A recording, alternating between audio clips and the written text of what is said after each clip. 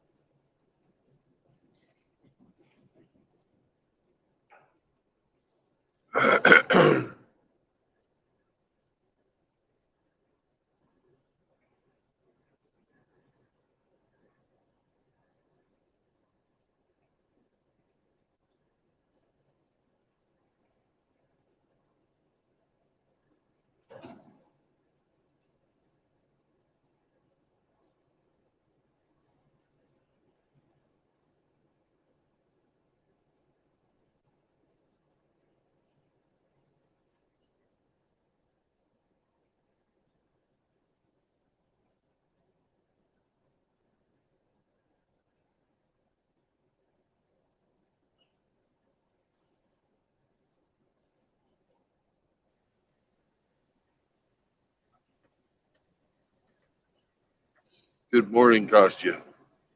Hi, how are you? I'm doing all right.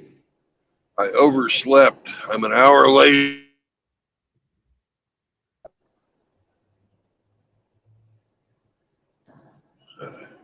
How are you doing, man? I'm working, just update some small stuff. We stuck between big project, one already released, and we wait till the next stage of design and development will start. They promised it Right, probably a month ago from February, but now they planning. They try just figure out business model and just decide what to do. A lot of right. stuff going on. But all fine. We have you're pretty early, like I see. What Yep. time? Oh, it's almost 4 a.m. And you said me that you oversleep. You in 4 a.m. already driving. Yeah. I was trying to be a little further down the road. I'm not actually late, but I'm not going to be early to my appointment, and I'm not going to be able to drive as fast as I thought I could because we have fog. Yeah.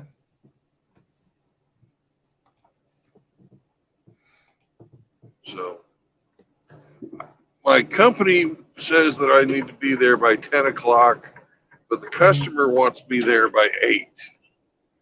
I'm going to make maybe I'll make like 8:30 or 9. Mm. Strange. I thought that it's not so safe driving at night and all that stuff. Why the appointment you on so early driving? Because It's they don't think about they don't consider my safety as part of their planning. uh, your They truck think, costs. Yeah. you know, they have guys that come into work at 8 to unload trucks.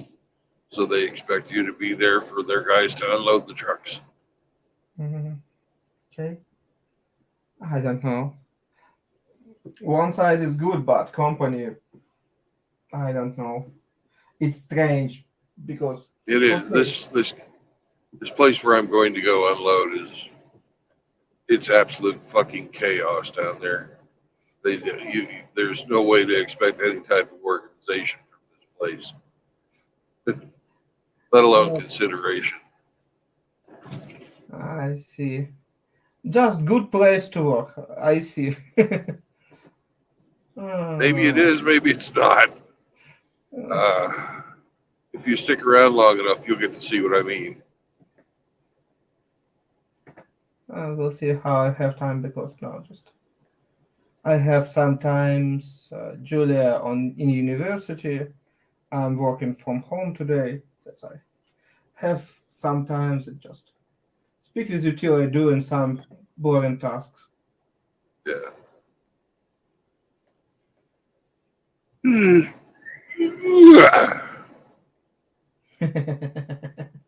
I wouldn't joke that no, my task's not so boring like yours driving. But again, it's not so bad job.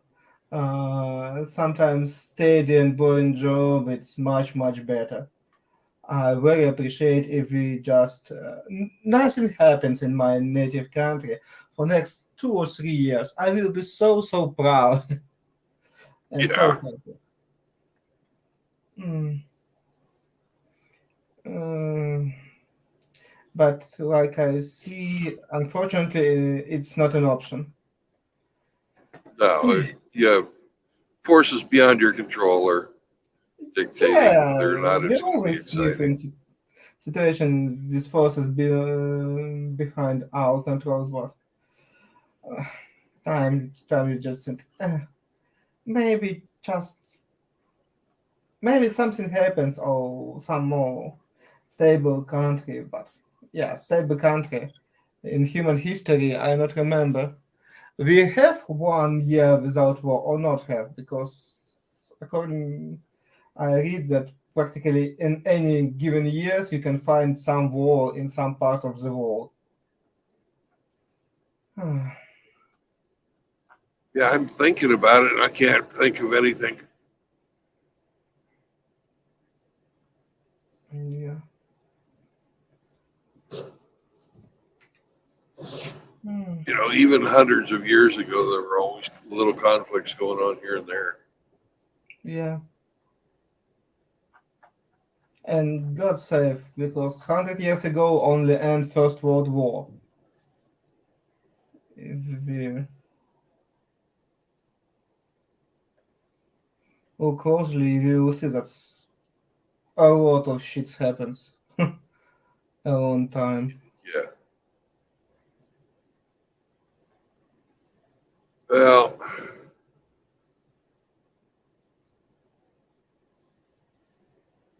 Hmm. I don't know. oh, I had a talk with some people last night. I thought everything was going fucking well.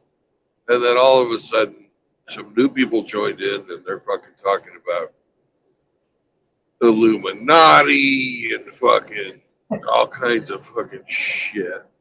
And I was thinking, Uh, yeah, we were talking about COVID. yeah. We were talking about, you know, how can we hold the people that sponsored the gain of function research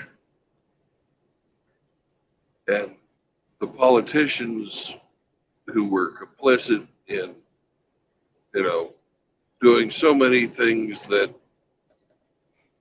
were more hurtful than good, like closing the economy and forcing everybody to wear masks, you know, not publicizing that if you'd had COVID, it's better than the vaccine, you know, the natural immunity and that. And, you know, there's a whole bunch of actual facts out there with people's names and dates showing a real timeline, and then somebody's going to show up in this discussion, and they're going to say, "Oh, well, back in the 1960s, this supposed paper was published, and it showed how the Illuminati were behind all of this."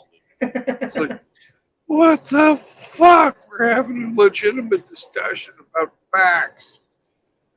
You know, People, where did this shit come from?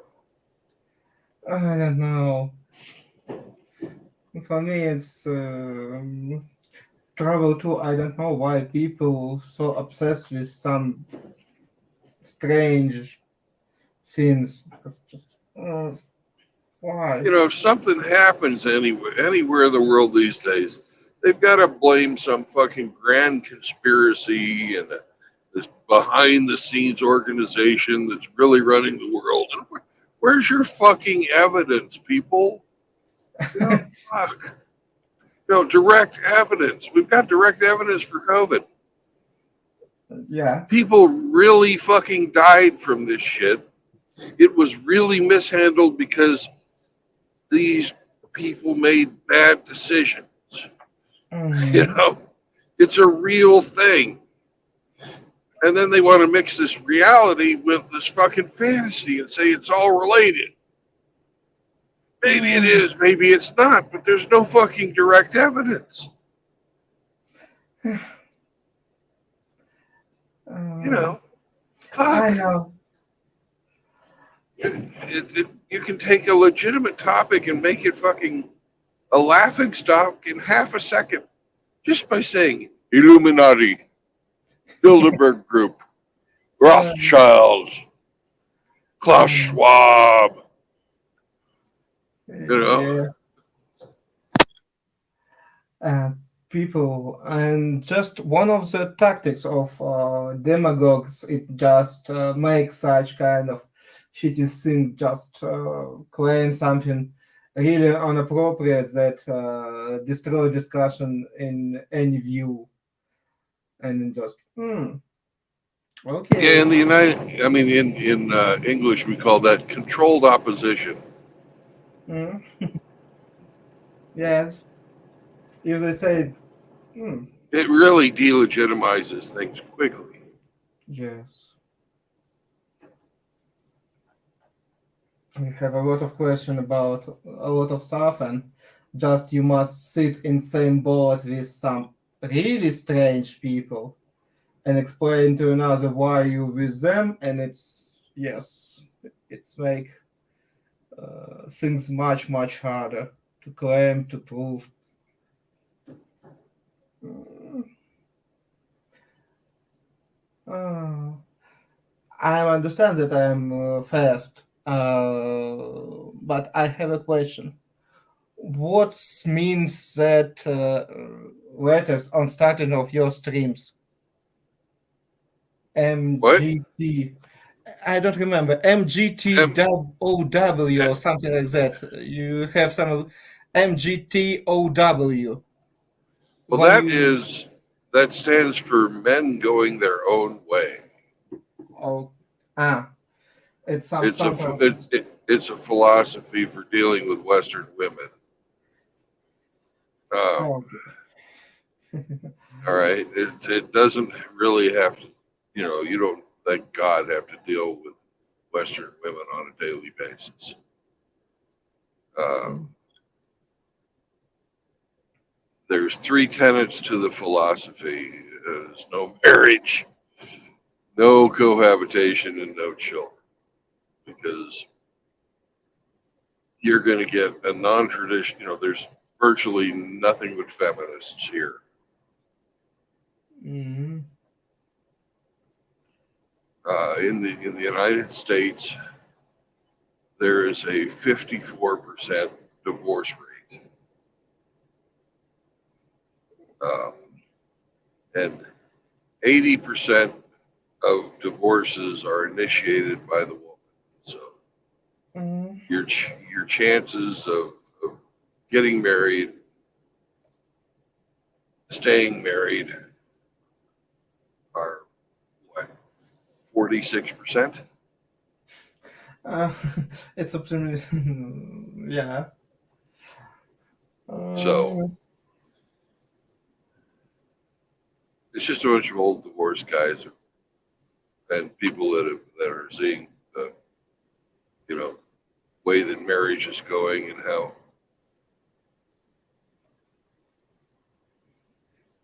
things are just not very, it wouldn't be smart for a young man to get married these days. Would you jump out of an airplane if it was going to open less than half the time? If your parachute was going to open less than half the time? Yeah. I see. Because I understand that you already make that streams. How long? Half of year or something like that. And I only now asking about that because I just figure out that I not understand what it's meaning, just what's going on here Yeah. and Now you do. how it happens. Okay. At least I figure out. Thank you. Because just strange. Do you listen Joe Rogan podcasts? Who? Joe Joe Rogan. Rogan? I don't usually listen to him. but sometimes I do.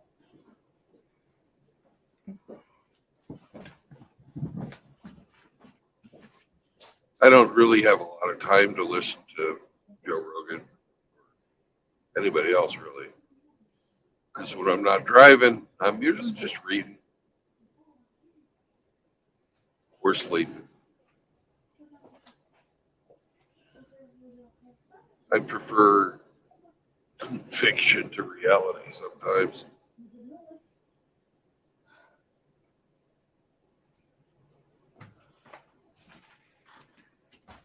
And just like few of his podcasts with physicists, with economists, but time to time he's put so strange people.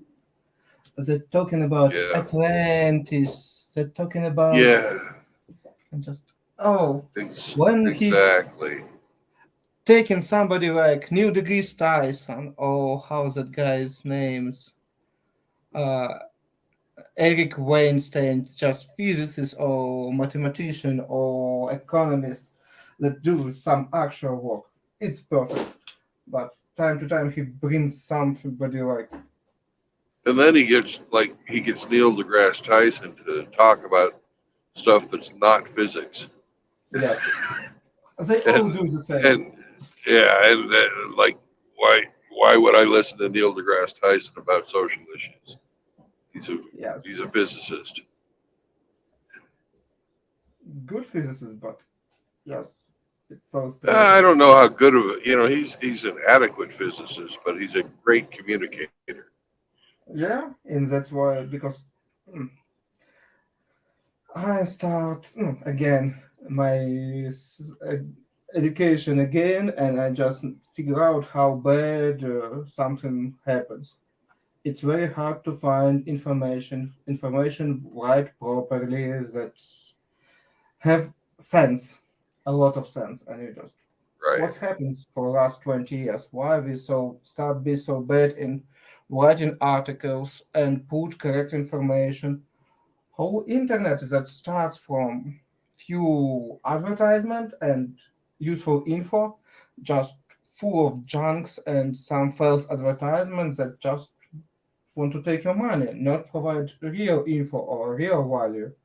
You just sit, something gone wrong, and just I even think that maybe I will try a few other search engines, not only Google, because Google start be so Google ridiculous. is very flawed Yes. and it's biased. Hmm. I use DuckDuckGo. I hear about that, and it just some people say that it's bad, but some say that it's much better, and I just think maybe I will try it. How it's going, but nobody talk about it a lot because Google advertisement and Google money. Well, the bad part about Google is you can purchase your place in the search. Hmm. So you really, the as a just like with books, when you're searching for information, you have to use your discretion, and sometimes it'll say sponsored ad, and sometimes it won't. Hmm. So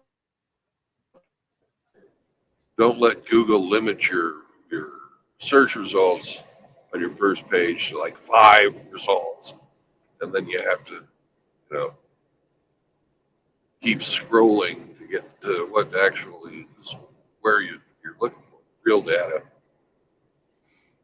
Not always. So for page 3, 4 on my topic, it was such big nonsense that it can be applicable at all. If first 3, 4 books it just advertisement exactly just somehow interact with my topic, but on Yeah, page 4 or 5 it just random components it's and really even frustrating. yes, and I don't know when it happens because I just probably don't need it a lot, but just when I start studying Yeah. again, I figure out that it's and some moment and start be very, very bad, and just don't know Yeah. what's going on. Bing is just as bad. I think Bing is just as bad, if not worse than Google. Mm. Being even not classified Microsoft. I love that as company for dividend for business, but I don't like their products, and it just I don't know why they still survive because we make so much mess up with programming, and after I understand programming, I understand how much we mess up with rules. Because program it's perfect. They just do it what we expect it to do. Yes, we not always understand what happens. And when we make rules, we expect that people will do what we invite them to do. We make so many rules, so many strange stuff.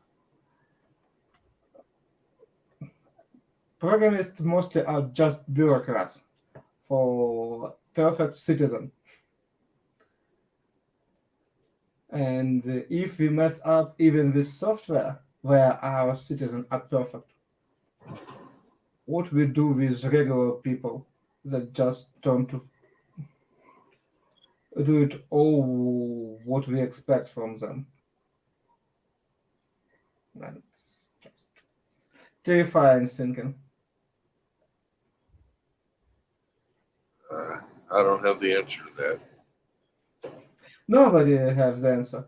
Because like I told you story. If we have answer on problem, it's not a problem at all. It just need to be implemented.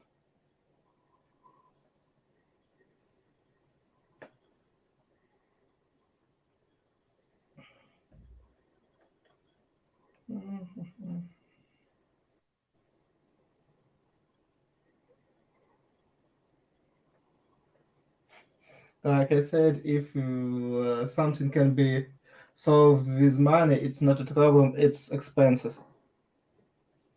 Yep,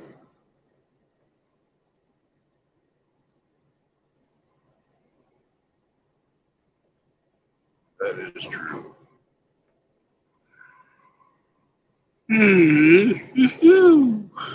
Pardon me. Um, I'm fine. It just disturbed that you so early and little bit sleepy and you driving. That's no. Well, If you just I'm not really sleepy. I'm not wanting to go to sleep. oh, Uh, but I am wanting some coffee. uh, probably just because for me it's just dangerous and it's mine of the issue.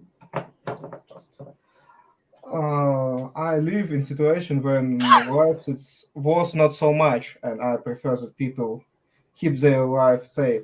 Don't do just obvious stupid shit. Not drink before you're driving. Not drive too early or too late when you're tired that you can mess up. Because for me, it's just Yeah. strange situation. That's when I figure out that in United States, common situation when cars just hitting house. We don't have similar stuff here in Ukraine, and just when it's Oh, regular sure news. you do. There's you've Now, got people. Yeah, people plenty hit of people. People hit a bus stop. Yes. Cars hits to something. Yes, but that cars driving so fast and so horrendously that it can move to the house. It's news.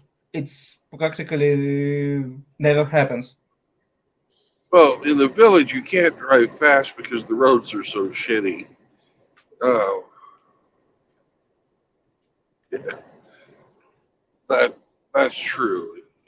But people have, there's there's auto accidents all the time. No, Yeah. regular accidents, it's fine. We have it in Ukraine too. I'm not talking about it. For me, unusual that car can hit houses. And it's pretty strange for me. That's how they must moving fast. Well, one of the things, like most of your houses, you guys have fences around the front of your Yes. house. Yeah, and that is a barrier. It's not going to Yeah. stop the car in most cases, but it's going to wake the driver up. Yeah, probably. Yeah, maybe that's the reason. Mm, maybe that's issue what we Plus, have. we've got you know got a lot of fucking idiots here too. I'm no say that it's not true. Here we have, yeah, we have a lot of idiots as everywhere. Well, if let's say that the percentage of idiots across both populations is constant, Yeah. you've got 40 million people, right? Yeah, it's just 10 times. We just have 10 we, times we, more we've less. got we've got Yes. 400 million. You know. Yeah. Yeah. Uh, yeah. I must accept that argue. Mm, yeah.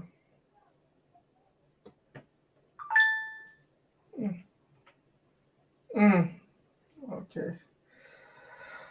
Okay, Bill. Maybe I will join you a little bit later. Have a nice drive. Drive Okay, safely. we'll Talk to do. you. Have a Bye. good day. Bye bye.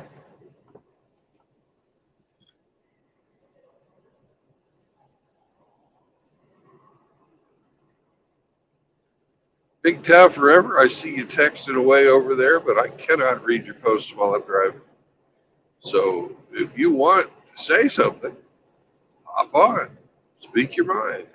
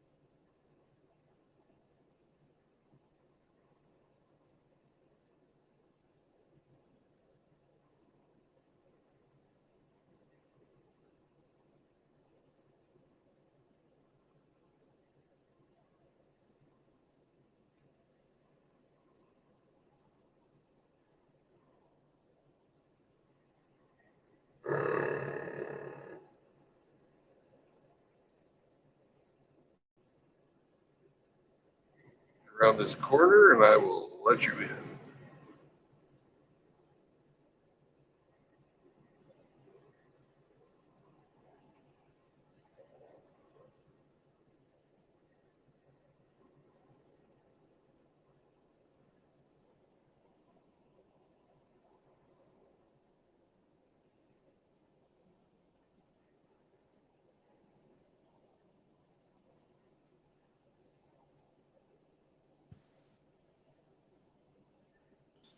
Good morning. Yo, How can you you hear me? doing, man? Yes, I can. I decided not to go to work, so I'm just at home, like half asleep. I was thinking about going back to bed, but I was listening to, well, he's all alone, and that guy just got off. Like, fuck it, I'll call in for like 15 minutes, half hour. Yeah. I've seen you around, but I never Friend talked to Constantine. you. Yeah.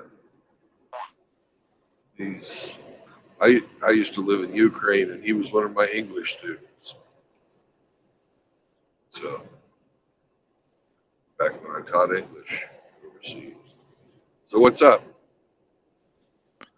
Not much. I mean, just pretty chilling at home and seeing what was going on YouTube for like the last 2 hours. Yeah. I used to watch a guy like you that did the same thing, did long drives across the United States as a truck driver, and he'd do the same thing. Literally, just stream his drives, and it was always crazy seeing him go like through 3 different states in like 5 hours. You could always tell by the surroundings. Go from like the city to just everything being flat, middle of nowhere. California, we have that too, but that it happens a lot quicker out there. It's the states are different. Yep. I don't like driving in California because they limit trucks to 55 miles an hour. Yep, and you have to deal with the California drivers. Well, they're not the worst. Oh, definitely not the worst, but they're almost at that point where they definitely almost are the worst. Yeah, they're not the worst ones. Yeah. Try Boston. Then you'll find some really bad drivers. I know some people love Texas and hate Texas because they go as fast as they can, like go that they're allowed until they get pulled over. So like if everybody's going 90 miles per hour, everybody can do it. So it's got like a good thing and a bad thing. In fact, that's where I am right now is Texas. And guess what? There's like very little traffic, unless you get to like the California part of Texas, like Austin. I know a bunch of motherfuckers that left California and brought their bullshit Oh, up to Austin. God. It's awful. Austin traffic is terrible. I It's always take literally the like the toll San road. Francisco or LA of Texas. It definitely is politically. It pisses me off.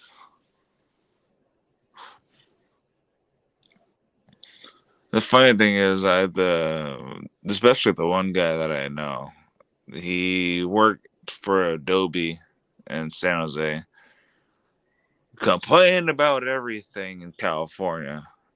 The company left, and then he went with the company. Well, they didn't leave, but they opened up a new main headquarters to get around the taxes. So they still had their one place in California, his former location, and they had the headquarters in Texas. And of course, he moved there with them and still bitching about everything. And he's happy now, but he still votes the same way. It's like, do you understand? Like, you're gonna turn the place that you just moved to into what you just moved from. Yeah. And he makes like 200K a year. He's a smart dude with programming, tech stuff. Sits in an office all day can work from home or go into the office. He's loaded.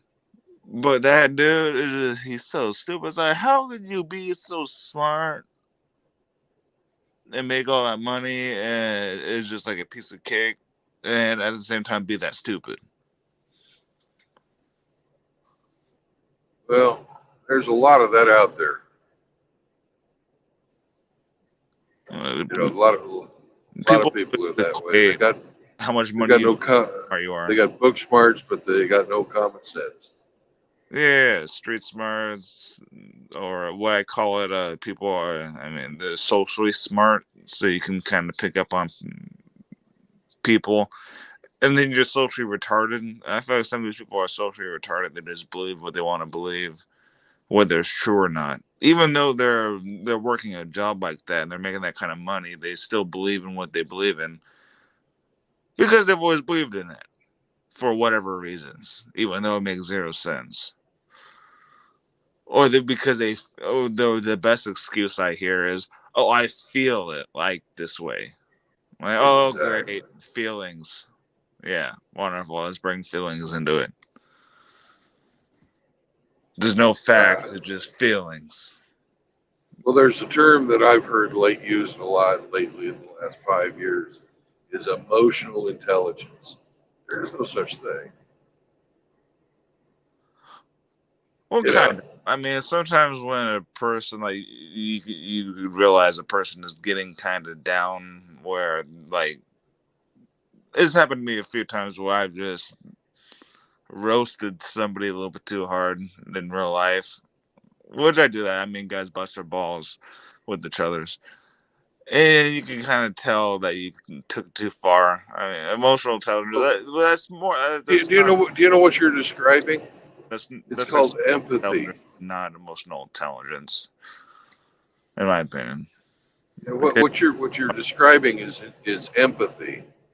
Yeah. There's nothing intelligent about it. It's just, you're able to pick up on social cues, Yeah. and Like a normal person. yeah, it's they like to throw words around like emotional intelligence to make themselves feel smarter. No, it's not. Yeah, it's not. It's a variation of shaming language. You Yeah. know that women can say, well, women are more emotionally intelligent. No, you're not. You're more It's socially. common sense. It's not intelligence. Yeah, It's common sense. Like that's how. Yeah. Like welcome to being a human being. This is how you're supposed to be. This is how you're supposed to feel. This is how you're supposed to respond. This is a normal human being. You're not a genius because of it. You're not a psychologist because of it. Yeah, and like you said, women think it's like some kind of accomplishment for being emotionally intelligent, like it's a college degree, when it's just literally common sense. yeah. And if you can read other people, it's empathy. You know? Back in my day, we called that street smart. Where you just learn literally from the streets, like you pick up on how everybody is, and then you learn from it, and then adapt Yep. to how everybody else acts. So if you live in a good town, city, whatever, you kind of pick up on how everybody else is. Unless you're socially retarded, then you're never gonna pick up on that shit. Yeah. Damn, there was something I wanted to talk about. I forgot what it was. Of course, it always happens. Every single time I hop onto somebody's channel, I hop on for a reason, and I hop on and have to talk about what they're talking about because I mean, their channel. So you just talk about what they want to talk about until you want to talk about what you want to talk about, and I forgot. I'm trying Okay. to. Well, Yeah, I swear to God, like it's funny. you As can. soon as I like stop thinking about it, I'll come back with like 5 minutes or less. Well, you can. I'm going to be here for probably about 5 more hours before I get where I'm going. So you've Well, got you have plenty of time to remember what you forgot. Oh man, that's like literally. Oh, yeah. Okay, I remember now. All it takes is literally like a minute or two for me just to sit there and think about it, and then it comes back to me. But this morning, like maybe like 12, 13, 14 hours ago, I was listening to Good Mother, and this dude JR was just going off on me, and I guess he's seen me a few times. I've been in her chat. I've been in everybody's chat plenty of times. I've been around like everywhere, but this dude was just going off on me, saying that like I was a part of the Ghost Crew and Hemi, and I didn't even know the people he was talking about. And then I saw Mr. Hemi Force Speed earlier, and then I forgot who else I saw that he was complaining about. But then Iridium Kush was also here, and I'm cool with him, and that guy JR was cool with him. So I don't even know. Like I guess some people have beef with each other's, and it's just I don't even care about that shit. But it only pissed me off because I was like, I don't even know those guys. I know Iridium, but I don't know him, Mr. Hemi. I don't know the Ghost Crew. It's like, all right, if you're gonna accuse me of being a part of the Ghost Crew, who the fuck is the Ghost Crew? And he couldn't even tell me. He was like, oh, so and so and this and that. I'm like, I'm searching these names on YouTube. I'm like, dude, I can't even find these guys I'm supposedly like supporting. No, that he was kind of insane though, because he was Well, I don't like saying all like, this look, I'll drama. bring my You 38 know, and shoot you in the face. I'm like, holy crap, dude! Like, I don't even know the I, people. I, I, re- I dude, listen to me. I really don't like drama. Me That's neither. why I don't hang out in spaces where females are, and I don't let females into my space. And I don't want drama coming over from a female's channel into my channel. No, it wasn't her. I Holy cool. I, I know Do it. all the people you're talking about, and Yeah. if you've got a beef with somebody, take it up, solve it with them. That's how men solve their problems. They don't. The thing is, there was no beef. He was just like being delusional. It's like I never. He's seen me around. I've Yeah, seen. but He he's the one you like need to it deal was with. like when I didn't even know them. He was just Yeah, talking about JR's the guy. dog. JR's who you need to deal with. Not, I don't want to hear about your problems with JR. You guys need to solve that between yourselves. No, there was no problems. Today was the first time I talked to him in my life, and I made Yeah. a joke with him. And then all of a sudden, he started threatening me like he's gonna shoot me in the face when I was just joking around with him. I'm like, oh my god, he took it that seriously. I mean, like I said, guys bust each other's balls. They fuck around, but he was straight up like cool to I'm gonna kill you. I'm gonna show up on your doorstep. Of course, I mean, I don't take it as a threat, but just like, damn, dude, can you take a joke? It wasn't even like the serious joke. I don't know, but I just saw earlier when I hopped in, maybe not earlier, maybe it was last night when you were streaming while you were driving. I saw Mr. Hemi Four Speed, and I'm like, oh, that's who JR was probably talking about. Me, I don't care. I'm just here for a good time and talk to all of the dudes. So names, I mean, unless I've talked to somebody plenty of times, I don't remember the name. But if I haven't, I stuck with names. Really better with voices. But yeah, I guess I'm friends with people that JR hates. But I don't So care. you're friends with people that JR hates. Okay. I get. Well, I mean, I don't even know who's cool with who's not cool with who. I mean, every single day it's different. Me, I like who I I like. don't. I don't like who I don't like. I mean, that's that. I don't care. I don't get involved with any of that stuff. It's it's not It's a waste of time. so. And it's stressful.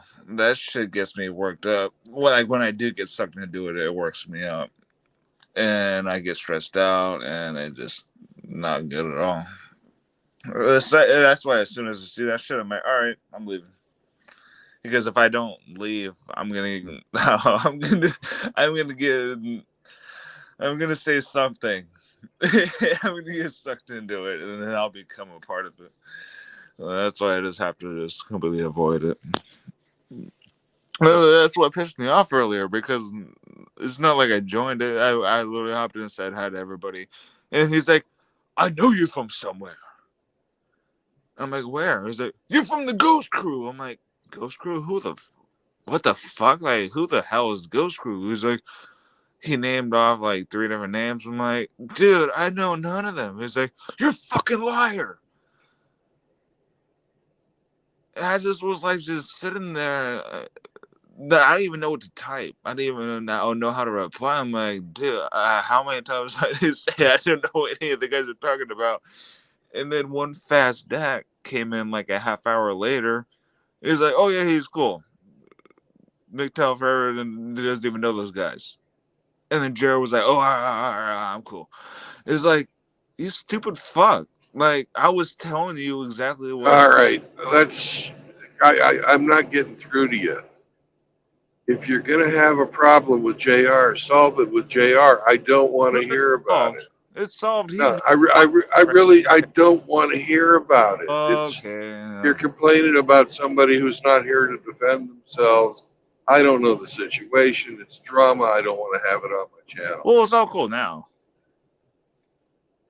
He had me blocked for like half a day, but he unblocked me now, and it's all cool. Yeah, I'll talk about any subject you want, except the infighting that goes on. I don't get involved in it. Me neither. And I don't platform it. But I'm gonna defend myself. And JR, I mean, like I said, You can defend yourself to guys JR. each other's when they Don't defend. don't just drop it. That's I'll talk about anything else or Yeah, almost. I understand that. Well, that's Yeah. exactly why me and JR figured it all out because I mean we were able to talk about it, which is I mean what guys need to do instead of throwing insults, just talk about it.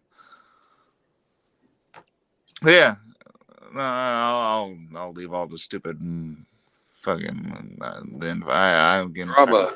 Too. Yeah, I just really don't like the drama.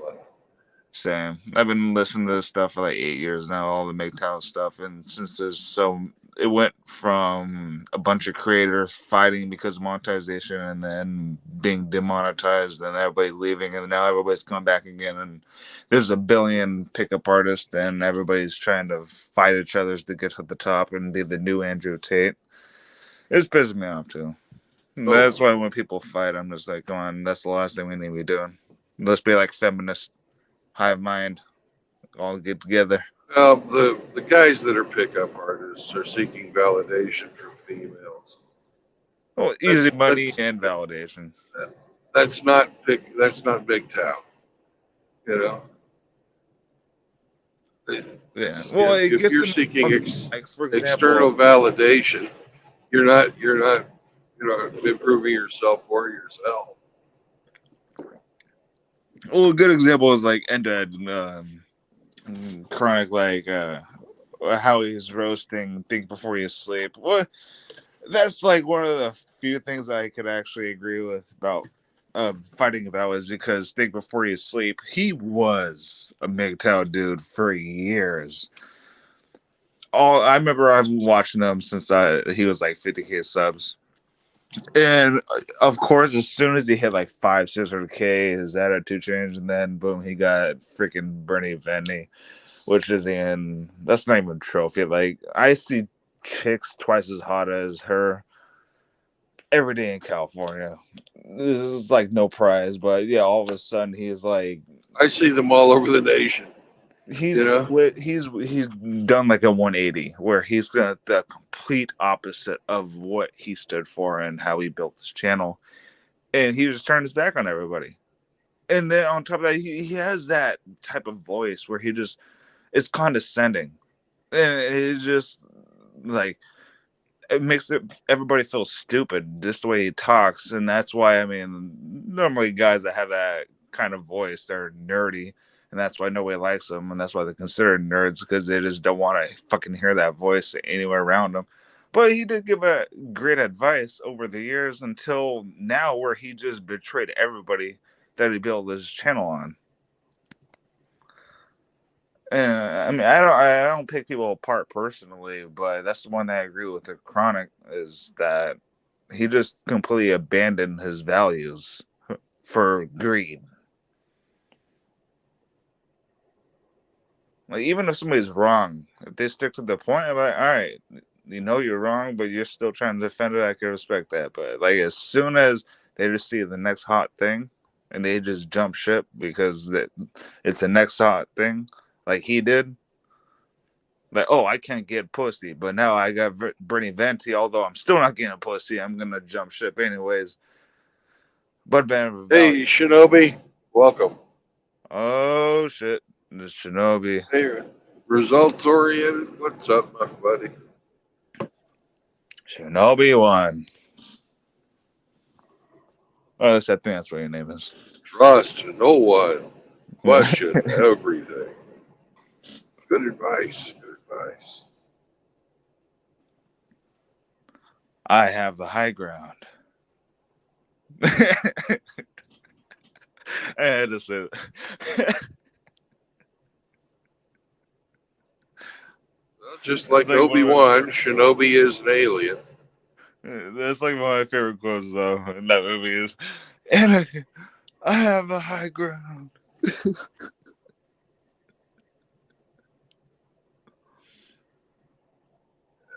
Or not really the scene, but more like the meme where one of the most popular memes ever. Yep. Shinobi, I cannot read what you're saying. I have to keep my eyes on the road.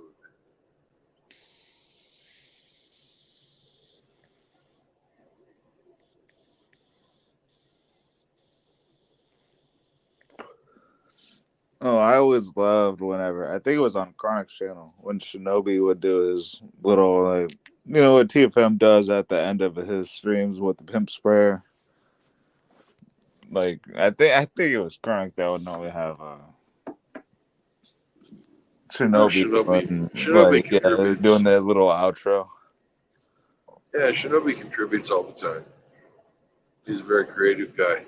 Those are always funny. That's always reminded me of was the TFM ones. It was like, all right, Chronic would just be like, Shinobi, where you at? the Shinobi, I forget what they call it, the Shinobi sprint prayer for whatever whatever the fuck it was called. That shit was funny though.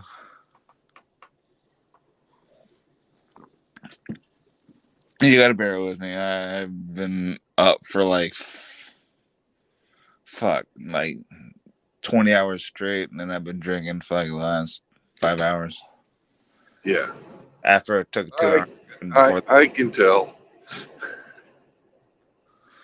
And I called in sick to work, which technically I am kind of sick. No, you're kind of drunk. Exactly. So I'm kind of sick. Morals, values, ethics, and principles. Well, Applies to every aspect of your life. You know, and one of those is not, you know. Well, my work was pretty much done. Calling an ace and a spade. If you don't like your work, that's fine. Oh, I love my work. I know what I'm gonna be able to. Well, whatever I didn't do today, tomorrow, I'll get it done within like not even 6 hours. It's basically 2 days worth of work in one even though technically it was 2 days. No, my job, I mean, the thing is, my job really doesn't fall on anybody else. So I have that benefit of just, it doesn't get, if I'm not there to do it, it's not going to get done. It only gets done by me. So as long as I get it done in a certain time limit, that's all that matters. It's not like I have to rely on people. That's why I love my job. And it's at nighttime. Don't have to deal with anybody at night. No traffic, no coworkers, no employees, customers, anything. I just gotta go do my job. Which is why I'm so efficient, because I mean I just gotta be left alone.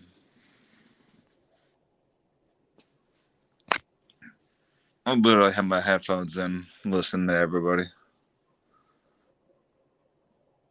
Okay. I would, caution you about making this a habit. Make it what happened? Staying up all night and drinking, not going to work. Oh no. This is the first time I've called into work in like maybe 6-7 months. I only call in sick to work. I mean, even then I'm not sick, but I'll do it because I can for like 2-3 times a year. And then I have 6 weeks paid vacation. And then I have a bunch of paid days off, like my birthday and then hiring date anniversary and then floaters. So I have like another week of worth of paid days off. So I basically have like 7 weeks of paid days off a year. And then, yeah, I call in sick like 2 or 3 times a year.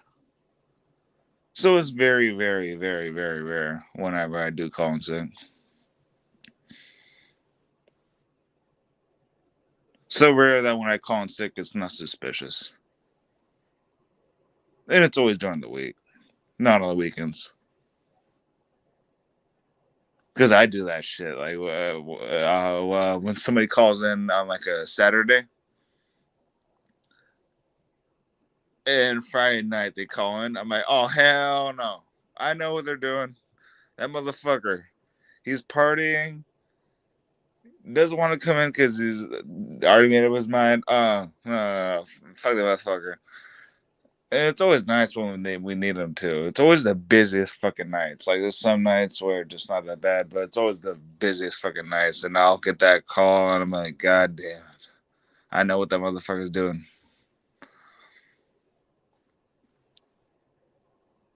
But yeah, I'm not even the worst person that does that shit.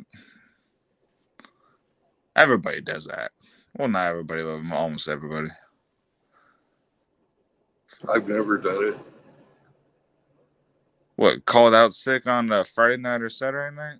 Oh, although that's not the case tonight, but that shit's happened a hell of times to me where I didn't call in, but I've had people call in on the weekend. It's always the fucking weekend.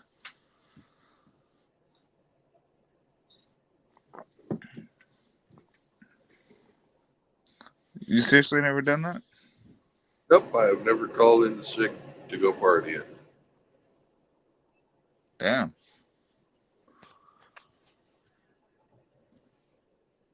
Well, that's good. Makes me feel like shit.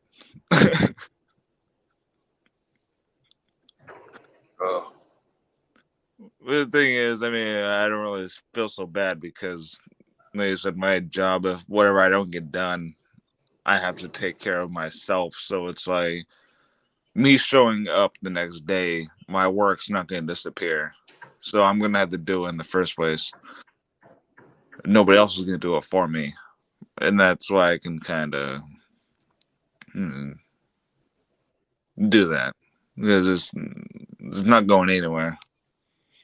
yeah.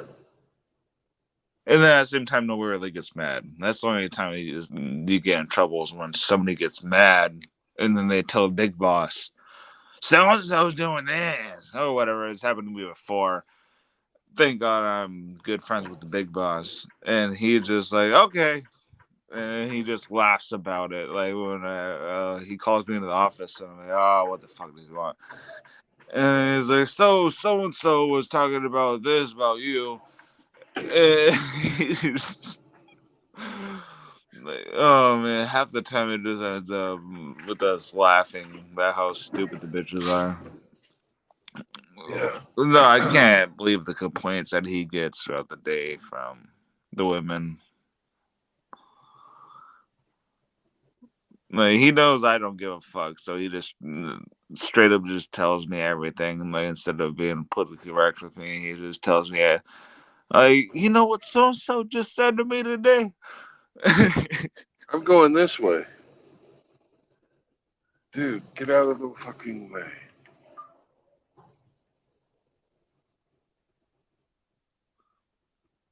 But it's funny. I get to hear a lot of the gossip between the chicks and then the boss because all the chicks were like going to him complaining about. Oh, well, of course, guys are simps. So I get to hear all the gossip and drama. Get the fuck out of the way, man. God. Oh, fuck that guy. It's probably a Swift driver.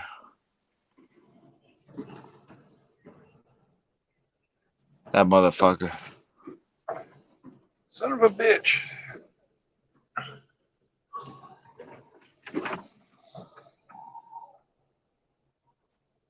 Goddamn worthless piece of shit.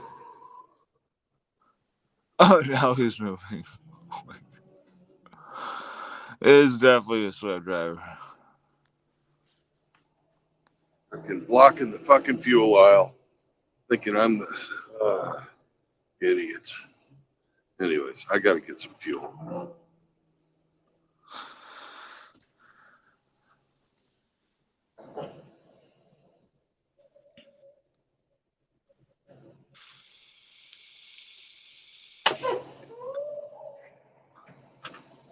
Time to spend like $1,000.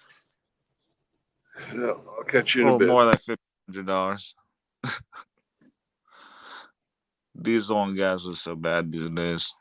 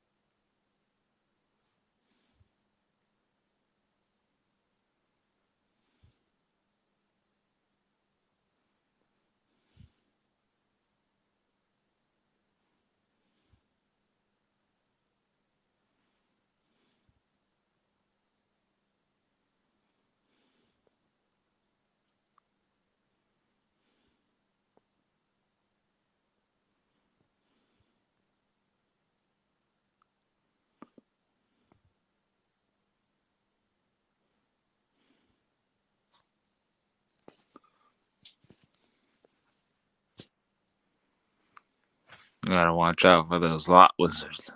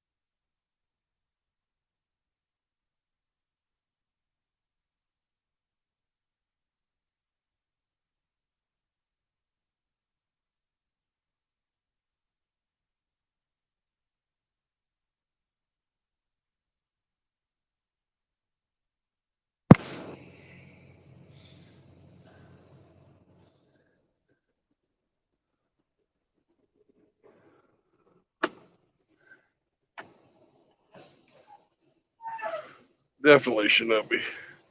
The wonders of the Black Mirror.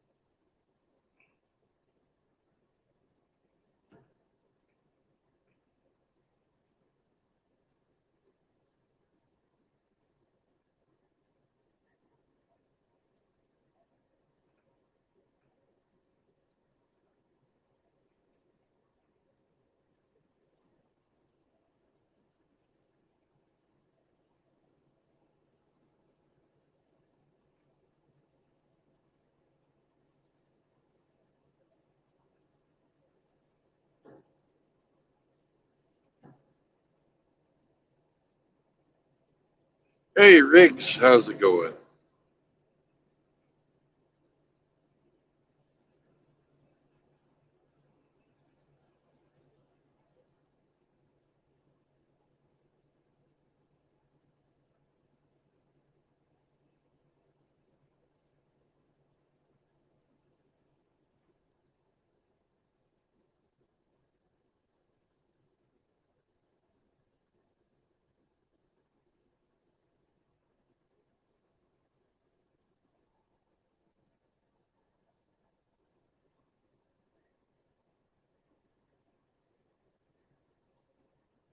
Riggsy, hop on, brother. Unless you're still at work, which you probably are.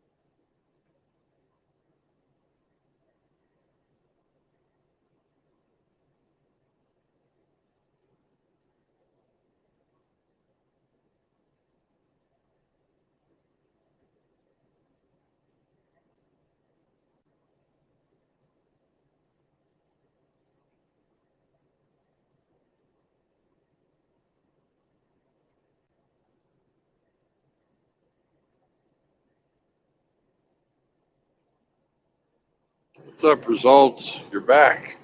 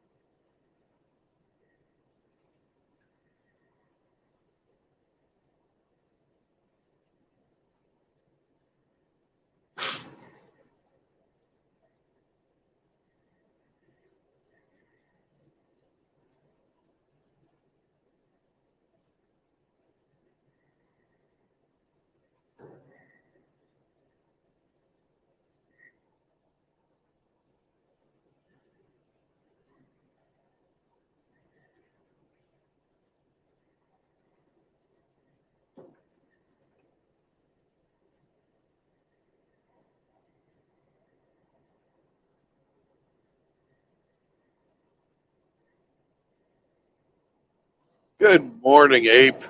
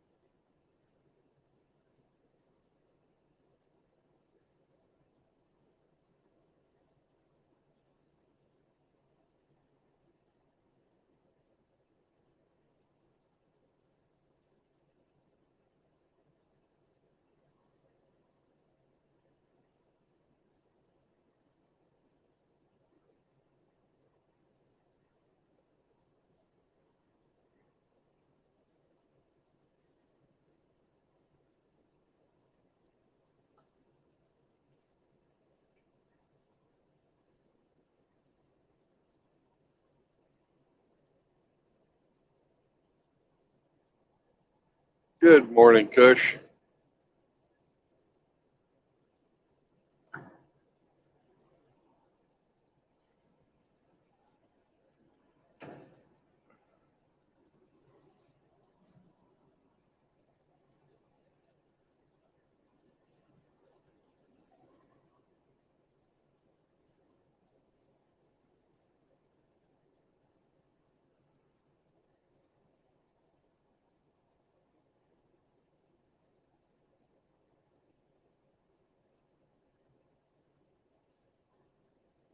Yeah, the stream was pretty good until those guys started bringing up like the global conspiracy stuff with Illuminati and take something that's legitimate and make it illegitimate in half a second when you do that. I can't believe they brought that up, but hey, that's what you get on a free speech channel. Everybody has the right to say what they want to.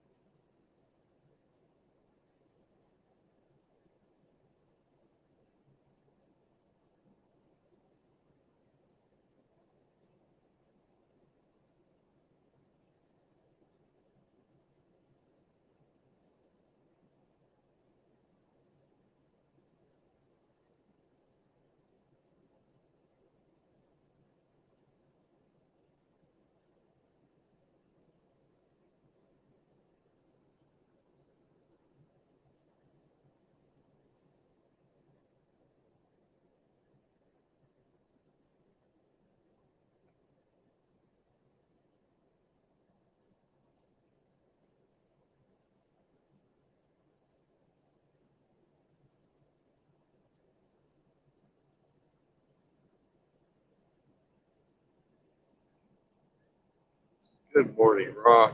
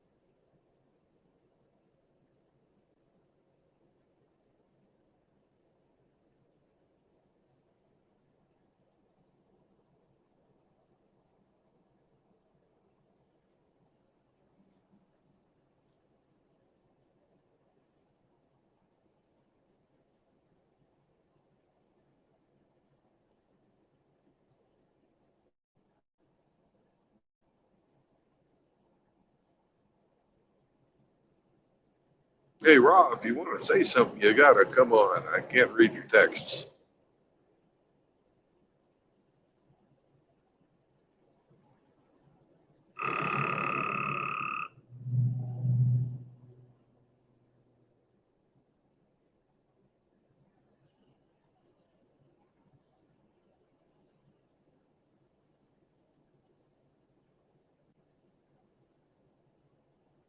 I will open you up as soon as I'm out of this construction zone.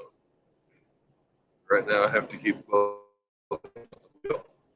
Even though I'm supposedly hands free, I have to reach up and press a button on my fucking headphones.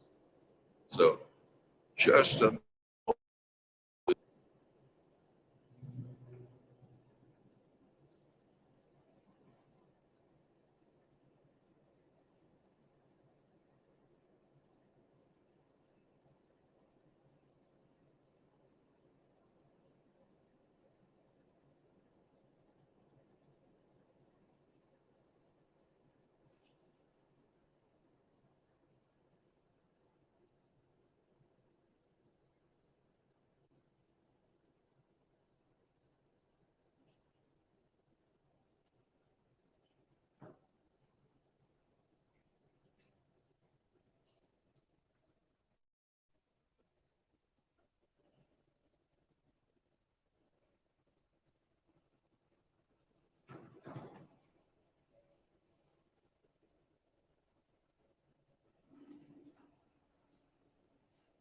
all right.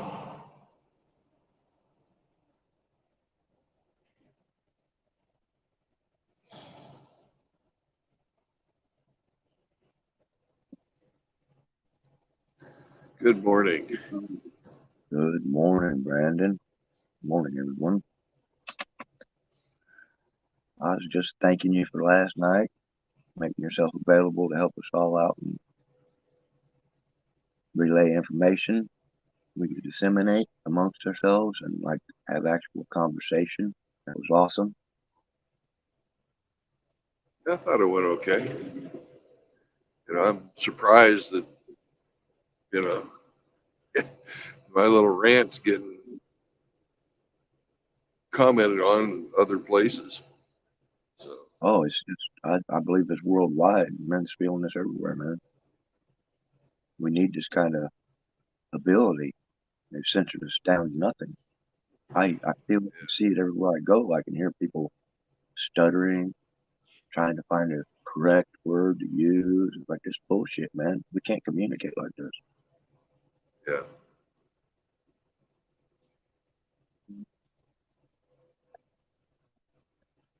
So you're on point. When everybody starts listening and the ones that don't want to receive the message start pushing your way, you're right on target.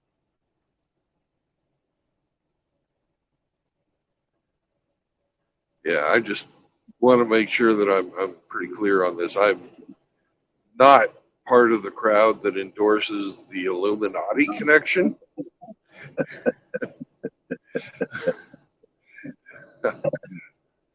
But I appreciate That, their input.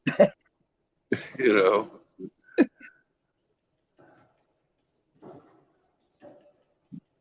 so I was surprised that those, you know, that those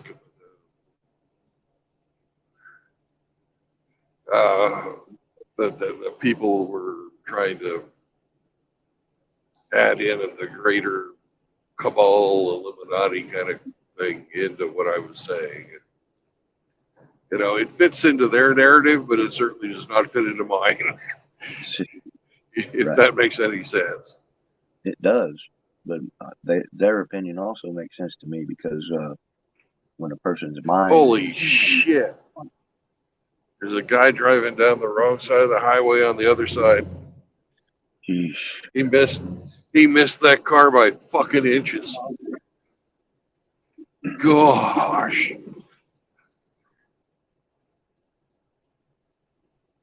Wow. I'm so happy I didn't see a wreck right then. Gosh.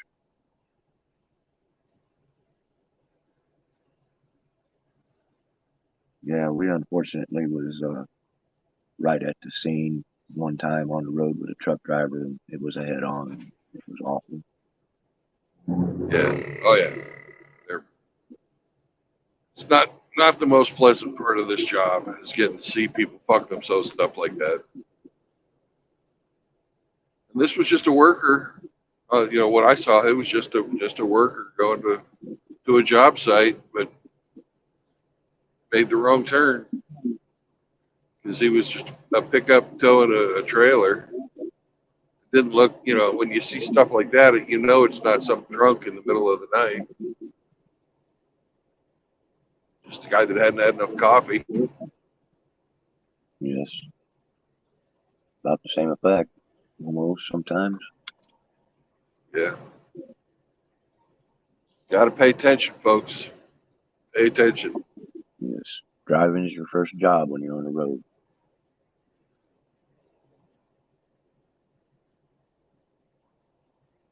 Well, I guess it would be your first job. Sorry. Yeah. You remember, if you're in an accident, you're always the first one on the scene. Whoa. Absolutely.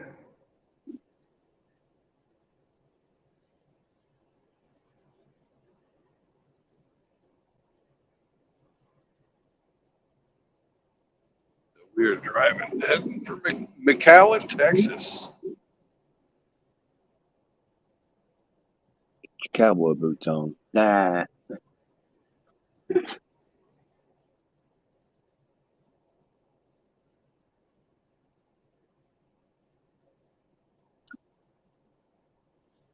How's that saying go? All my exes are buried in Texas, or what? How's it go?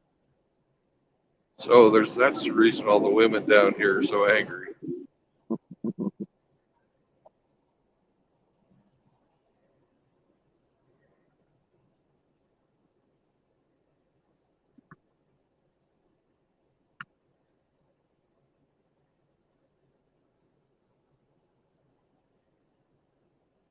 So anyway, yeah, back to the Illuminati connection. Yeah, people go to dark places when they don't have the equation. They try to fill in, you know, their own variables, and then it all gets mixed up. So the censoring is a very serious affair, and I hope that the censors understand this eventually when they're swinging to and fro. You know, I hope everybody that's watching them swing to and fro understands. Don't do that anymore. Yeah, they should have understood from the beginning that what they were doing was wrong.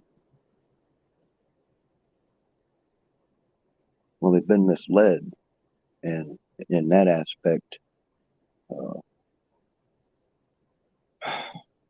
like unwilling victim. I mean, they've been victimized themselves, but you can't not hold them liable because that's not the way it will correct itself.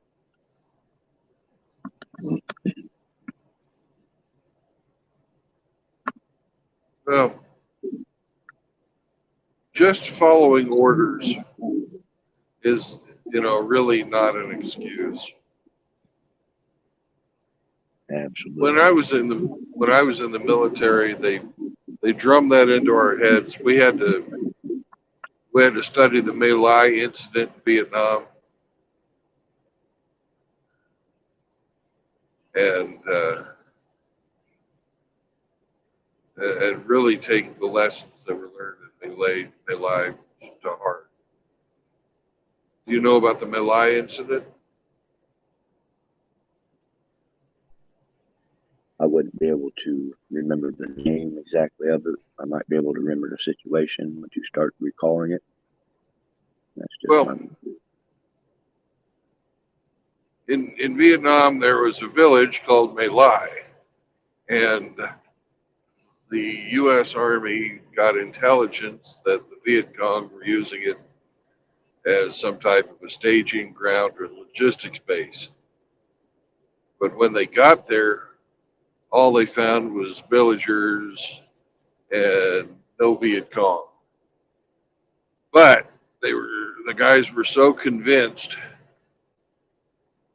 that it was a Viet Cong stronghold that they started shooting people, and it turned into an outright slaughter until one guy said, "Stop! You know, this is wrong. These people are not. They don't have any weapons. They are not fighting back, and what you're doing is criminal." And at the time, he was, the Captain Lewis was ostracized. He was punished by the army, and then when it came to light that he was the only one that actually was right, the only one that was actually moral, the rest of the guys, the rest of the officers who were in charge of commanding the troops, they all got court-martialed. And it was shown at that time, the lesson is even if you receive an unlawful order, it's your duty as to oppose that order if it's unlawful. That's the lesson that we learned. And that goes for anybody who is involved in a corrupt organization. If you receive some type of instructions to do something that's immoral, that's illegal, or just breaks your own ethics, it's your duty to stand up and say, "No, I'm not going to do that." So, would that fall under a conscientious objector? well, a conscientious objector is somebody who says, "Okay, I'm going to go and honor my obligation to the draft, but I'm not going to fight." Okay, right. Yeah. I didn't know if it was like a part of it somehow. No, it's different. You just got to, like, if you get an order to attack women and children or civilians, it's your duty and obligation to say that's an illegal order and I'm not going to follow it.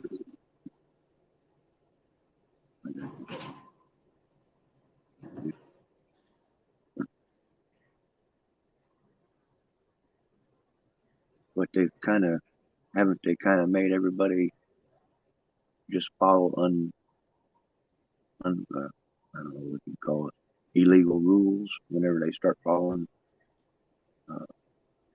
people who have the wrong direction. I don't know. I'm thinking of the director of health or whatever, the thing that You're human, talking about the CDC or the well, FDA? that Levine or whatever, trans health director or whatever.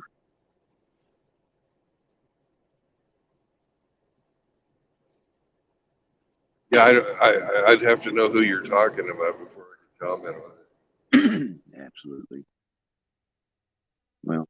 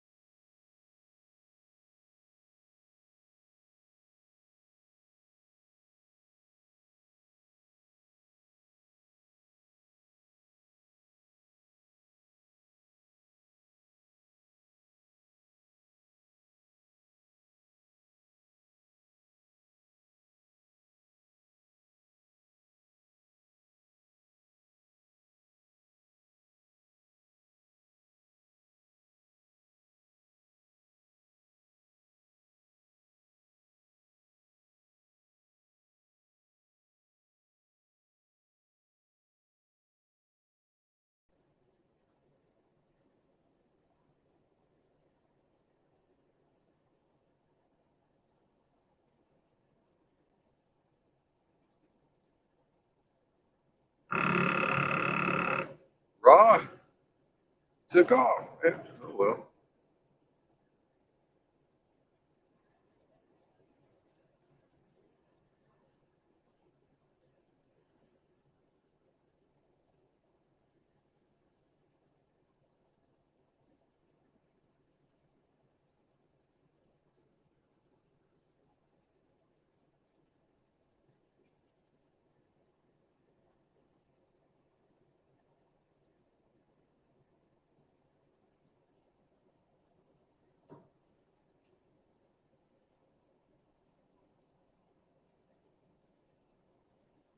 You gotta turn your microphone on before it'll let me let you in. There you go.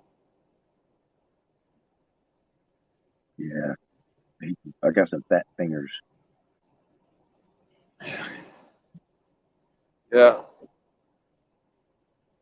Whenever I get a phone call on this end, it automatically messes with my StreamYard here. There's there's a bug in the program.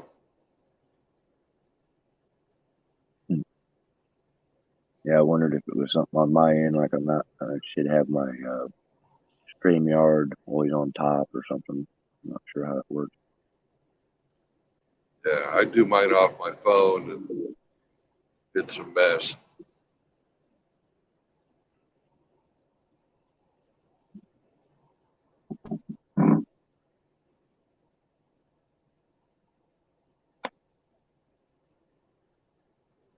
Yeah, I had a real good conversation with my stepbrother and his woman yesterday. Like everybody else, they're broken, don't understand what's going on around them at all.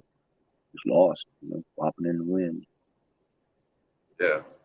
It's terrible. Raised three kids and worked himself out of a lot of trouble in his childhood, and everybody still hangs that shit over his head. No redemption's ever enough. Can't pay your debt and get out of crap. But it's unfortunate. My whole family's involved in the collusion against me. Um, it's all a bunch of back behind my back, and Oh yeah. I'm getting the inside information from people after the fact. After I leave the room, this is what's going on. It's like, are you really serious? I mean, people have shaped my life, just kind of uh, That is listen. one of the hardest parts about getting divorced is having your own family turn on you like that. Mine did it too. You're not alone. Yeah, it's a script. It's such a script. I mean, everything I listen to is like these are all talking points that everybody talks about, and um, it's just so common, and nobody knows what's going on, and they just think that it's their own thoughts. I'm like, these are not your thoughts. You don't think like this.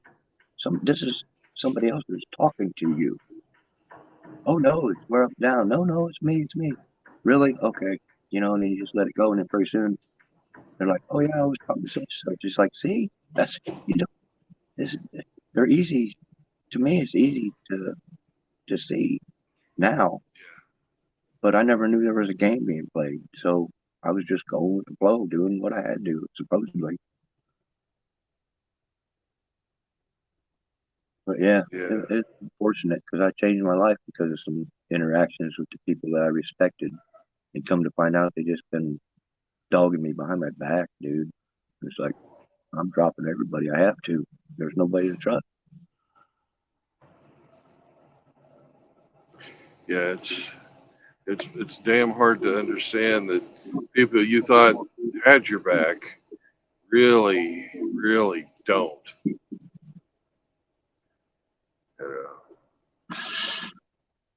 That all along they've had no respect for you, and that they've been going along with the narrative of whatever.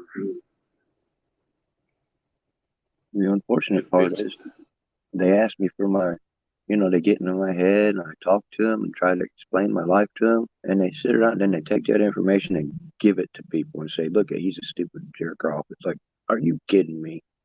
It's just infuriating, but I get it, I guess. It's just a script they're on.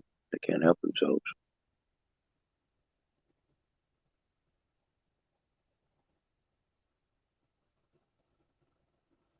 yeah, I don't understand why people do that.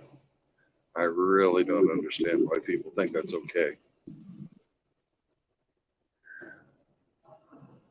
All I know now is I've got a fucking piss. Oh, it's too damn full Yeah. back there by the toilet, so I'm gonna make a trucker bomb. I'll be right back.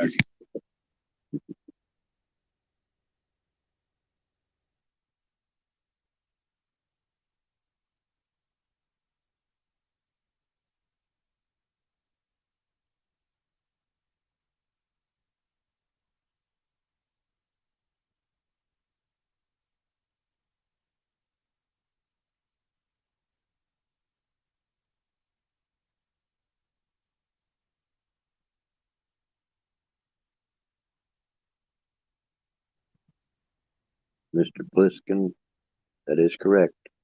There is no forgiveness. I've offered my forgiveness to them. They didn't accept it. I'm wiping the dust from my feet and I'm moving on, brother.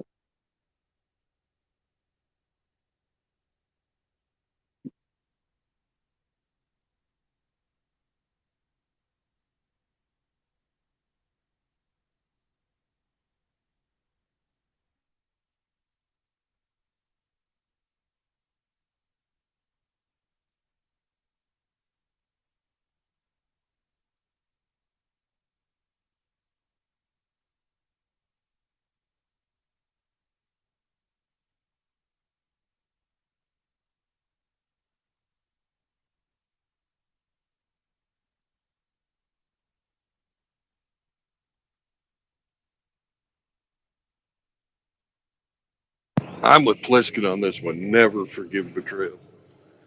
You know, you, I know you worked hard your whole life to help support your family and stood up whenever anybody needed anything. And then to have them, whenever in your moment of need, they turn around and fucking take your ex-wife's side, somebody who's not even fucking family, except by marriage. It's, unbelievable.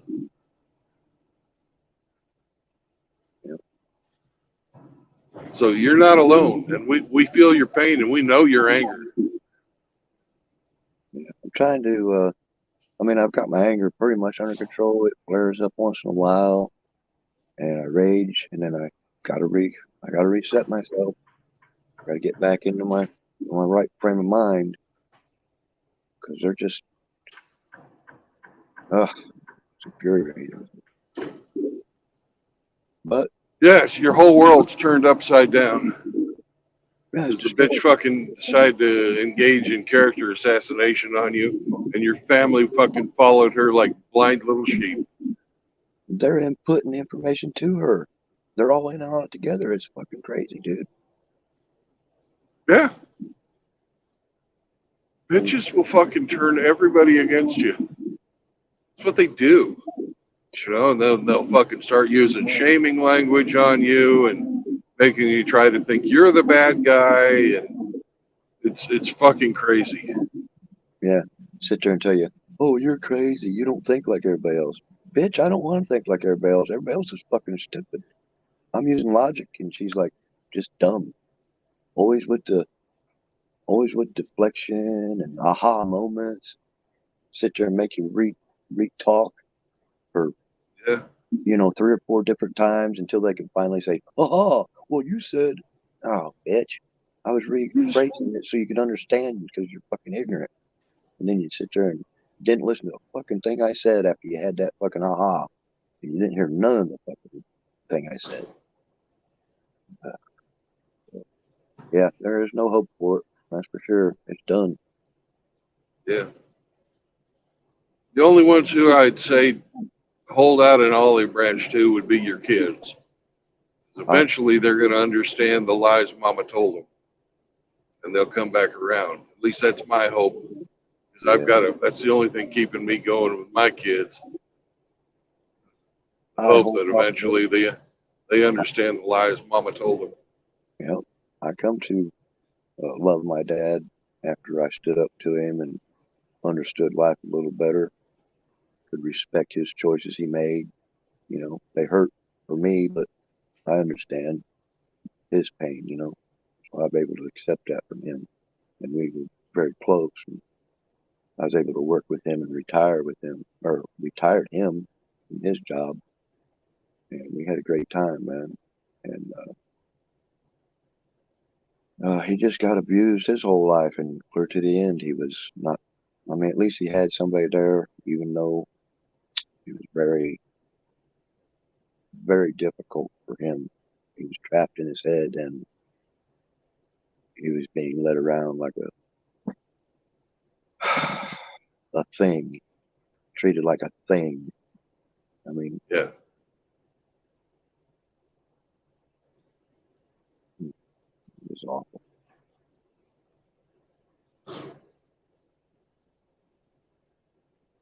And my mom was the same way. She was just kind of, when people are that close, when people are on their deathbed or they're unable to move and stuff, she'd been crushed by a horse, broke her back, had her appendix ruptured, and it's like, oh, dude, it was horrible watching her just be able, and she being yelled at because she wouldn't get up out of bed, and getting yelled at for whatever, and it's like,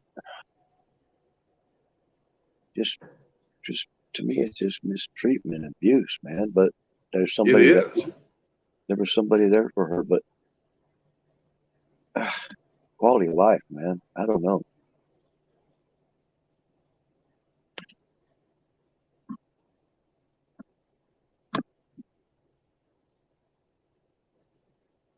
But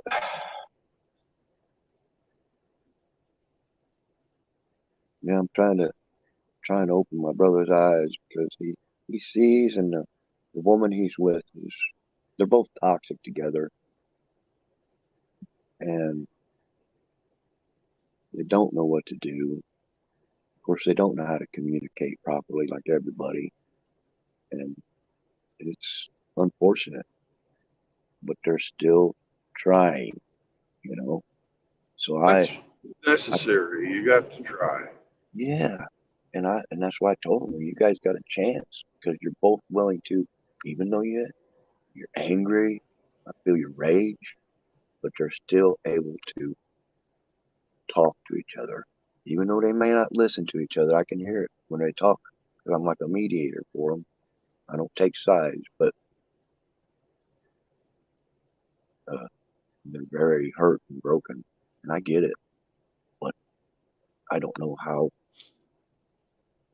to help them because they do have children and family, and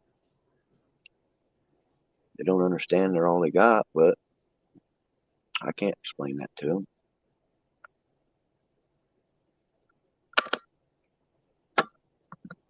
And they're not even married, and they've been together for 20 years. Everything's Yeah. in his name, she's got nothing, so she's stuck. I mean, I can see it and hear it in her voice. She's trapped. She doesn't want to be there, but she's feeling trapped, so she's trying to make it work, but he won't listen to her side because it's his shit and his life. He's trying to stay on his grind. He's trying to stay in his own life, but she's not liking that. That's unfortunate for him both.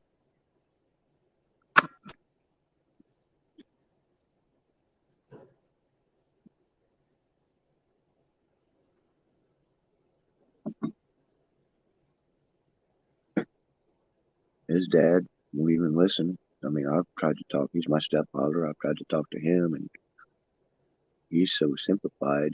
He does everything for women, and he believes everything everybody tells him. He's real easily swayed. He's a real hard worker. Always has been his whole life. He's made lots and lots of money. He's got everything, and he's never had enough. He never does. He's always wanting to get more. He shops like a woman. He just never stops wanting shit.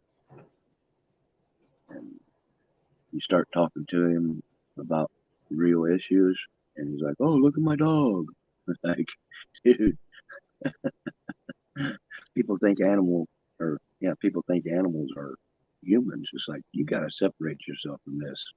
My dad attached himself so much to my dog. When I left, he kept it, but he got it so attached to my dog, he didn't even. It came between his relationship with another human being. It's like crazy to me because I don't give a shit about animals. They're my, you know, I take real good care of my animals. They always go to the vets, get their shots, have their rabies, all that shit. They're not fearful of me, and I don't beat my dog, but they're not human. I will never replace my emotional connection to an animal. This to me is just ludicrous, but I get it. Some people have to have something to attach to, but it's a big responsibility, and it's going to hold you back from doing things that you want to do. It's like having a kid. It's just the way it is. You're going to sacrifice for that animal, and that's wrong. So cat lovers, and dog lovers, and emus, or whatever animal you got, they're not humans. So, I don't know. I got a real problem with animals getting between people's relationships, and I can see it Well, today everywhere I go. I hate it when I hear I'm a cat mother, I'm a dog mother. No, you're not. You didn't give birth to that animal. I just fucking that drives me insane when I hear that shit. It's like that's your pet. That's your pet. It's an animal companion. Sure, it's nice. It likes you. It loves you. It's loyal to you. It's a pet. That's what they're supposed to do. Yeah, but you ought to be able They're domestic animals, and it's your responsibility to take care of it. It's okay to love it. You know, Yeah. they're nice. I love my dogs. I love my dogs, man. I always have. These are like it's like the sixth or seventh dog I've had in my life, and they've all lived to be old and happy. I mean, I don't know if they're happy, of course, but they've lived to be old age and healthy. So all the people around me are like, "Wow, your dog's really well trained," and "Wow, I can't believe you don't have to have a leash on your dog." And, "Oh, that's such a good dog." No, it's not a good dog. It's an average dog with a good owner. I mean, I don't understand. People think that the animal is the problem. They're like, "Oh, I can't get my dog to do anything." Because you're stupid. You don't know how to train a dog. You shouldn't have a dog. If you don't know how to take care of an animal, please, please, please don't get one. Yeah.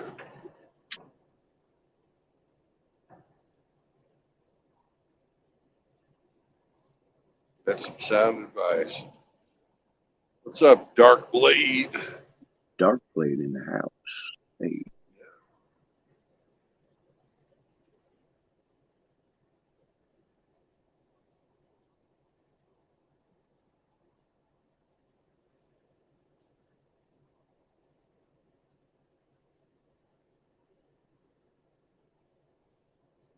I'm not going to find fault in anybody for loving their animal. But you no, got to have your priorities. Dogs to dogs and person to person. I can understand. I can understand taking care of your dog over some stranger. Yeah. But family, that's a different story altogether. Emotional support animals. God bless them. Thanks to all the service members, especially. I understand they're trapped inside, and their ability to maintain without that animal. I get it, man. But unfortunately, there's too many people who don't understand having an animal. Puppy mills and shit like that. It just infuriates me. But there's too many issues for that to be an obstacle. Yeah. People have been abusing the service animal loophole that we have. There's too many people that are claiming their animal's a service animal, but it's not. They're just using it so they can bring their animal into a hotel or restaurant or something like that.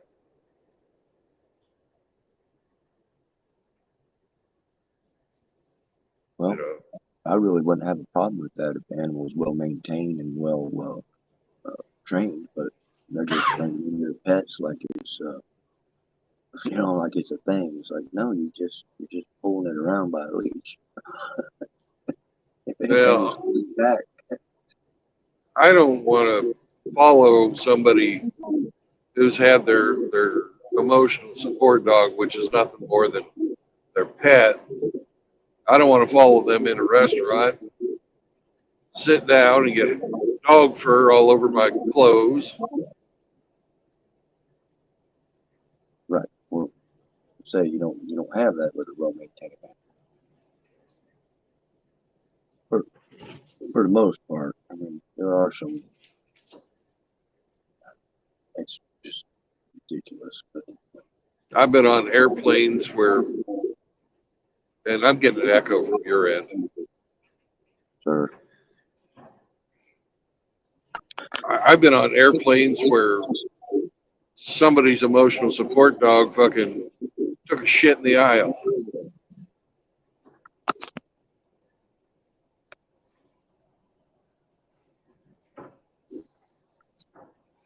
is that any better? Check, check. Hang on a second, it'll be when I'm talking. No, I'm still getting the echo.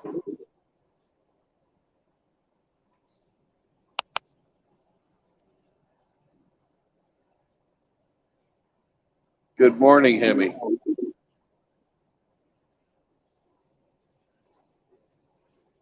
if you're on Oh, like Jimmy? if you're on a speaker with a, Yes. yeah, we're getting the echo. It's a feedback loop. All right, I'm going to cut out then, man. Thank you for your time, sir. Appreciate it. All right, Raw. Have a good one, buddy. You too, man. Be safe. Have a good day, Rob.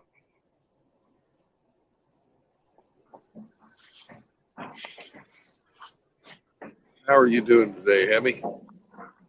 Good morning, Brandon. Just getting ready for the school day.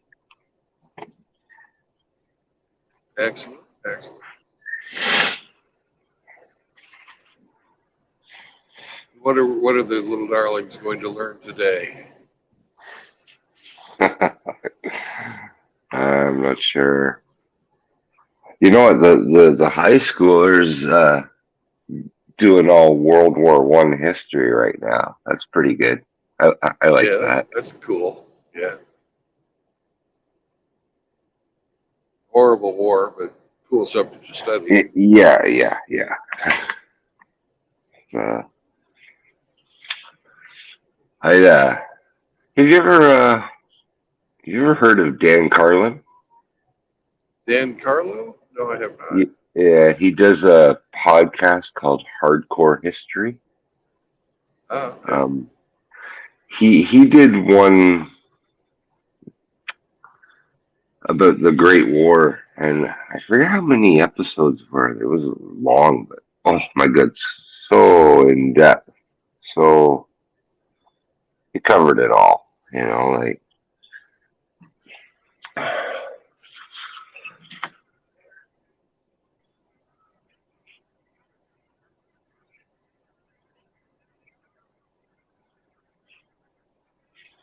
wanted to get the boy to listen to that, but I think it's Yeah. how many hours total. I don't think he would be into it, but yeah. But whoever that was that just tried to come in, come on back. We'll let you in.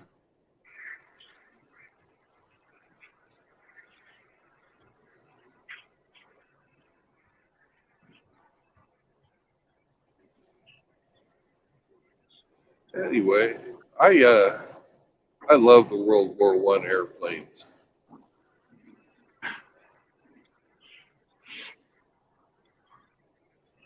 Oh, like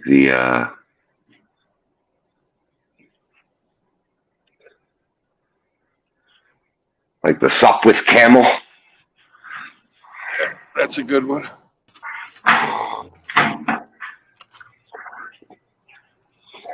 The fucker, you fucker. Who's a poopy bear? I'm a poopy bear. Hey, good morning, Rigger. What's up? Yes. Bear shits in the woods. That's kind of what I was going for, but I picked a polar bear to mix it up. Yeah. Oh, glad that shift is over. Cause you're Hugh White. Yep.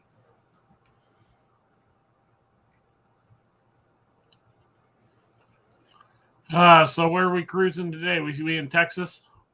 Yep, we're going towards McAllen, Texas.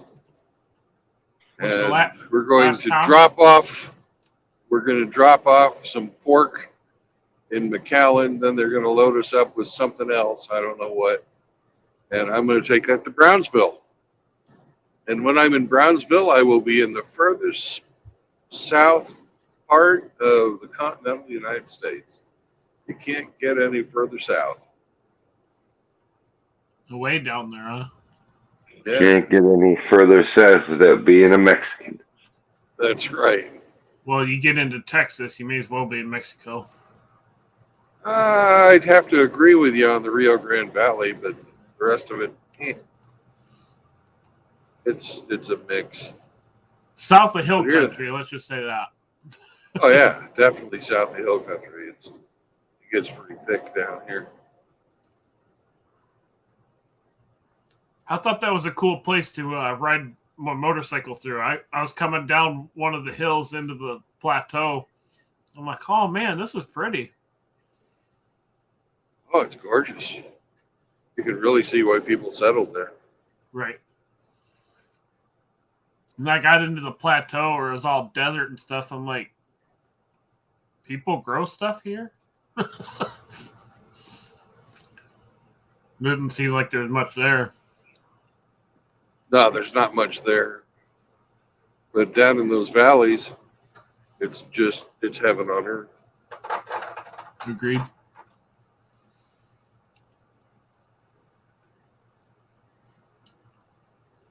I don't know if down here in the Rio Grande Valley, it's hell on earth.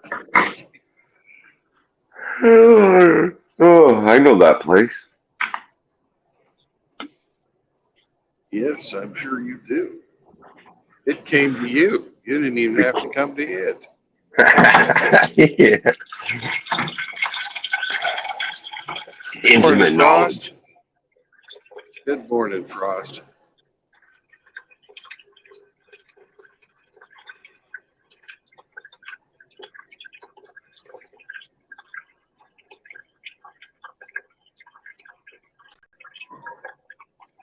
Riggs, are you taking like a purgative diarrhea right there?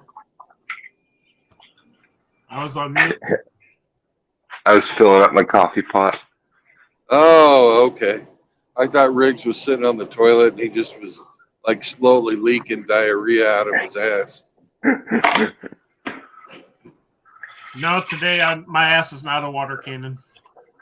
Okay. Well, you said you had a bubbly stomach earlier this week, so. Bubble guts.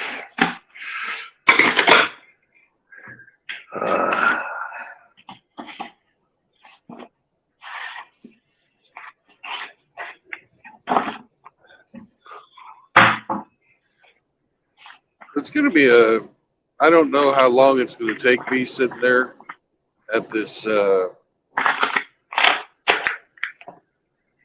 McAllen cold storage, which is where I'm going. Yeah. That place is absolute fucking chaos.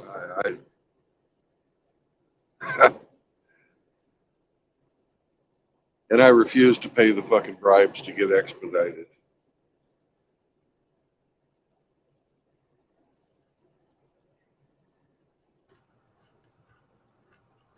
Is that just people trying to milk you or what? Oh yeah. Oh yeah. I'm just not going to fucking put up with it though. He's a gringo tax. They got to fucking take me and take my stuff because it's contractually obligated. But they'll make sure that I'm the very last one if I don't pay the bribe. And it's not just a gringo tax; it's a corrupt fucking business. These, cross-border distributor places are a breed to themselves.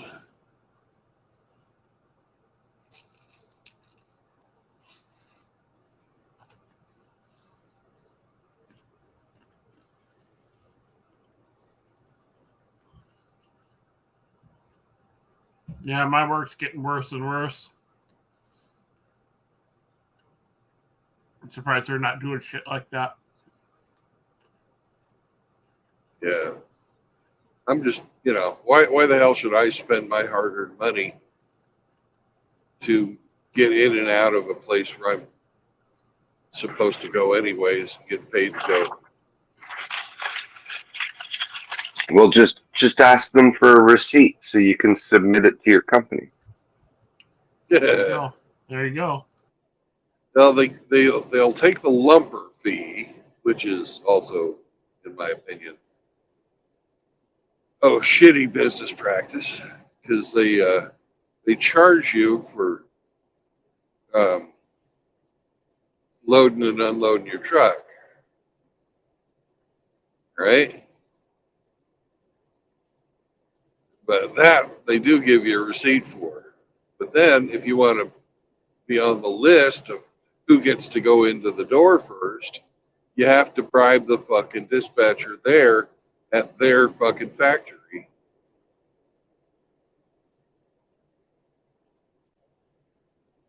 And the guys I've talked with say that if you don't give him a 50,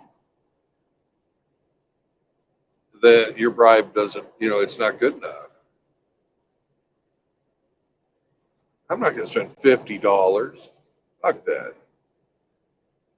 That son of a bitch can fucking put me in when he puts me in. I don't care.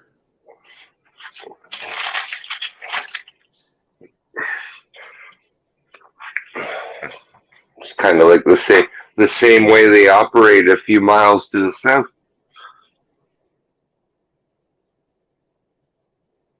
That's the same at your border?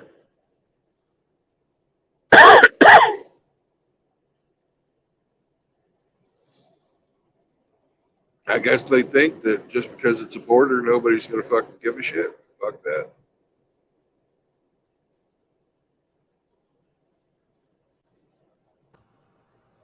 I'll put myself on break, take a fucking nap in my truck, and just wait them out. Then when my fucking shit gets loaded, it's loaded, and I can go. They're going to do their job anyways. They're just fucking slow roll me. Fuck them. I'm not going to contribute to their fucking beer fund. They can eat my dick. Cerveza fund. Yeah, cerveza fund. Tequila fund. Tequila. This fucking parking lot at this place that I'm going to, it's really absolute chaos there. There's 250 trucks trying to get into about 50 loading docks. Whoa. And there's fucking guys running through the parking lot trying to sell you food, offering to wash your truck for you. Yeah, it's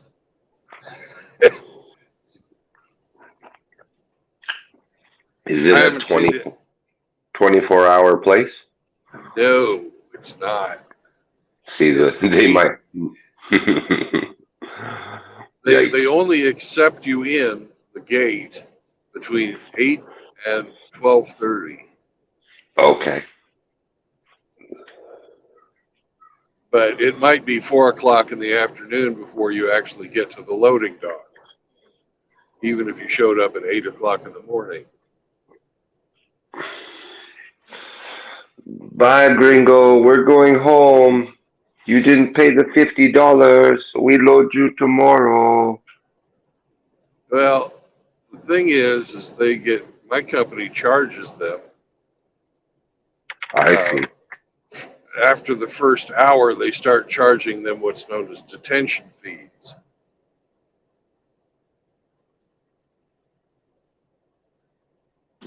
Am I being detained?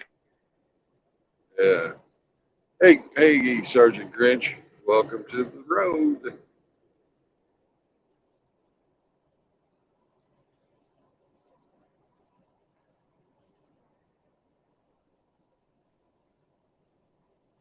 Yo, can you guys hear me? Yes, we can. Nope.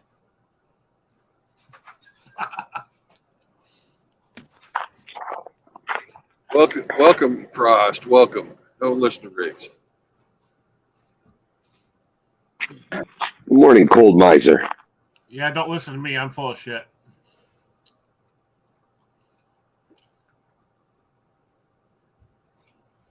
I guess Frost wouldn't listen to you. Now he's gone away. Where is he? I scared him away. Damn it. Frost, we can hear you. You fucking with Frost, Riggs? Oh, what's No. he's written? He's written us something. What's he written?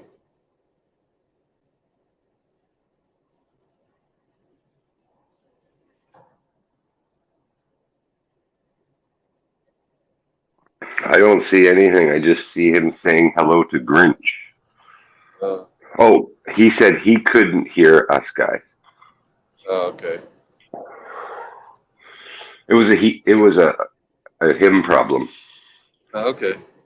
I'll try to call back. Maybe it was just StreamYards being StreamYards. Get the dick out your ear. Not too much of an asshole is what it is.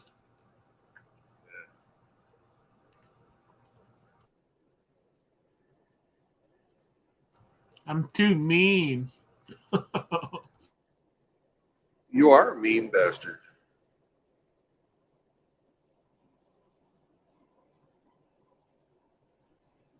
He says he's going to try to call in one more time. If that doesn't work, then he's going to go to work. Yo, what's up, guys? Yo, Hey, Frost. Right? can you hear us now? It was kind of bad, but yeah, I fucked up my lower back bad on Friday. Like I was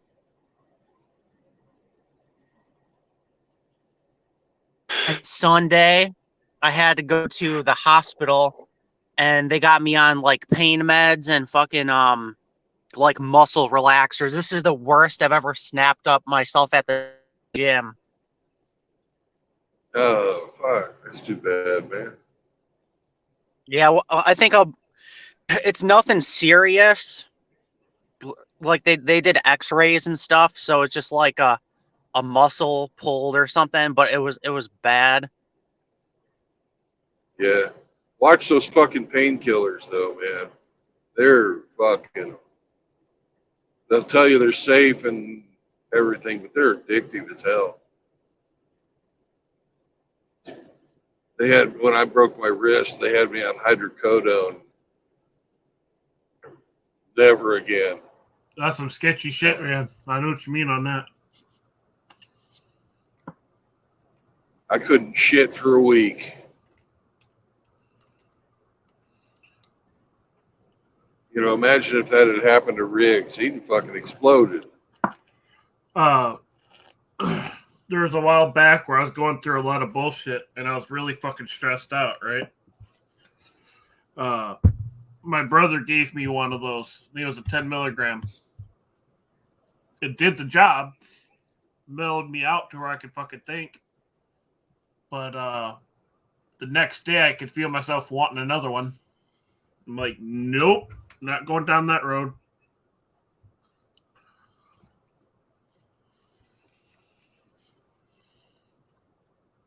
Not doing it. Because I know if I would have kept taking them, I would have gone down a bad road.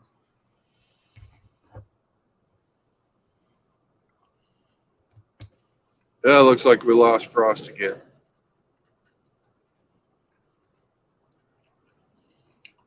And, Oh, well. and that's why I don't go to the gym.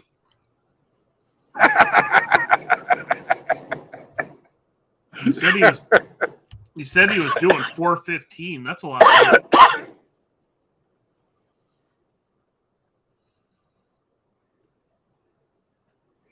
That's funny, Hemi.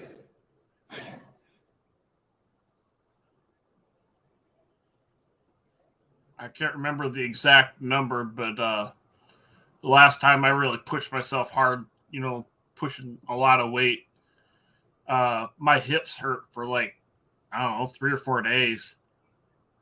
But yeah, that's enough. I'm not hurting myself.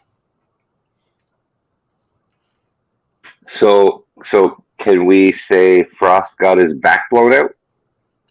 Oh! As long as he's in here to hear you, we can say that. He's in the chat, yeah. That's fucking funny. Yeah, Frost, that's a lot of fucking weight, dude. I'm on fire today, boys. Oh, yeah. Now, that's just your piss.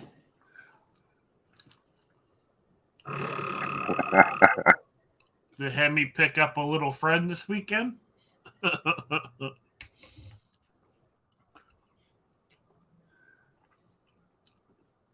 Some scotchy chingos.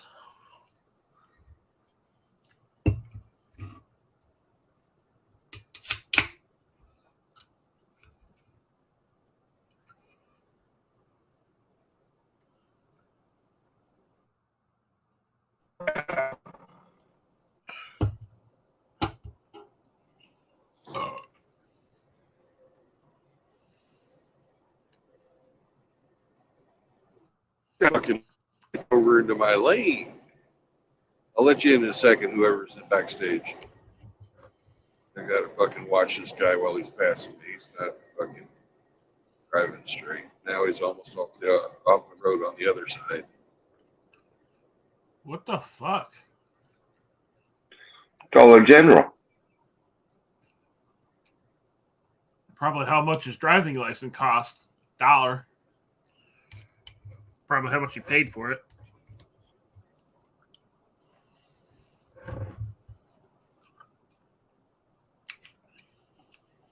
Yo, I'm not connected to internet. That's why I keep getting kicked. I'm in the parking lot at my work right now, so He's on that Well- Wi-Fi. Yeah, you're back now. but yeah. So I was working out with my friend on Friday, and normally I use the trap bar, which is safer for your lower back, and he wanted to use the normal bar. So I'm like, fuck it, I'll do it. And I did 415, and on that 6th rep, something fucking, and I was like, oh fuck. And then all weekend I could like barely walk, and I had to go get pain meds from like the hospital, so that shit sucks. But today it still kind of hurts, but I can like walk around, so I'm hopefully by this weekend I can get back in the gym. So Don't end up like Ronnie, man. yeah, I'm gonna do mainly calisthenics because it's safer and it's not fun snapping shit up. I've snapped up my back several times at the gym, and it's always on the squat or the deadlift. And those are the two main exercises where if you're not careful, you'll snap your shit up. So I'm just gonna do different exercises. Yeah, you don't want Sounds to. like a wise idea. Yep. Last time I snapped my shit up, I was squatting 315 in the summertime, and that sucked. And then this time, staying away from them. You just, you start progressing in the gym, and then you get hurt, and then it sets you back, and it's just not worth it. No, it's not. It'd really suck if you got something permanent damage. Yeah. But now just doing push-ups, pull-ups, and dips, that's just my body weight. So I'd have to be a retard to get hurt just doing that. Yeah, the whole purpose of going to the gym is to get healthy, not to hurt yourself. Yeah. So what are you guys up to? I see you're driving, Brandon. What are you doing, Riggs? I just got home from a 12-hour shift of bullshit. Damn. That's shitty. Yeah. Fucking maintenance crews, a bunch of dumbasses. I had some people back there feeding my shredder, right? And I was running around doing other things, and they plugged it. I'm like, okay, no big deal. So I called maintenance. I'm like, hey, we got a partial plug up on the roof. They don't listen to me. They sit there and fuck around downstairs instead of going where I told them to. And I left at 6 o'clock, 6 hours after I told them, and it still wasn't right. It's like you tried to, you've had an issue, a pretty regular issue, and you know what the problem is, where the problem is, and you tell them, and then because they're all a bunch of young guys, they all think they fucking know everything. They completely ignore the person who lives with the machine. I'm lucky at my work. I've been there for like 8 years, and I have a lot of seniority. So today, like I'm about to go in, I'm going to let my boss know. I'm going to be like, my back's all fucked up. I ain't lifting nothing fucking heavy today. And then I'm basically going to let him know, if you don't like it, I'm going to go home right now because I'm not fucking my back up for this job. I'm not hurting myself for this job. Like there's been a few times at work where people have gotten like their fingers ripped off And I straight up let my boss know, like, I'll let a machine break before I get one of my fingers tore off. Fuck that. Oh yeah. That's Nobody can common expect you to sense. fucking maim yourself for a fucking paycheck. Yeah, we had this one kid. He was like cleaning the machine, but he was retarded. He was cleaning the machine while it was on with a rag, and the fucking rag Oh. caught into a gear, and it dragged his thumb in there, and it crushed it and ripped it right off. Yeah. Machine shops are not healthy places unless you follow process. I don't know if you.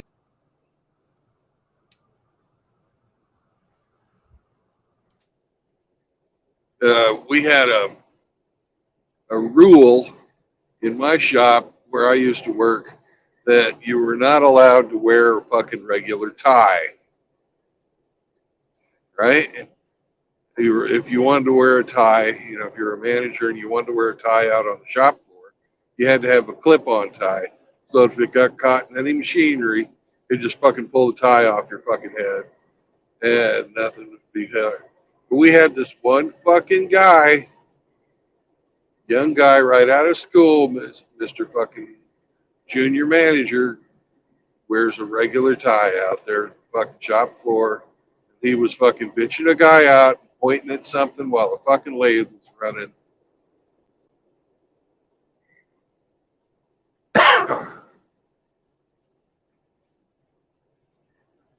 Fucking yanked his ass down. His fucking face hit the fucking cutting tool.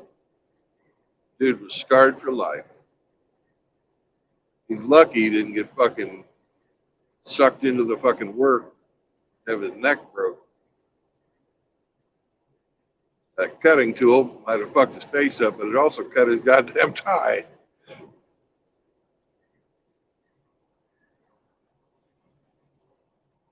Ah, we got a hamster in the chat. Hide the beer.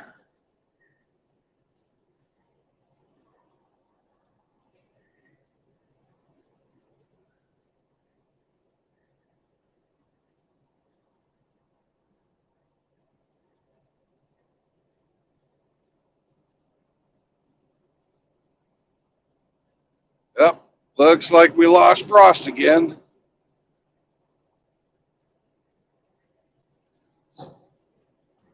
I guess, Hemi, can you hear me? Did you mute me? Yes, No, I can hear you. Well, we've been defrosted. Oh.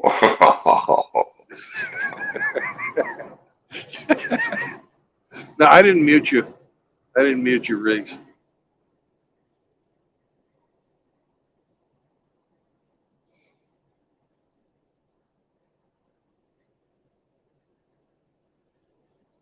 I didn't know that, you know, that StreamYards had a defrost function. I guess it works. It must be automatic.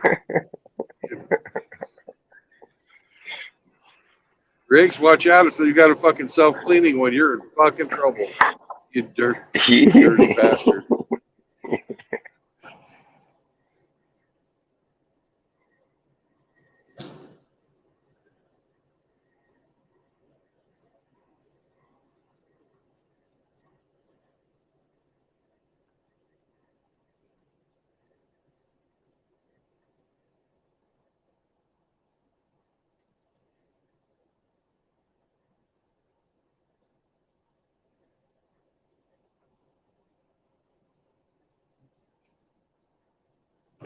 Oh, man. I guess the self-cleaner worked, and our Riggsy was replaced by a hamster. The self-cleaning frickin' refrigerator. That's funny. That's pretty funny. Frost-free, baby. Well, Frost just he's been booted like 3 times this morning already. Well, didn't Tim Elgato have the same problem the other night where he just he did. kept getting He yeeted did. for some reason? Yeah. Yeah. Well, what the hell, man? You gotta pay the premium for the StreamYard that doesn't kick the frost out. You gotta get the I've got the fucking premium. Jesus. Yeah, I know. I don't know why people are getting kicked out. That's kind of crazy. They're just being bad boys. Bad boys. Bad boys. Where the hell you at? Southern Texas? Yeah, I'm pulling up on, I guess, McAllen, Texas, because it looks like that's because there's a Love's up ahead. You guess? Well, I hope you know. I mean, you're you're driving the truck. Well, it's not. It's one of the suburbs of McAllen, and I don't remember what the fucking name of it is. Oh, yeah. Okay. But I've spent the night at this Love's before. Ooh. Okay, then. Yeah. Let's see here. I'm at McAllen, Texas. McAllen. I can type if I have to. There it is. Oh, yeah. You're on Interstate 69? Is that right? Yeah. Okay. Well, let's look here. And I'm just about to hit 281. Just about to hit 281. Where the hell are you?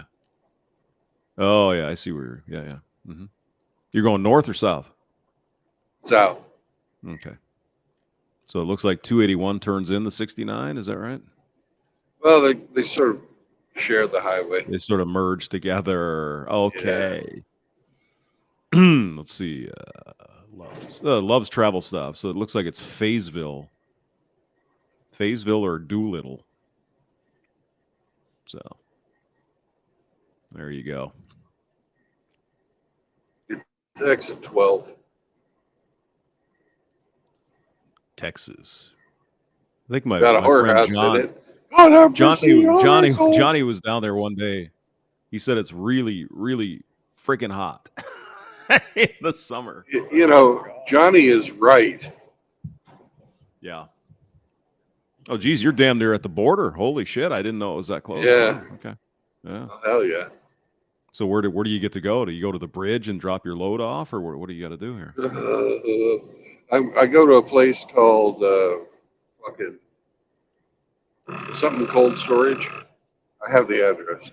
Oh, it's fucking cold storage. Okay.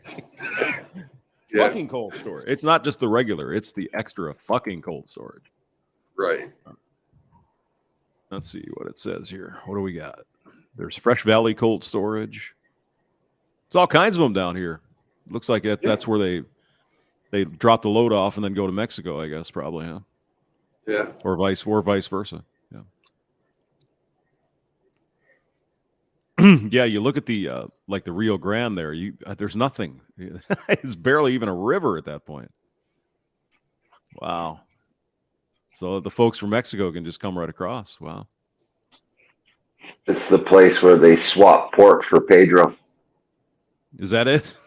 Well, I am carrying pork. That's for sure. And you'll pick up a Pedro. But I'm making a lateral move. I'm going from McAllen down to Brownsville. Oh.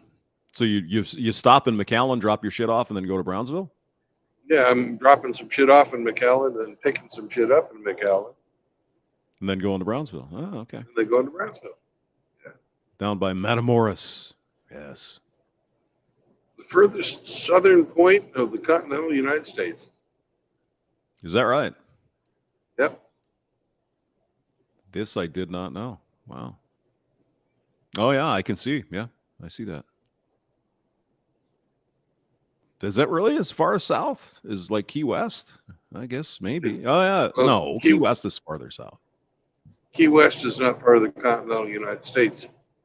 Well, okay. Sure. If you, yeah. It's true. It's a fucking island. Well, I know, but it's still sort of connected. It's got a road. It's got a bridge out there. Yeah, it's man. It's a causeway. Yeah. Come on, man. And Come on, man. Did you know that Key West has at one point in time declared its independence from the United States? Yeah, the Conch Republic. Yeah. The Conch, yeah. That was fucking hilarious. That's got to be like Jimmy Buffett came land. Yeah. Jimmy Buffett probably had The something. Navy came and they assaulted the guys with fucking Those conch biscuits. It's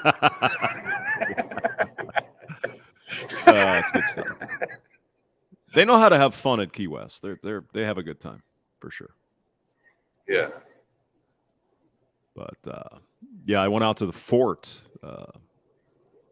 west of there. That was cool. You have to take a boat out to Fort. What is it? Fort Jefferson? I think it's Fort Jefferson. Even Miami looks further south. Yeah, I think Brandon's smoking crack over here. What are you talking about? Miami looks like it's about. Well, it depends now because the Earth is weird. Can we get longitude and latitude on this Google map? Can we do that? Should be able to. Transit. Select the flat Earth setting. Flat Earth. Yeah. You got street view, aerial view, and flat Earth view. Okay, flat Earth view. Well, all right, I'll have to look for that, but okay. The flat Earth view. Well, anyway, in any case, it's pretty damn far south. We can agree. It's pretty damn far south. But I have been. I think I told you before. Go ahead. Sorry. I was just saying you guys with Google should be able to look it up really fast. Yeah, I'm just not seeing this flat Earth setting there, sir. Got terrain. I don't see it. Well, I mean, here Polska Bob can tell you all about the flat Earth. Polska Bob, you know, Miami, latitude, changes in latitude, changes in attitude. Yeah, minus. It is 25.76. Located in the United States country, so okay, 25.76, and then you're going McAllen. Well, I said Brownsville. Brownsville. I'm sorry. Southern. Brownsville. Yeah. Latitude. Boom. 25.9. So it's in the ballpark. Yeah, it's a little farther south than Miami. It looks like. But then again, there's a lot more Florida south of Miami. You bastard. There's Homestead and there's all kinds of shit. You're pulling our leg. Florida City. He's full of shit. You're full of shit. Oh, I mean, you can get down to Homestead is down there. Florida City. Yeah. And then there's actually a little town, Flamingo or something, down in the Everglades there. Yeah, Flamingo Marina, which used to be a Navy base, I believe, or a Coast Guard base. So, yeah, you're a damn liar, Brandon. But if you ever get the opportunity to go to the Dry Tortugas National Park, that is pretty fucking cool. That's worth your time. It's like a 2-hour boat ride. It's fun. You can see the fort out there where the doctor who helped the dude that shot Lincoln, where he spent like 10, 15 years in prison because they thought he was a conspiracy guy. He was part of the conspiracy. It's true. Yeah, sure. His cell was just like a hovel, like a carved out little cave in the wall. So it's pretty interesting. Yeah, it's Fort Jefferson, Dry Tortugas National Park. Really interesting. I don't know. I think we should take all facts stated on this podcast, on this stream, as a grain of salt. You just never know. It's all a lot of experts. A lot of experts. Cushy's here. Great stream last night, Kush. Yeah. You said things that I wanted to say a little more, Brandon, but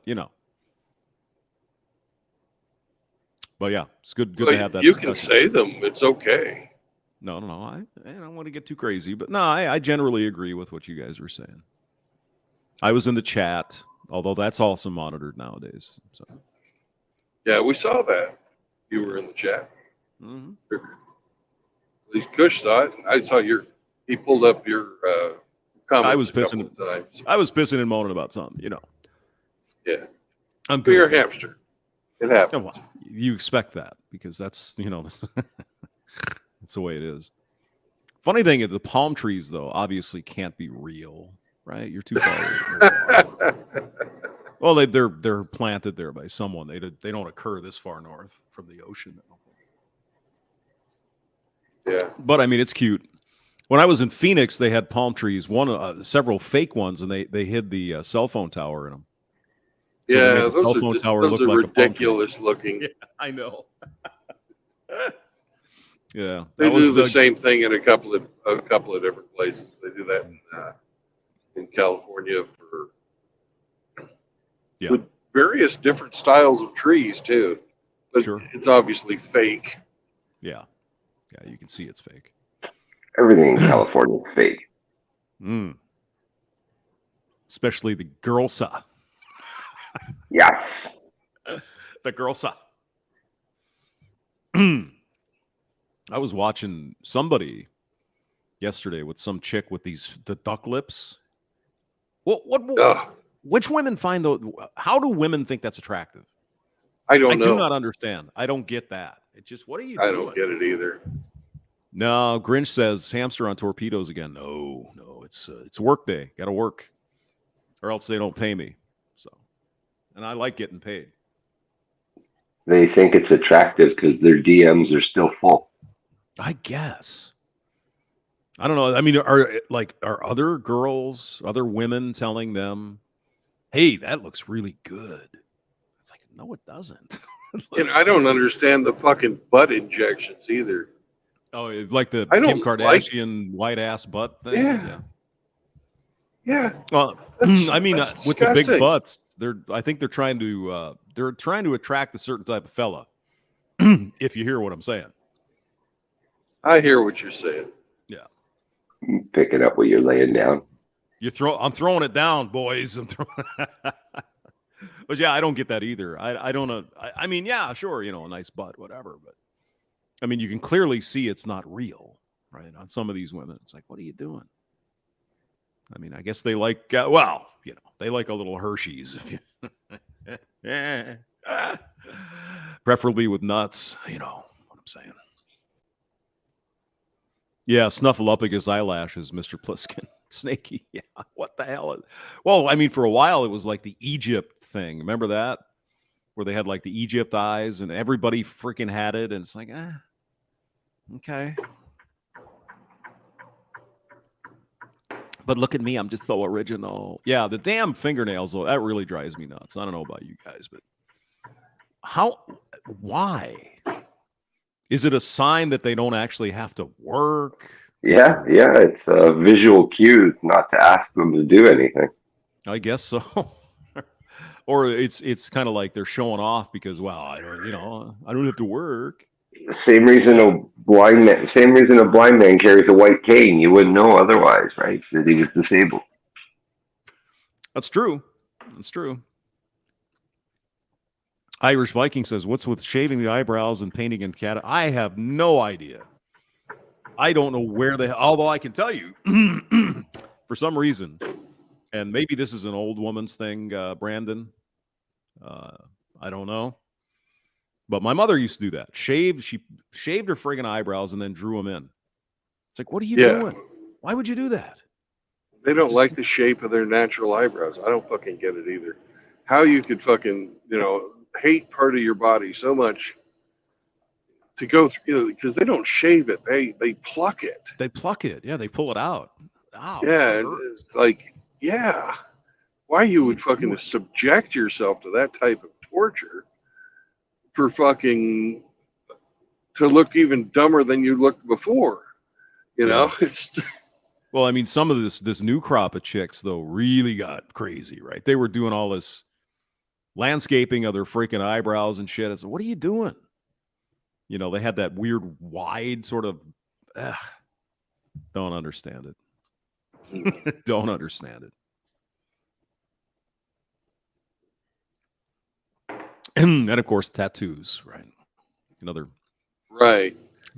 sign of damage. People out there who are fucking tattooing eyebrows. Oh yeah. What if you change your mind after 10 years? Well, this is an interesting thing. I worked at this place where the business opened where what they would do, and this was like 40 years ago. I don't know if they're still doing it, but they would tattoo on like the shit women put on their lashes, so they would always be dark, so they never have to put in any of that stuff on. And that was my exact thing. It's like, well, what if you change your mind? What if you? It's kind of permanent, you know. Plus, the idea of getting your eye, you know, the edge of your eyelid tattooed, just sounds a little crazy to me. I don't think I'd like that. Yeah, and it would be super, super painful. Oh God, And we all know how frequently they change their mind. Oh God. Yeah, I don't. It's just some weird stuff. Where do the women get these ideas? You know, it's got to be Chad and Tyrone. They're looking for this kind of stuff because I think average guys are like, "What the hell is that?" You know, throw a girl in, you know, like a you know, like a hoodie and freaking sweatpants, and I'm like, yeah, baby. Yeah, I talked to my second ex-wife about that because she was big into fucking all that crazy shit. And I said to her, I'll tell you a little secret. Men find women attractive. Yes. Yes. End of story. Period. Done. That's it. That's it. You know, and she never fucking got it. She never believed me. Oh, yeah. If I do this, everyone will look at me. And yeah, probably. I don't know. Everybody'd probably look at you anyways. You're hot. You know? Yeah. So it's got to be the top shelf. It's got to be women. Driving this shit. And women. No. I think it's completely in the women. They look at these fashion magazines and they say, "Oh, well, she looks so beautiful." Everybody's looking at her. Oh, do you remember a few years ago, guys, that muffin top bullshit? Remember that? Oh, yes. Remember, it's like the skinny girls did that, and they had their little midriff showing, and oh yeah, it looks good. And so then all the fat chicks got the same thing. It's like, no, it's different. No, it's different. It's not the same. See, and then you'd have these girls with these big. I mean, God Almighty. Went from muffin tops to full loaves of bread. Oh yeah, big old circular donut, flab donut around. It's like, oh, what are you doing? Yeah, I never understood that one. And the same thing with the what are they called? The yoga pants.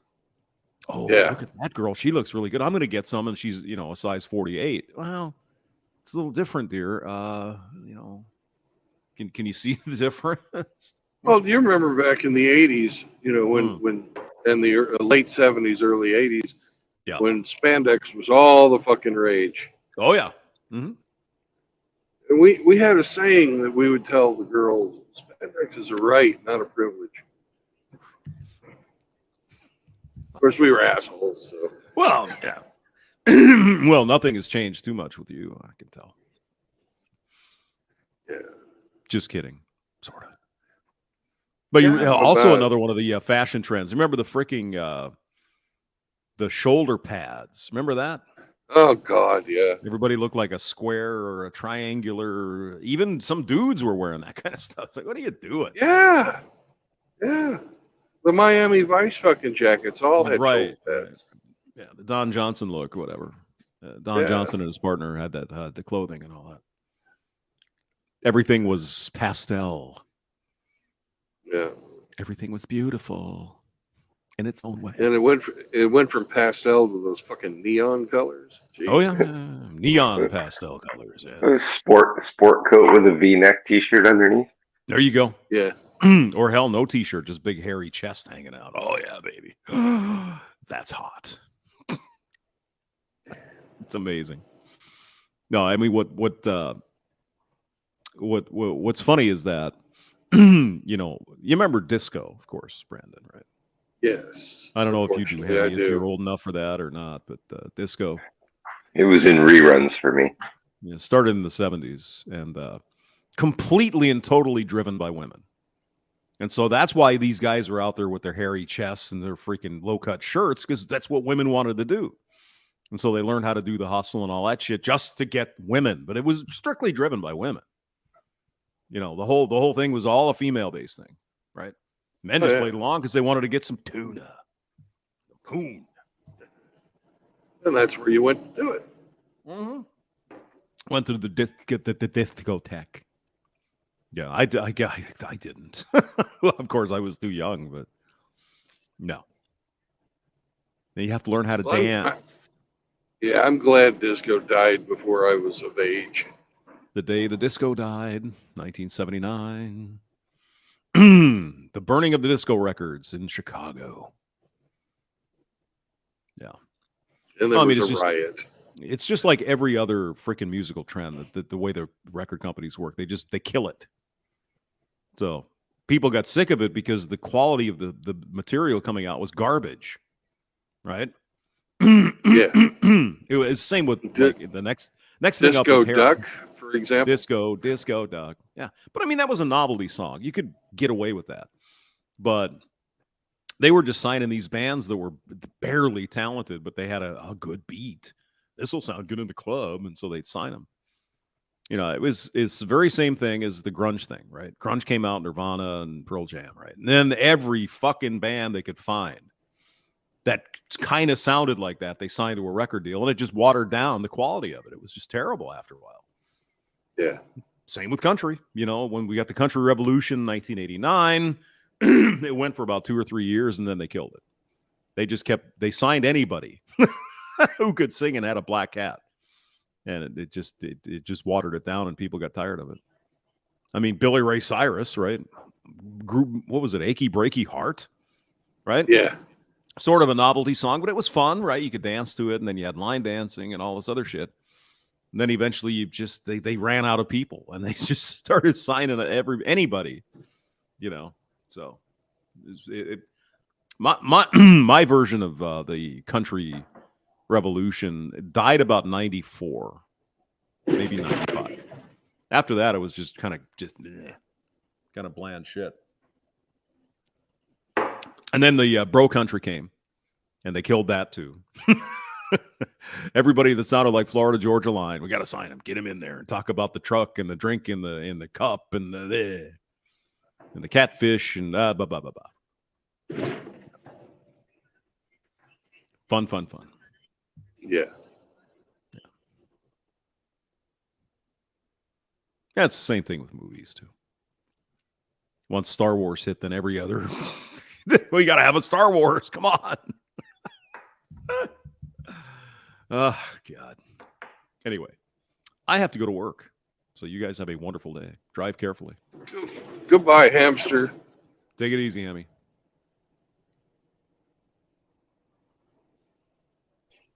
Have a great day, rodent.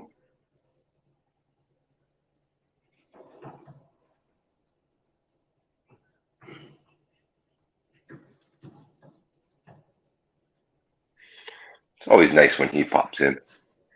Yep.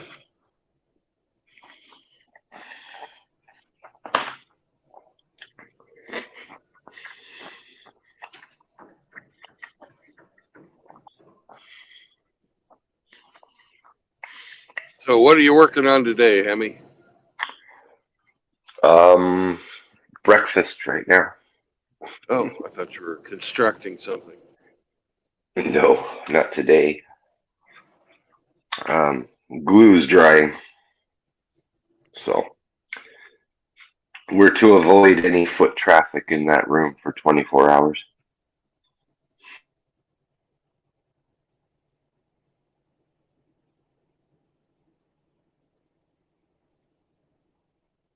I bet you it smells really awful too. It's actually zero VOC, no odor. Oh, wow. Yeah. A glue that doesn't stink? Environmentally the alcohol, the ISO I was using to clean up was stinkier than the glue.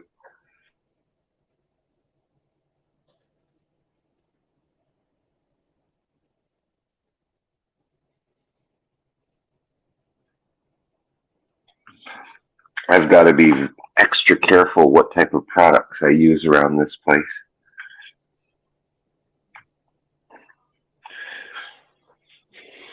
Or I'll be accused of poisoning people.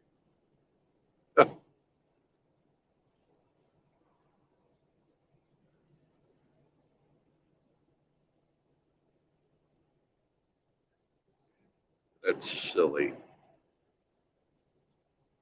But hey, that's what hell on earth is like. Falsely accused of Yes, it everything. is. Oh, yes, yes. I know it well. All your motivations are negative. Every last one of them. Don't you know? Oh, yeah, yeah, yeah. I've got these nefarious plans to inflict pain on everybody, and hmm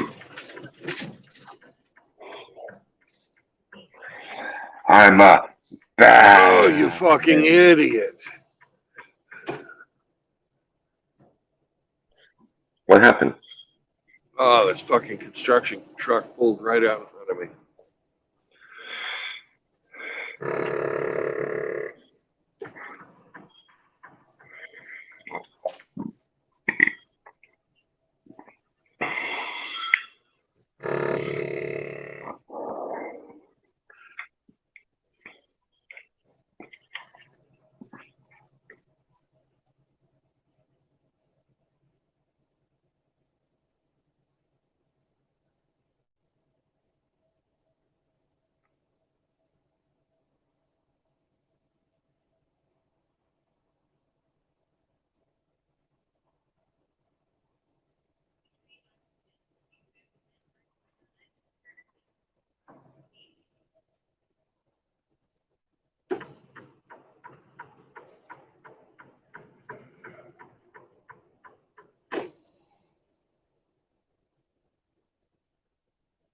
Actually, I do want to be over there that lane that I was in.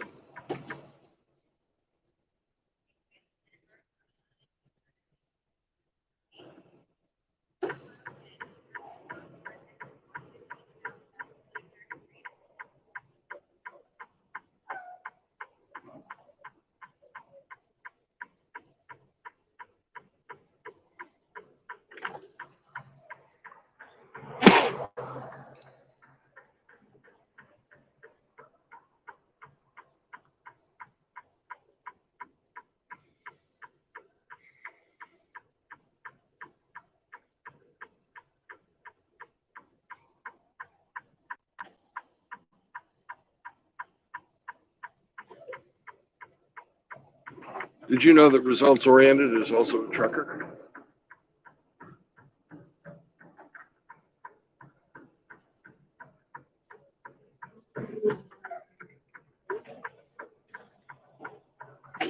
I did not know that.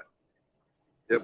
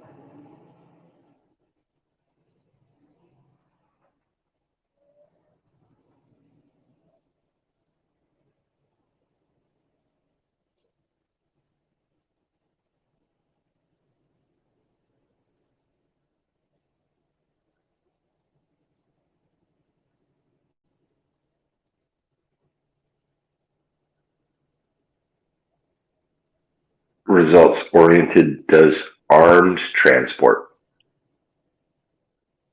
It's the very edge of the airport down here.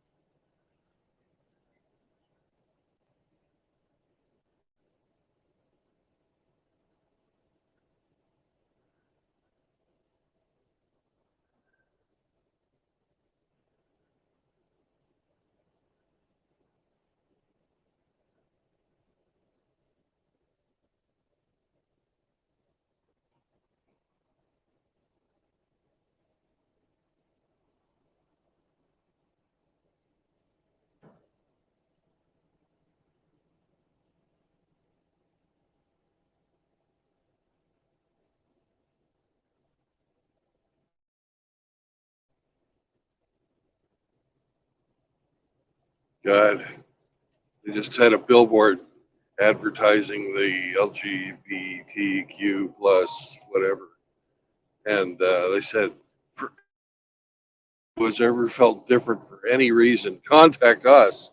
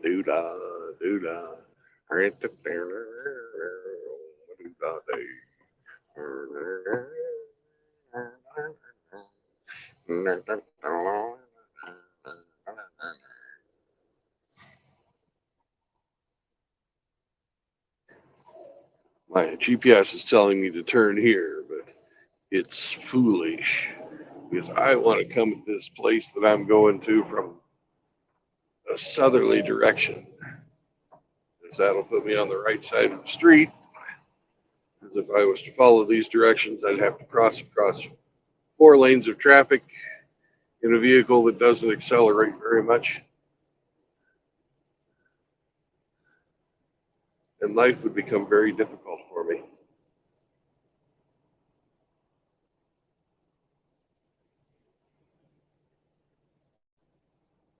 And we don't want a difficult life. We want it easy.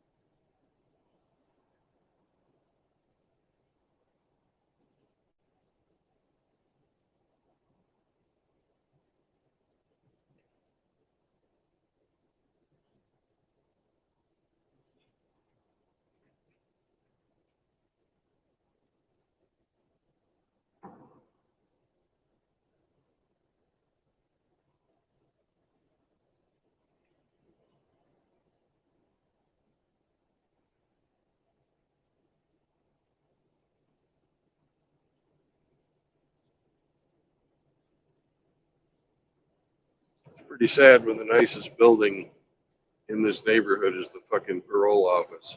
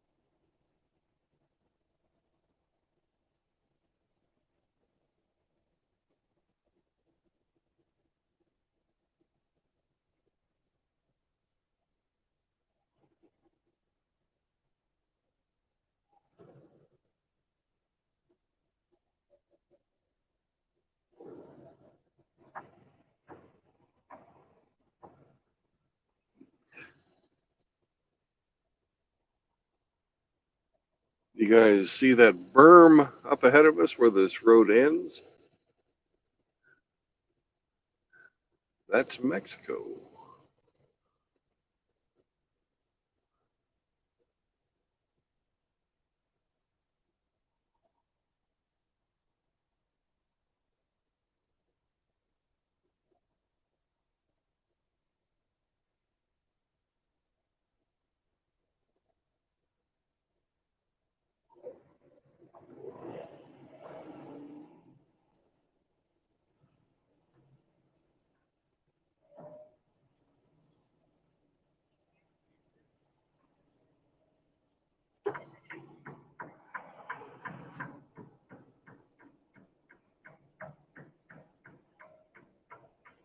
Turn here or go international. I think we'll turn here.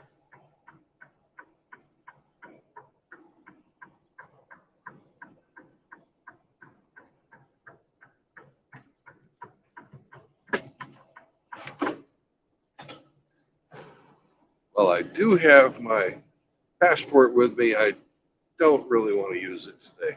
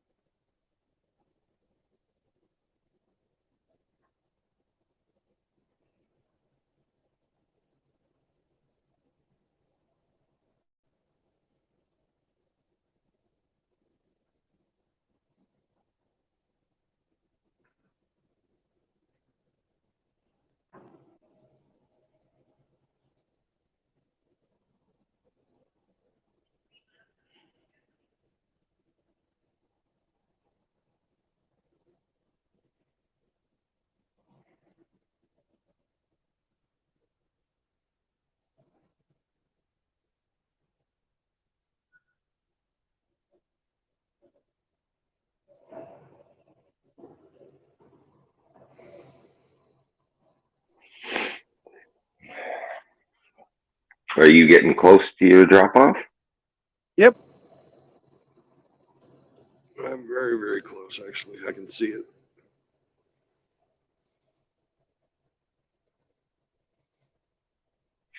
What time did you start this morning? Did you start at 2 a.m. like you were thinking, or? No, I overslept by an hour. Yeah, okay. But it's 8:27, and I was supposed to What be here time? at 8. So I'm in my half-hour window, Hey, barely. you're in the ballpark. Well, we're allowed a half-hour window. The company actually told me, uh, they told me fucking 10 o'clock. But the customer here, they want it at 8 o'clock.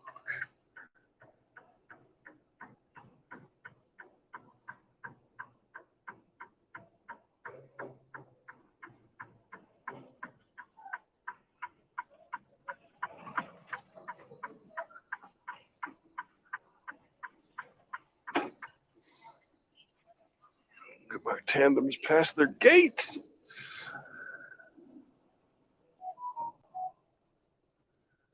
Come in here and find a place to park. Good, it looks like there's lots of it. It's not insane like it was the other day. It was absolutely insane the last time I was here. Today, not so bad.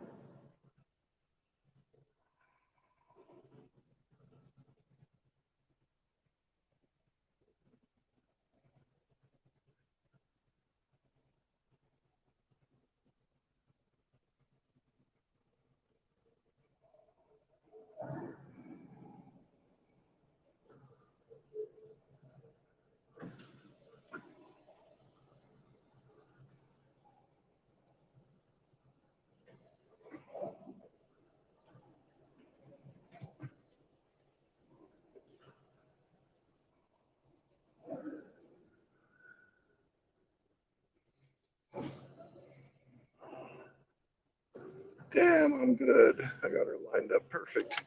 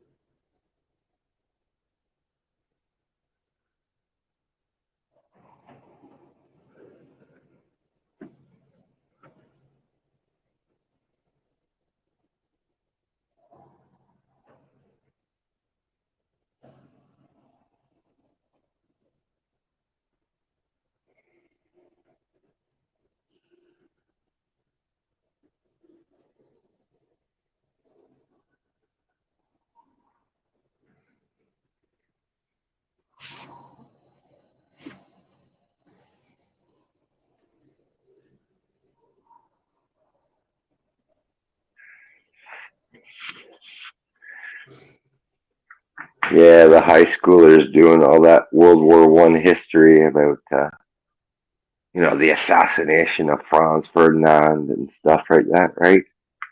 Yeah. They they had multiple attempts to kill him that day, you know. The driver went down the wrong way on like a dead end street and had to go back past the mob. Oh God. Yeah, when they originally attacked the motorcade, the driver bolted, but was unfamiliar with the neighborhoods and ended up going down like a dead end, and had to loop back and go past the angry mob for a second time so they could have a second kick at killing him. It's almost like it was a bit of a conspiracy. Like, oh, we'll drive him back again. You take another shot, you know? Yeah.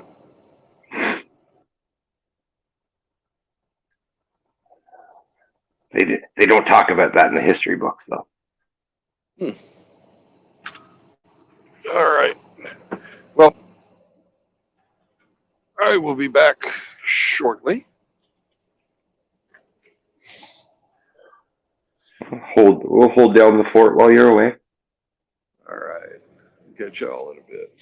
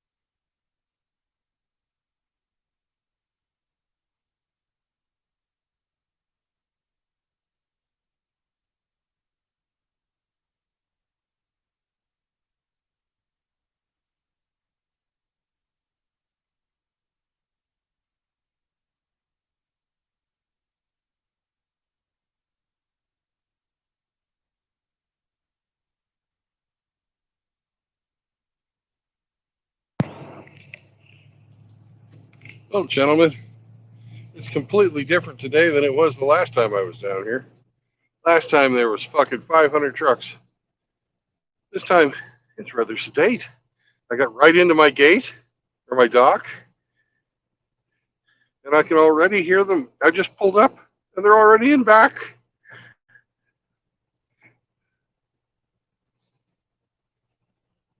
It's a beautiful thing.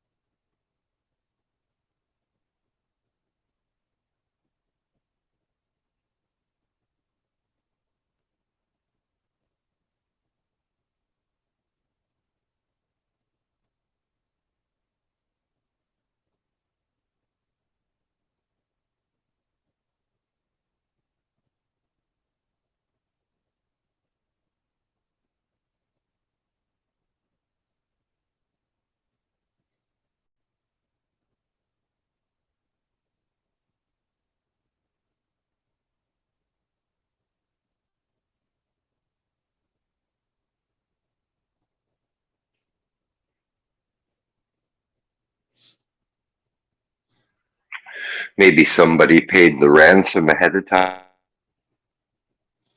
No, they're just not busy enough today to fucking uh, work their fucking little game.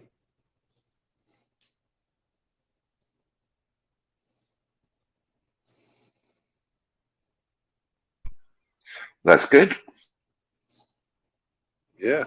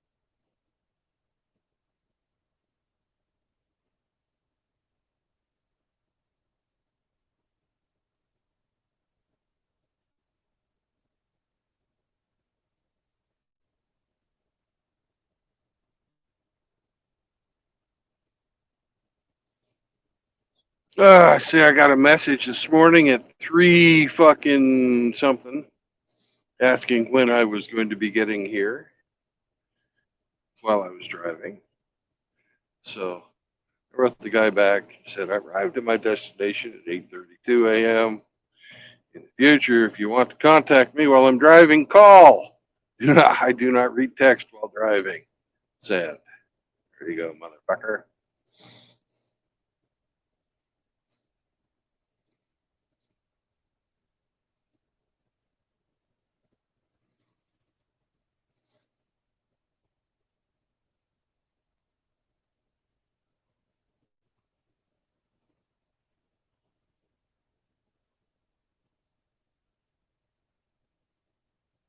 It's ridiculous. Why the fuck do they think that I'm going to stop and fucking pull over and read their text? You should send him a StreamYard link and have his navigator read his text for me. My navigator will read my text aloud. Join the StreamYard.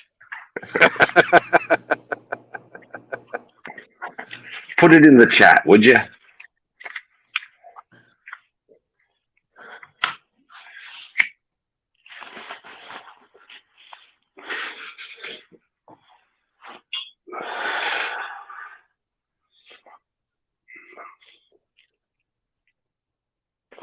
Is the regular dispatcher on today? No, he's gone today too. Oh, wow. Must be nice. More days off than a teacher.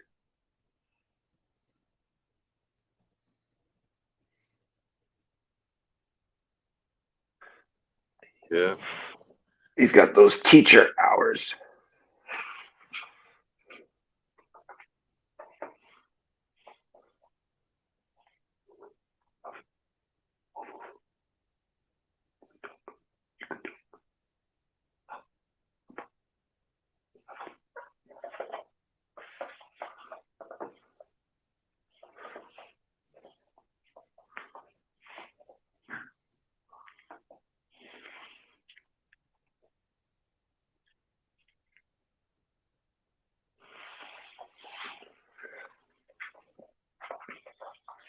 Ah, shit.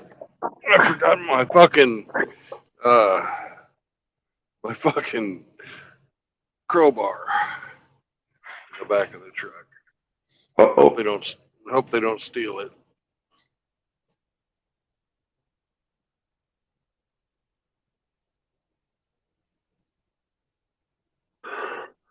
For $20, you could have it back. For a knuckle sandwich, I'll pay it.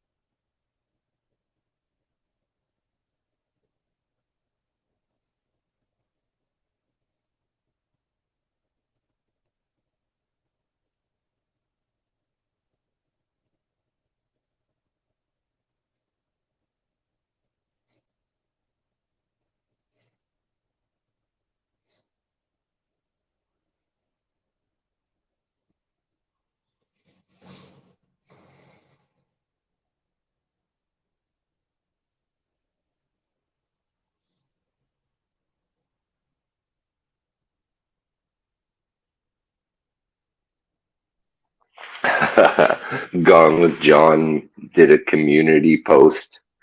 Fucking good picture. Funny. What does it look like? It's a picture of a guy laying on the bed, and the girl's at the foot of the bed, and she's like taking off her bra, getting ready Yeah. to do the horizontal mambo, and the shadow on the wall is that of a praying mantis. It's fucking funny. It's cute. Yeah.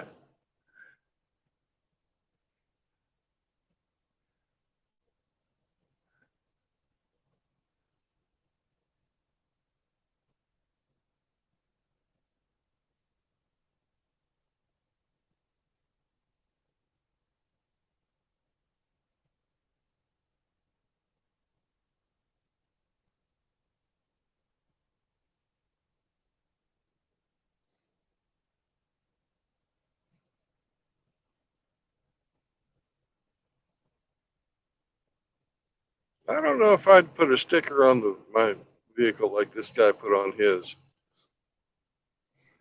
He's got a fucking Budweiser sticker on his truck. Something tells me the police would fucking look extra close at your vehicle if they saw that. Yeah. Well, you're supposed to put a thin blue line sticker on your car. I support the thin blue line. Yeah. Then they let you go. Yeah, sure they will.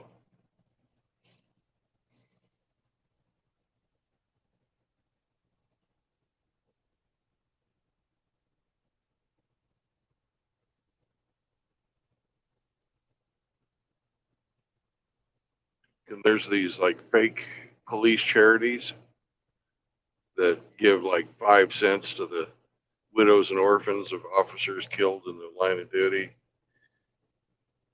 And they send you a sticker to put that on your cars, like the Sheriff's Association, International Brotherhood of Police Officers or something like that. Completely fucking fictitious charities that do the bare minimum. Well, when they're killed in the line of duty, don't the widow and children get the most benefits back? Like, They really do. They yeah, you I know would think that would the be big payout. yeah there's a lot of them that's in their contract. It's their fucking life insurance is set up to Yeah, take care of their family like that. And then there's the actual police officers union that does its thing too. There's scholarship funds and all kinds of different stuff. you remember when they used to? They probably still do, but they used to call it like the most dangerous job in the world type thing. It's Yeah, like but it's I not. I don't I don't know. I think more people get killed in construction accidents than police killed on the job, or truck drivers and drivers for that, professional drivers. How many of them get killed a year on the road? I don't know, but being a professional fisherman in the North Atlantic or North Pacific is Oh the most yeah. dangerous job. You know, Hmm. when you've got to fucking function outside in perpetually shitty weather.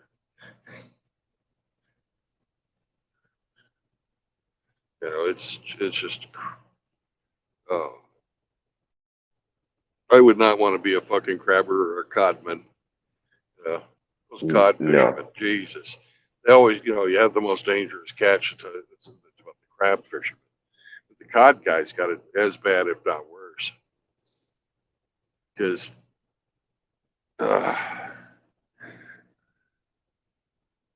the ice flows, there's a lot more icebergs in the Atlantic than in the Pacific because of the Gulf Stream.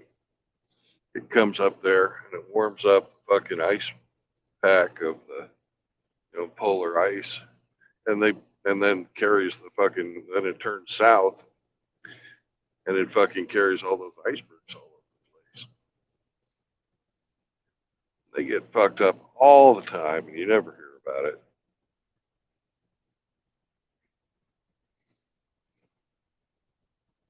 Women most affected.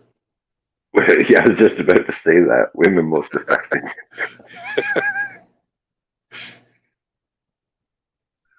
Man loses his life. Women most affected.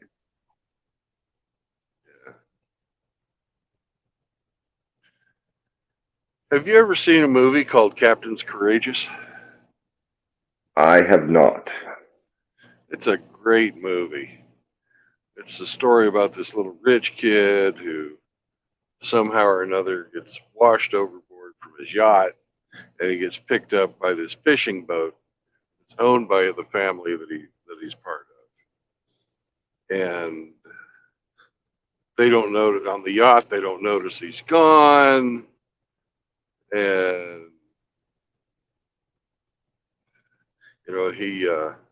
he's on the fishing boat, but the fishing boat is not going to turn around until she's got her hull full of fish. So this little kid, he gets taught what it's like to be a man by a fisherman played by Spencer Tracy. This sounds like a episode of Undercover Boss. And you know, it's it's a great movie. It's a great movie. So does the kid land on the boat because it's owned by his company? Start trying to boss the fishermen around? No. He gets picked up by one of the fishing boats. They haul him in. He was nearly dead, and then when he goes back home, the Spencer Tracy character, there's something happens, and he loses his life saving the kid's life, and the kid has he learns how to be a moral, hardworking guy, and he knows what it's like to be a common man working for your living in harsh conditions. Now he turns because of the intervention of this Tracy's character, he you know turns from a little shithead into a good kid.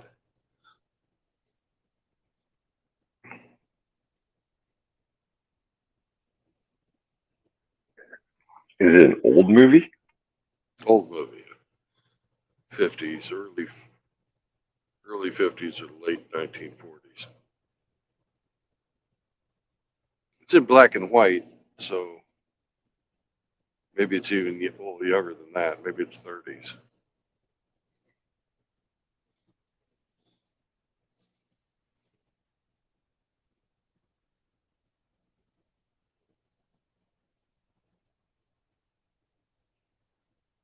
It's a red pill movie.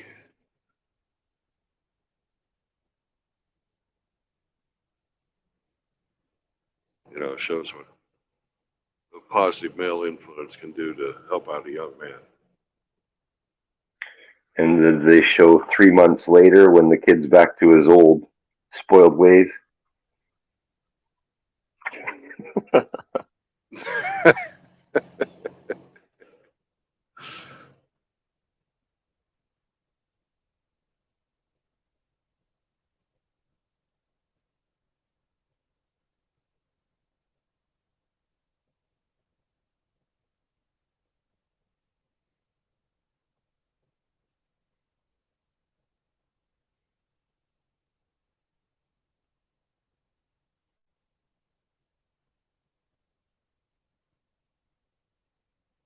I think they do not, but it's implied that he's, changed.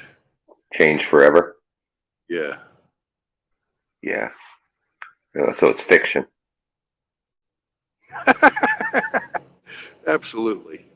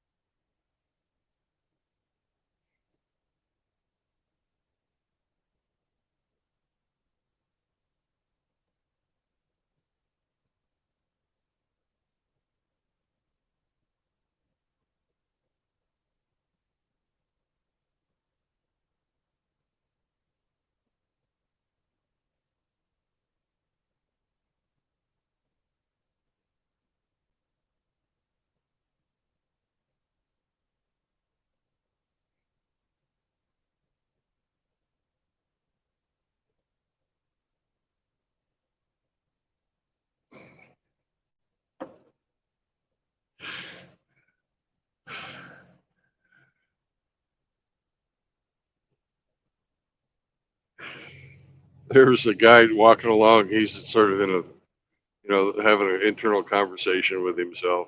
He works for my company too. He's down here delivering. He's like walking towards my truck like it's his truck. He looks up and he sees me. He makes a fucking sharp right hand turn, 90 degrees and goes to his truck. It's like, and he's looking at me, fucking laughing at himself. They all look the same. They do. At least he didn't jump up in your lap. No, he's not like Riggs. I did that one time at the store. I got a black minivan, and I think that's like the most popular color of these minivans. Yeah.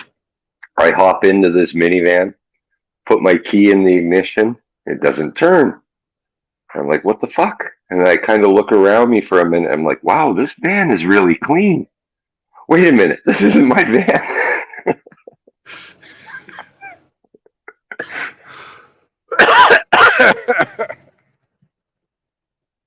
I'm gonna hop out real quick before someone catches me. Yeah.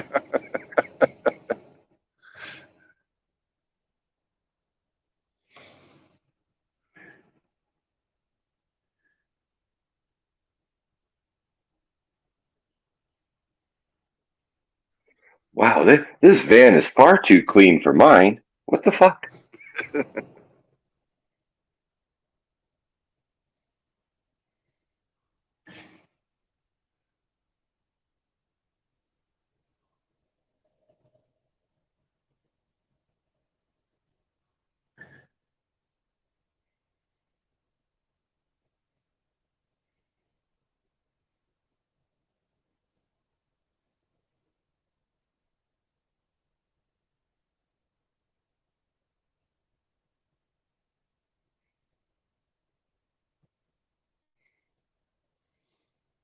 There's another guy down the way.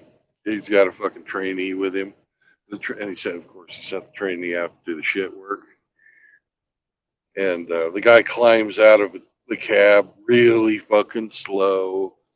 He's got perfectly white fucking sneakers on. Obviously hasn't fucking spent a lot of time in truck stops, parking lots, or anything like that, or fueling. Fucking fuel islands at the truck stops are just fucking filthy. There's diesel fuel all over the ground. Fucking whatever, especially when you're up north, all the like slush and shit that falls off the truck while it's sitting there. It's really fucking dirty. So who has the clean sneakers? The trainer or the trainee? The trainee. They won't stay clean for long. No, they will not. And his trainer's fucking doing him a disservice because he didn't let him fucking back in.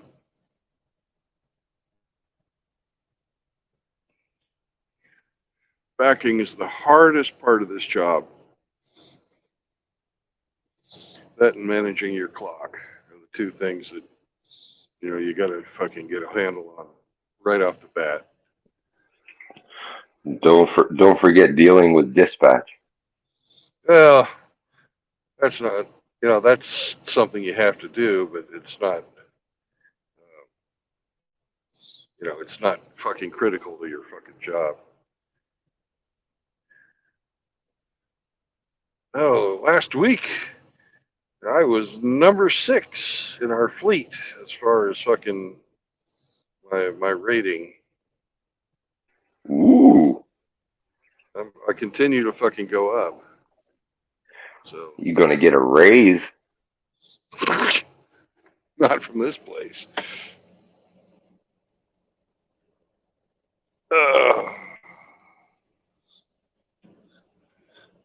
While I'm thinking about paperwork, Now's a good time. now is a great time.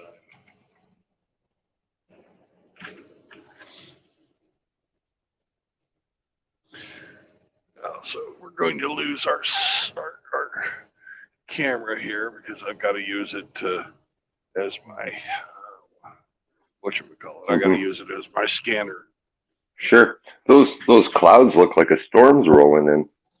Oh, they are. It most certainly is. There's going to be a lot of rain in Texas tonight, this afternoon or tomorrow. But this is all Gulf of Mexico humidity that's getting sucked north. Ah,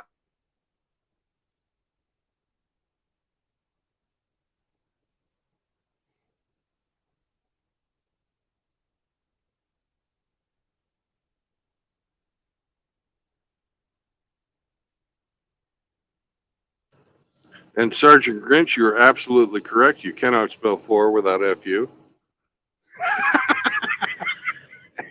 That's some funny shit.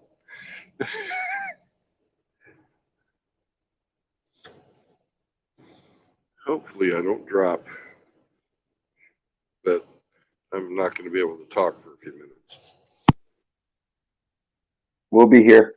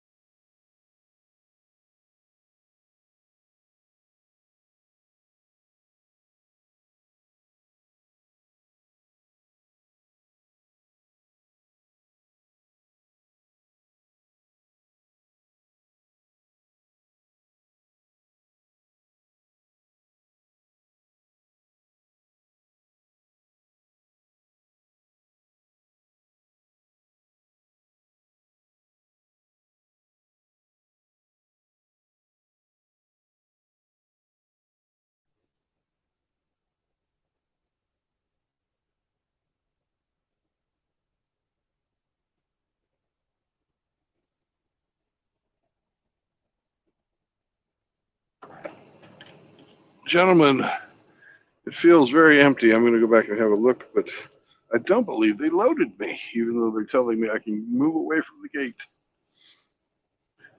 So we're going to go rectify this situation.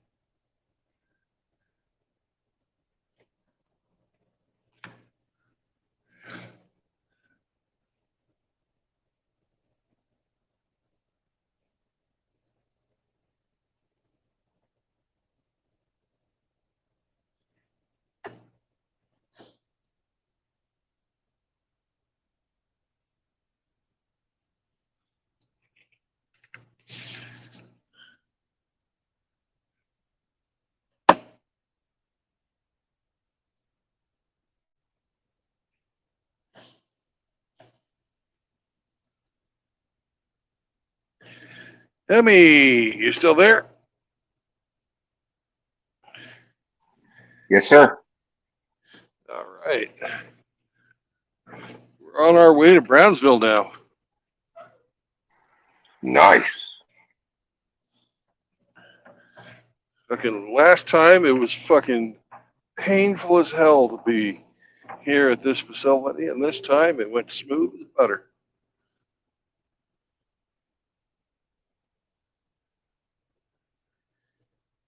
Let this gentleman get his fucking truck in there. He's traveling at I don't want to fucking hit nothing speed. The trucker gods are smiling on you today. Shh. Do not fucking tell them. Oh, sorry. Draw attention to me like that, man. My God. Were you born yesterday? Are you Canadian or something? A little bit. A little bit.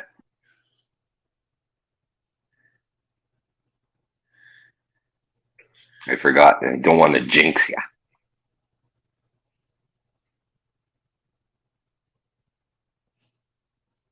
There. You got it, partner. I'm going to go in front of you now because I know you got it. You got it.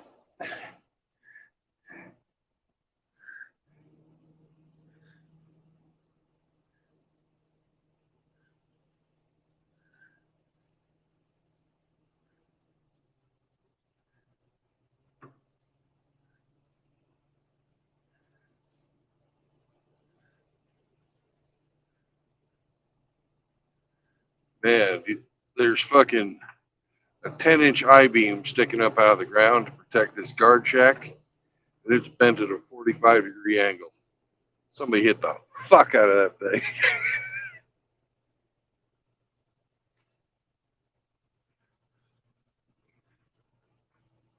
You know he lost his axle doing that. Ain't no way. Ain't no way fucking truck survives a hit like that.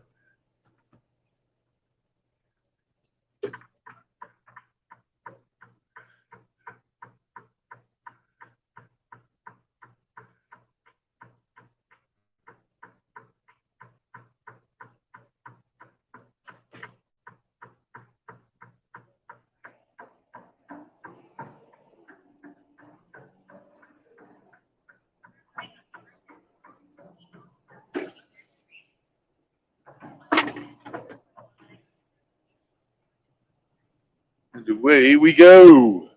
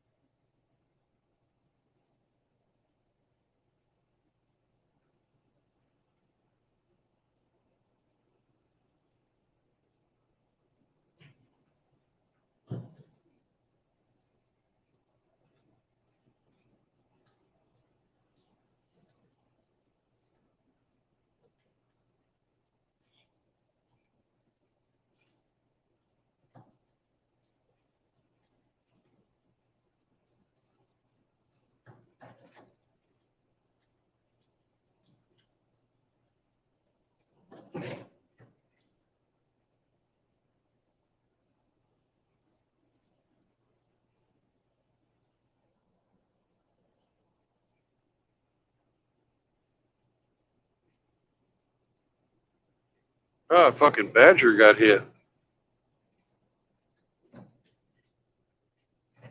You hardly ever see fucking Badgers getting hit.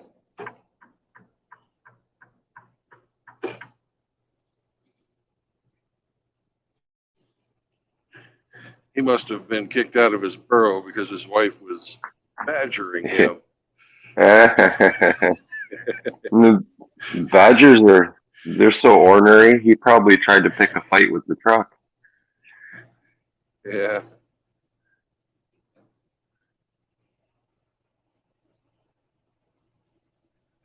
All I know is thank God Badgers aren't the size of bears. No shit.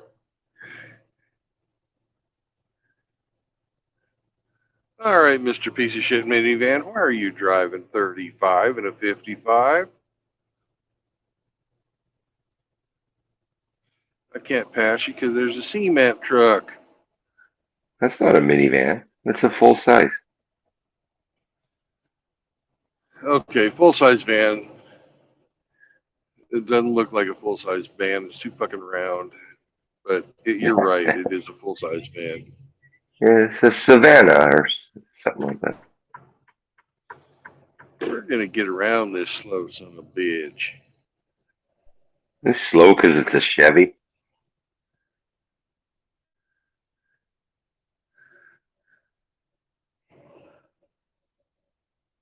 Oh, the guy's fucking dressed up like he's a fucking pimp who was fixing his hair. That's why he's driving so slow. Because he's too pretty.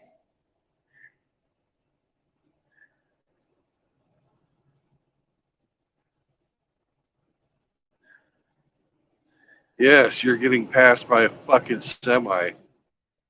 You showed him. Piece of shit. I did. That's fucking highly unusual.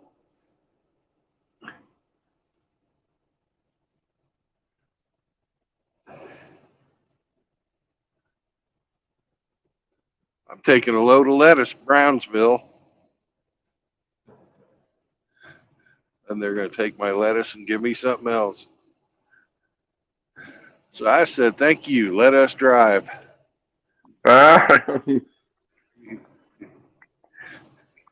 As long as it's not a load of brown lettuce. That's right.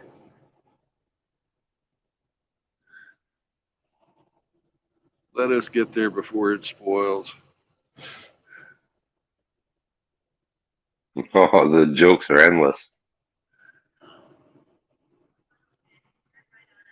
You haul in the devil's lettuce. If I was, I'd be making a trip to Canada. Drop a load of devil's lettuce in Ontario. Something might fall off the back of the truck for you. Who knows?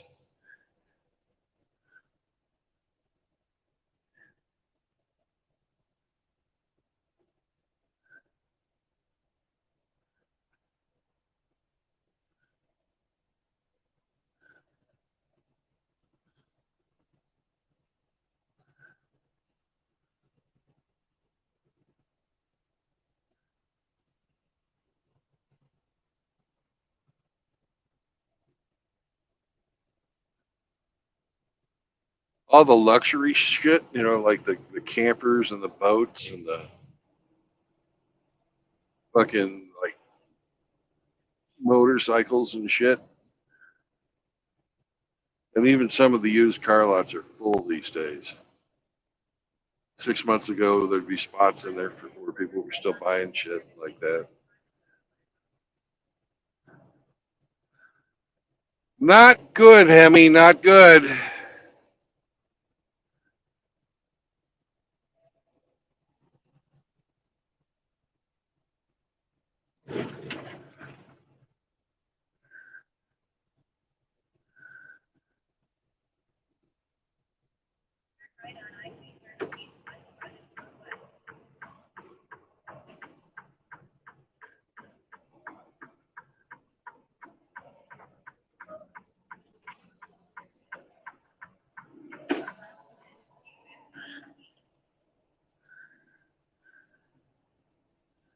Yeah, you're watching in real time the slow spiral around the drain. Yeah.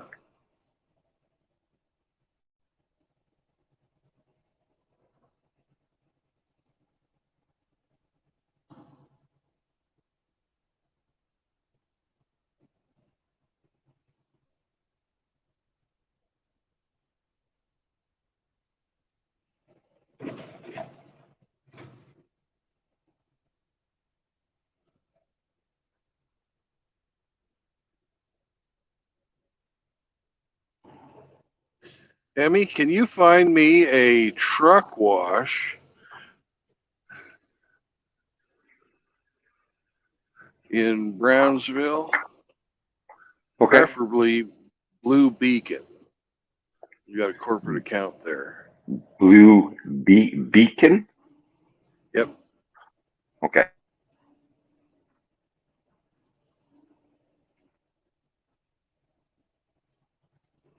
But if not any of those, then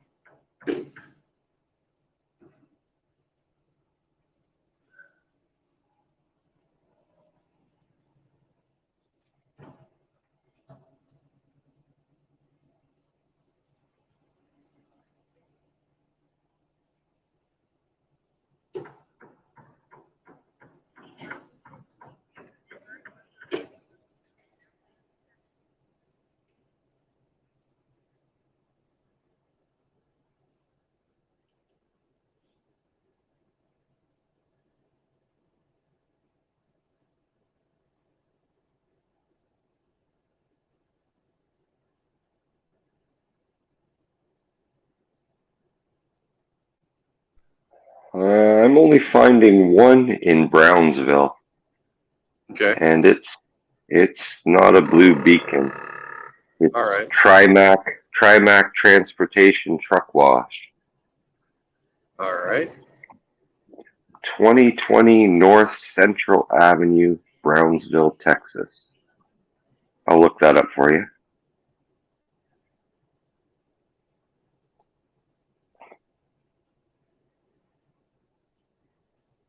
Use your fucking accelerator, truck.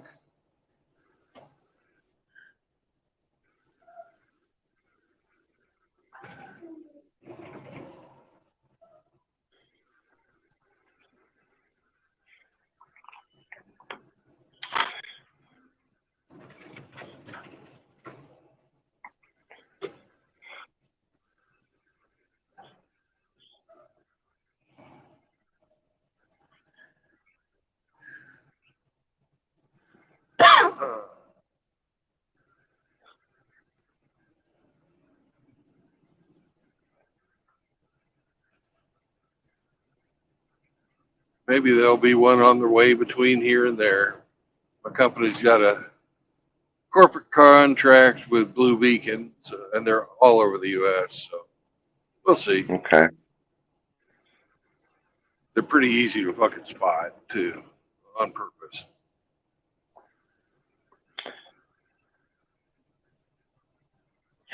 Which way will you be coming into Brownsville? I'm taking On Highway 69? 2 Okay. to Highway 2. to Okay. Highway 60. I'm taking Highway 2 to Highway 69, I think. Okay.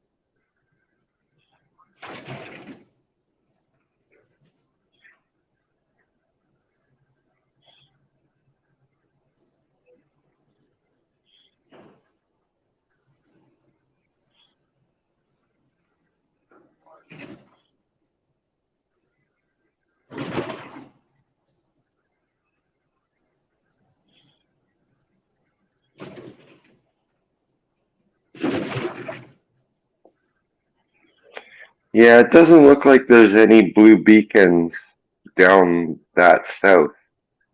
Okay. Between McAllen and Brownsville, there's no blue beacons according to Alright. the map. Yeah, looks like the last one you passed was Laredo. I didn't even go there.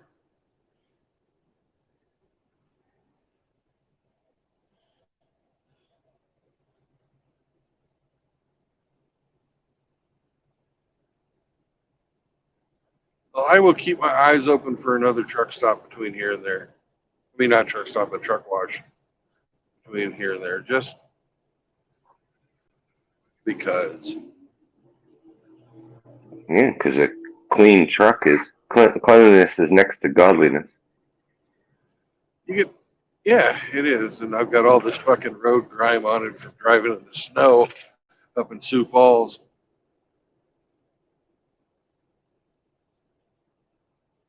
A clean truck is a happy truck.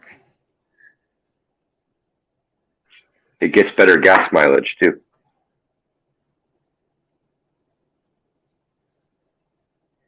And the work instruction says show up in a clean truck.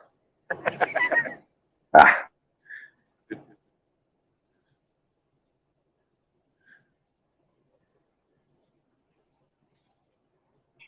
clean truck but dirty trucker. No, the trucker took a shower last night. Oh, right. You clean trucker now too. Yeah.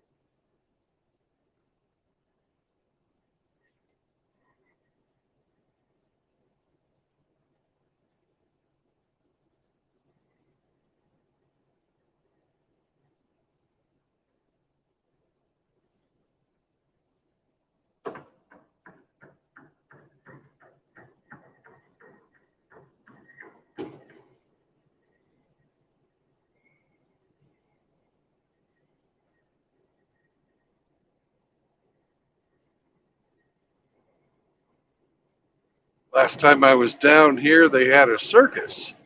But the circus has left town.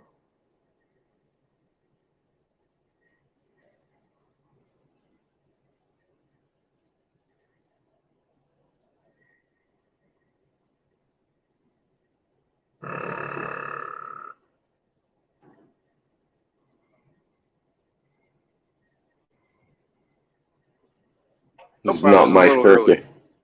and it's not my monkeys. That's right.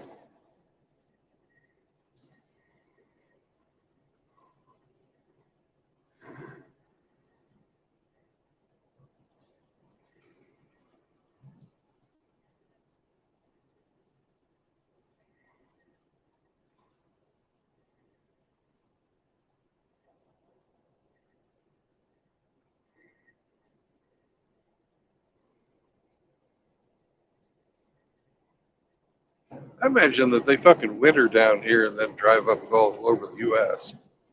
Because it looks like it's a permanent fucking, that's their own base. Because the circus is gone, but all the fucking, like, whatchamacallits, like,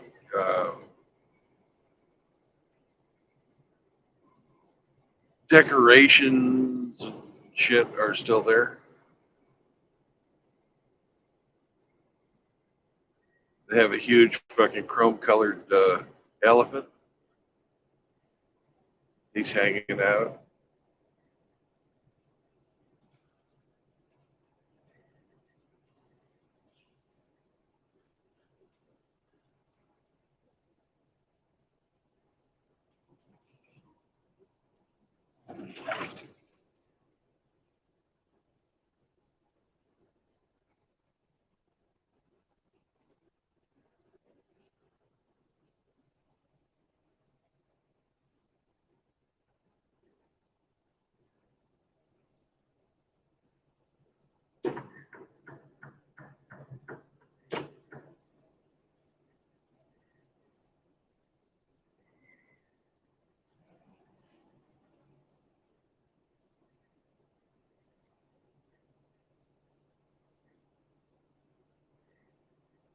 So I finished my tiling last night around 12:30.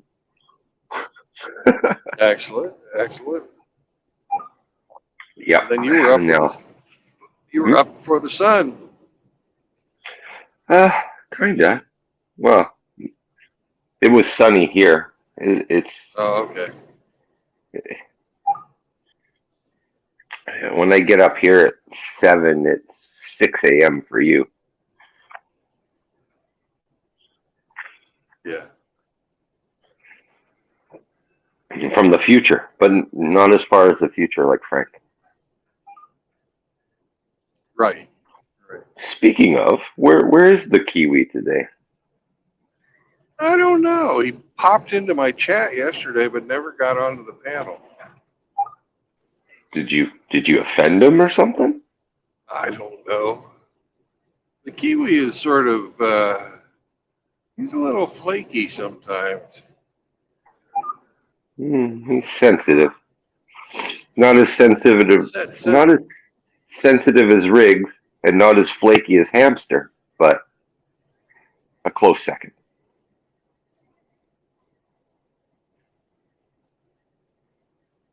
Oh, not even a close second for flakiness. Oh shit! I just said Riggs, and there he is in the chat. Fuck. Well, you know how that works. Like fucking Beetlejuice.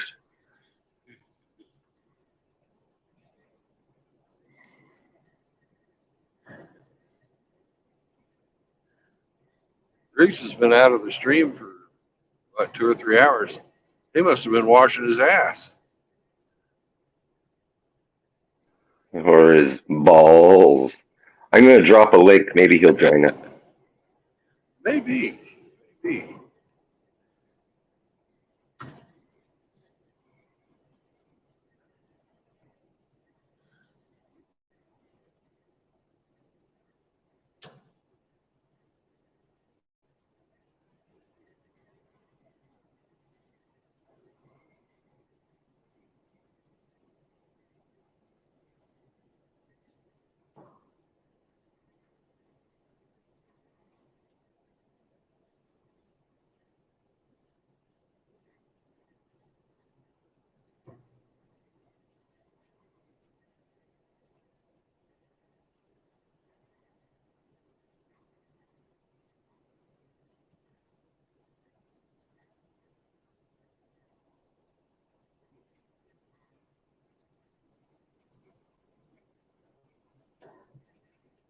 Well, somebody popped in. Who is it?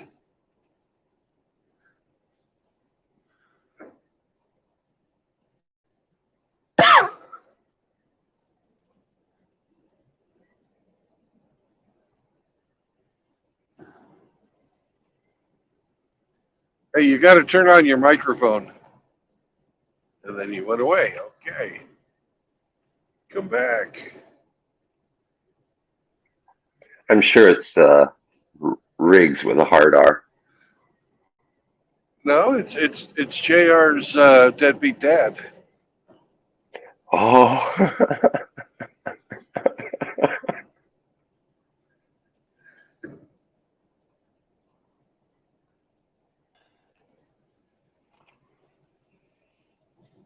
Can you hear me? Good morning, Shathis. You're very, very, very faint. How about now? Better. My computer has been fucking up. I've been trying to link to your stream all morning. Since Weird. like 8. Since like 8. I thought I had been kicked off. I was sitting here like, can anybody hear me? And anything I typed into the chat just didn't go through for some reason. I was like, that bastard muted me. No.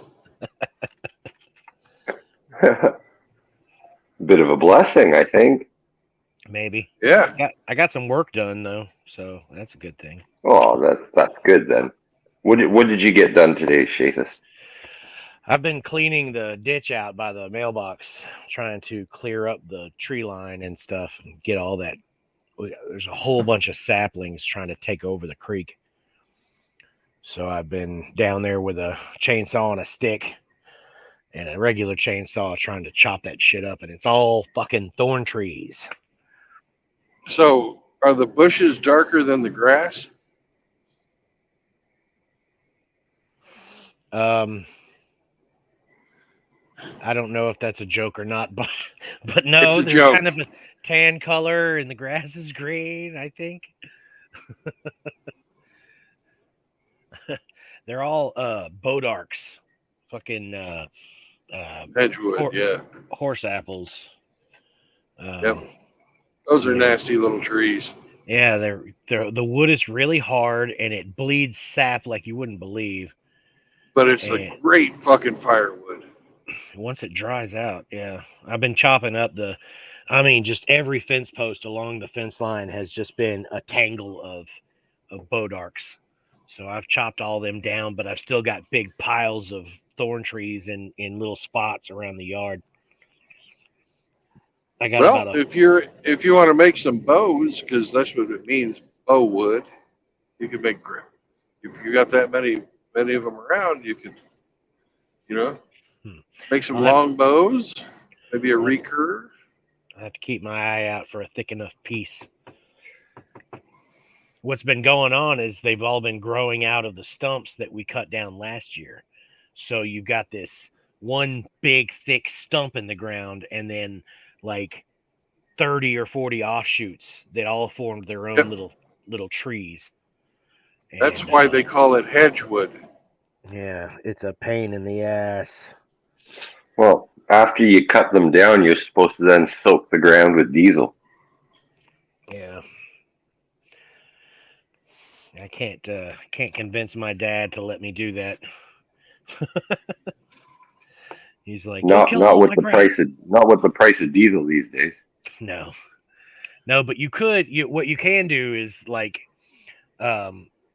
spritz some bleach on it and then cover it with a bag, like a trash bag, and it'll just fucking die. Another way to take care of that, everywhere you fucking cut, well, that too, everywhere you cut, that fucking roof tar fucking patch paint. Yeah. Fucking every little fucking one of those, you fucking put a daub on the fucking exposed wood. Yeah, that would work. Or like some some drywall cement, drywall mud. Don't know if that'd work. I know the fucking tar works. Yeah, I bet. You could try the drywall stuff, but it'd fucking go away in Go the out. rain. Yeah, it'd go away in the rain. Yeah. Yeah, what we've been doing is just drilling holes down into the stump and then letting it fill up with water, and then during the winter it freezes and breaks the stump up. You can also put mushrooms in there. Hmm. Get some mushroom spores. I need to get some of those special mushroom spores. You live in the wrong part of the world for those to grow right. I know. And if you go out in the morning, people are convinced that if you go out in the morning and find the cow patties, you'll find the psilocybin. And I'm like, maybe in Texas, maybe in Mexico. Here it's a little. There are mushrooms that grow, but they like grow really fast and then die off, or they grow in the shadowy part of a tree.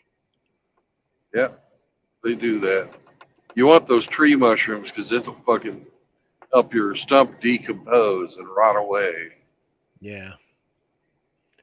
Yeah, they were saying that there's a certain species of what is it, slime mold that spreads itself out into an almost an acre sized mold. It spreads out underground and pops up in different places in that area, but apparently it's got as many neurons in an acre of this slime mold than a human has. A comparable amount of neurons. So they're like, are they intelligent? Can they be intelligent if all their neurons are spread out all over an acre? I don't know. If it starts talking to you, you can ask it. Well, they did some experiments with one. They had this map of Tokyo, right? And they put a little piece of seed or a piece of food everywhere there was a subway stop in Tokyo, and basically the slime mold rebuilt the Tokyo subway system in a much more efficient manner, and so they're taking a page out of its book and rerouting all of their subway tunnels, or they're talking about doing it. I don't know if they've completed it or if they've even started on it yet, but they said they were going to.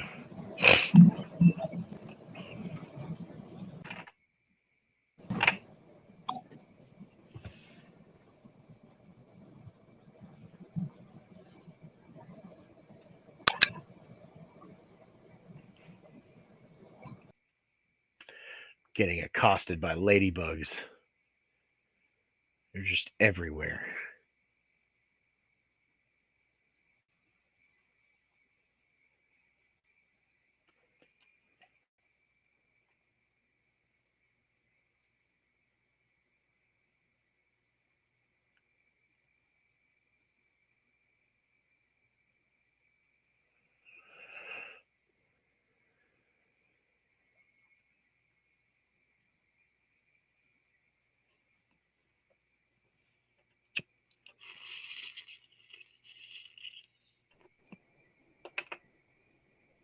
Hey, Shathis, would you Google something for me? Sure thing, buddy. Google the most southern point in the continental United States.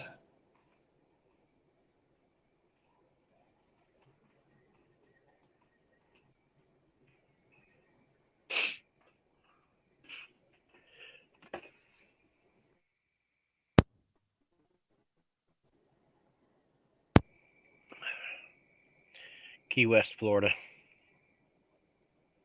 That's not part of the continental United States.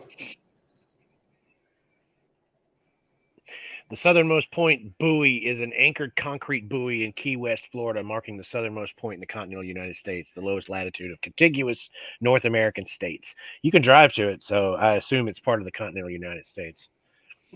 It's an island. Yeah, but there's a bridge going to it. You can't drive yeah, you can. You can drive to Alaska. You can't drive to Hawaii. No.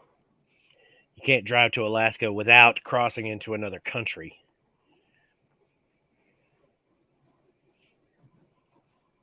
But you can get to Key West with no trouble. Right, because they built a causeway. They built a bridge. I know what you're thinking. I know you're thinking that it doesn't count because the bridge isn't land, so it's not landlocked. So Key West isn't the southernmost point. Would you like me to look up the southernmost point minus Key West? Yeah.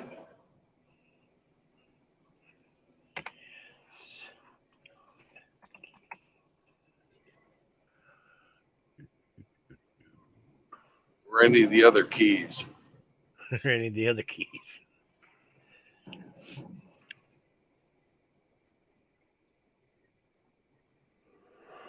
Google's going a little slow today. I've been having all kinds of trouble.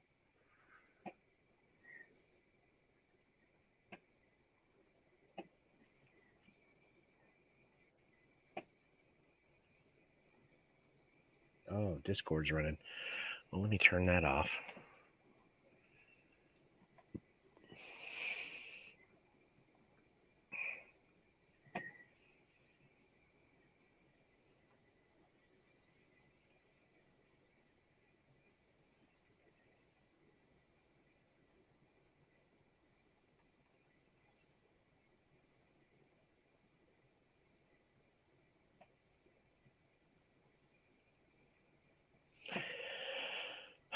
Yeah, my Google is still loading, so I'll say something when it comes up.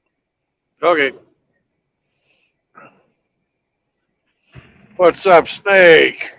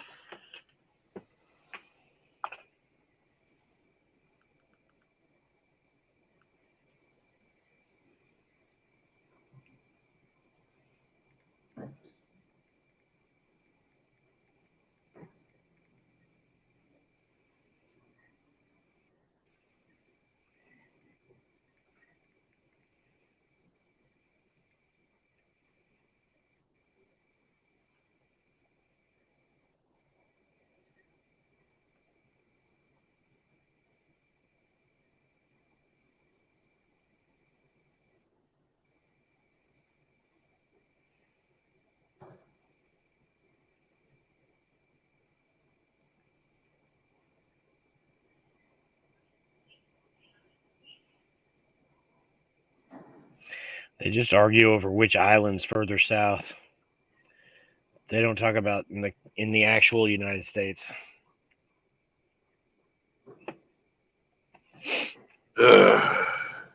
It's whatever that town is at the very tip of Florida, probably. Let's see.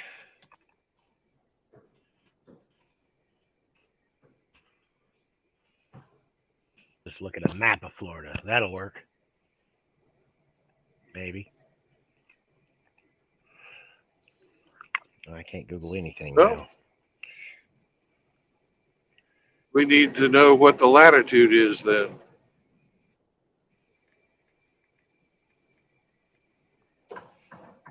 Okay.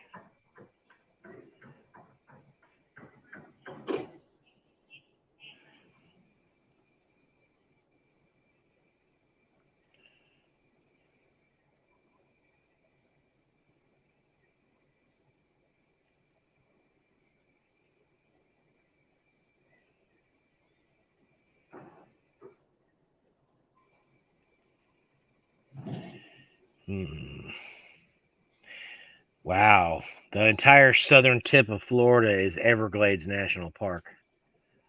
There's nothing south of 41 that I can tell until Key Largo. It's a swamp. Homestead seems to be the southernmost town in Florida. All right. What's the latitude in Homestead?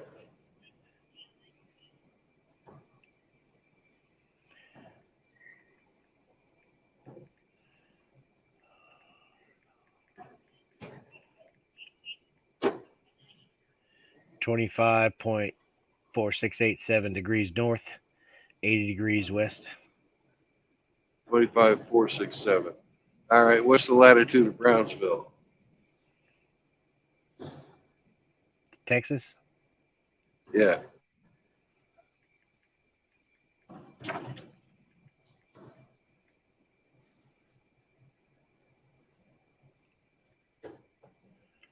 .59 north. Ah. So Florida is fucking further south. I thought for sure that Texas was further south than Florida. Yeah, and there's also 100 miles of at least 100 miles of national forest south of Brownsville. Or not Brownsville, whatever that town I just Homestead. All right, hamster was right. Fuck.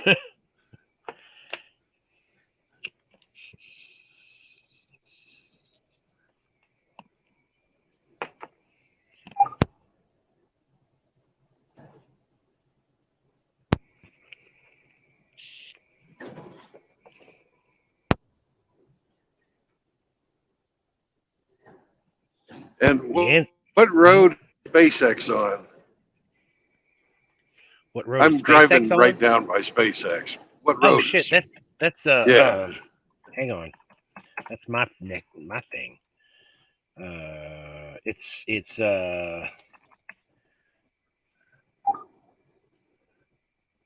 goddamn Google.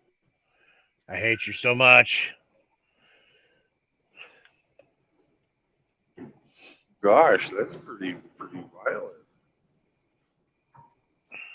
I know. Internet's Boca Chica. Yeah. Right. That's a town. Right. I'm waiting for it to load. Here we go.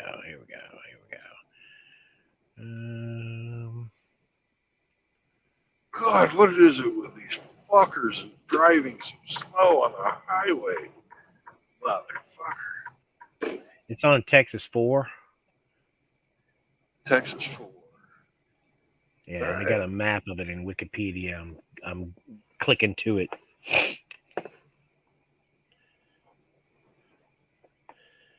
And it is right before the dead end of the highway into the sea. You gonna go check out the Starship? I don't know. Does it look like I can turn around? I'm not paying attention. My StreamYards is locked up. You're still behind a white car, as far as I know. No, I mean on the map.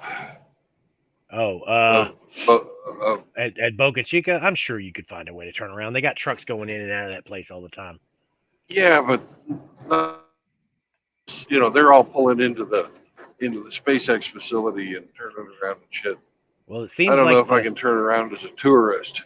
Well, it seems like the highway goes past the facility a couple of Right. miles. It should go. It should go down to a beach. Yeah. Let me see. And people bring their campers there all the time. Can visitors to SpaceX in Boca Chica turn around there? Let's see what Google has to say about it. Can't get any more detailed than this basic map.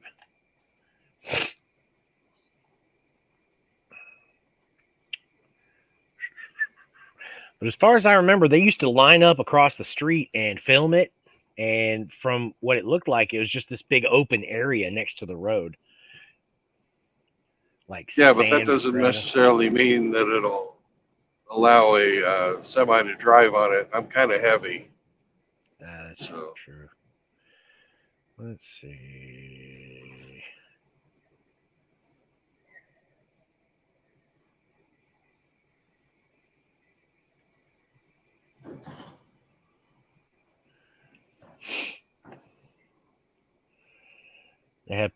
There are no public tours available.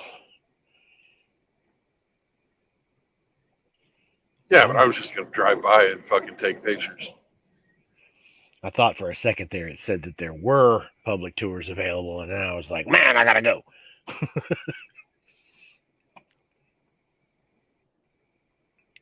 Yeah, my computer's trying to do 4 things at once. Trying to load this map, keep up with the StreamYards, and also find out about big trucks.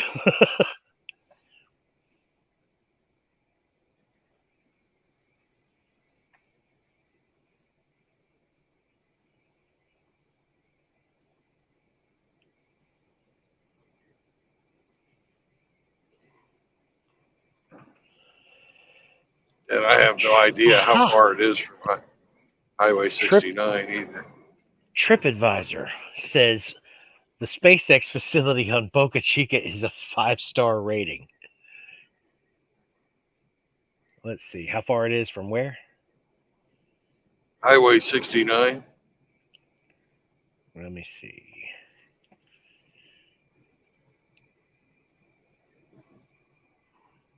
It didn't occur to me to check TripAdvisor to see about Boca Chica.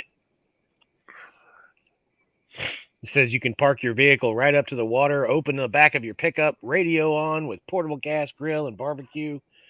While you walk, the kids play in the sand.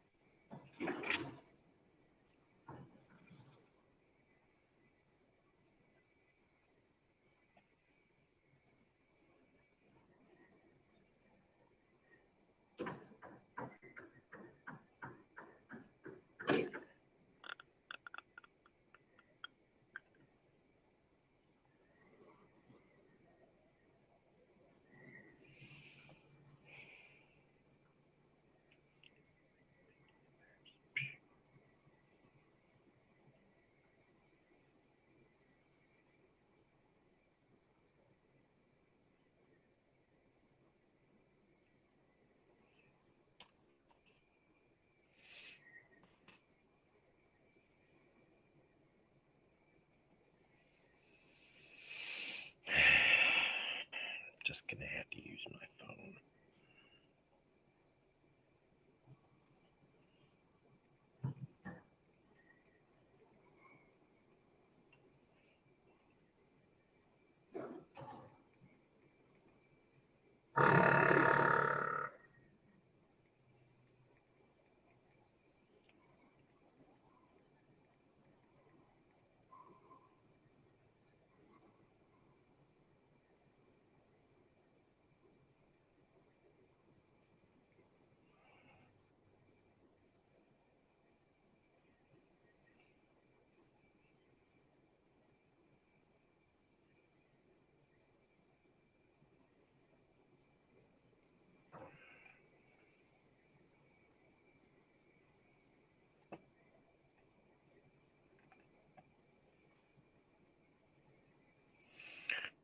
Come on.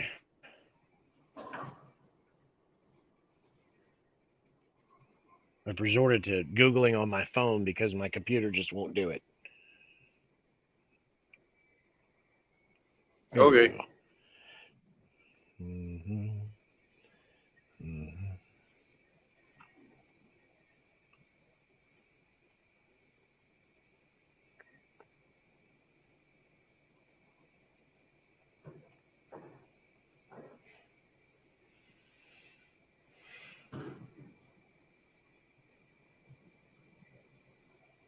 God damn it.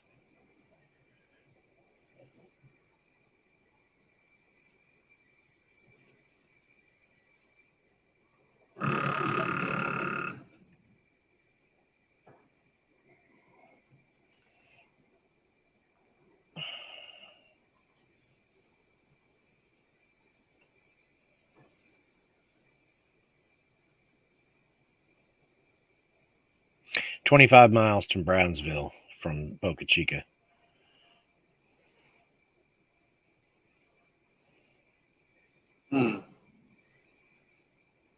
Must be north of where I turned on then. 'Cause I'm getting into Brownsville right now.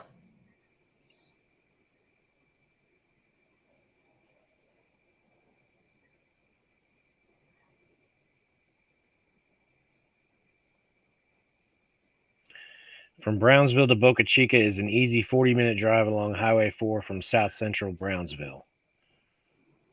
Don't make the mistake of heading off to Port Isabel via Highway 48. There's no bridge back south.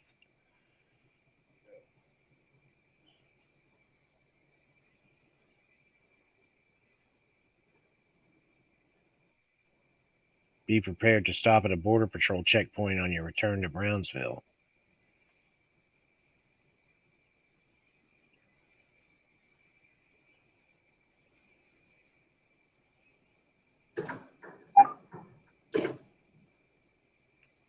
There's a SpaceX bar and tracking station. Yep. Well, here's South Padre right now. So if it's that far, that means that the highway that I'm on is nowhere near the fucking coast, relatively speaking. If it was going to be like a 20-minute round trip over there and back, I'd do it. But since it's 40 minutes there, 40 minutes back, I don't have time to do that. Seems like the other side of the highway from the site, though, is just this giant parking lot. So I imagine you can get turned around there if you really felt like it going. Yeah. And it's something to see, I imagine, but it'll probably put you out of your way. Because I'm just passing over the turnoff to go to South Padre Island. And I know that Boca Chica is south of South Padre. Yeah. So, and I'm not seeing the Mechazilla on the horizon, unfortunately. No, it's not that close. Although I'd be excited to see them actually start launching that damn ship. Yeah. We got to go to Mars. Get your ass to Mars.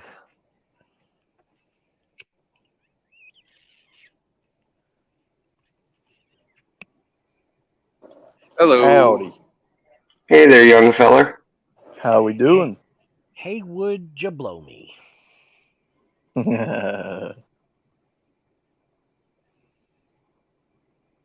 I couldn't This think of trailer- another name, so. This trailer is too fucking big for that truck.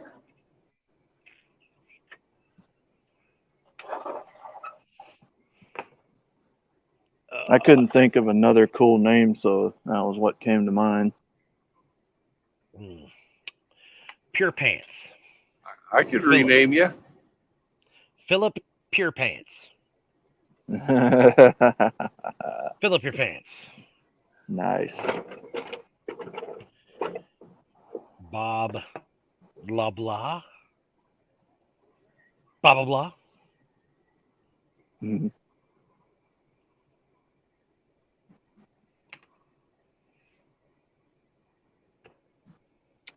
I caught a little bit of that stream last night with Kush, but I didn't watch the whole thing like I wanted to.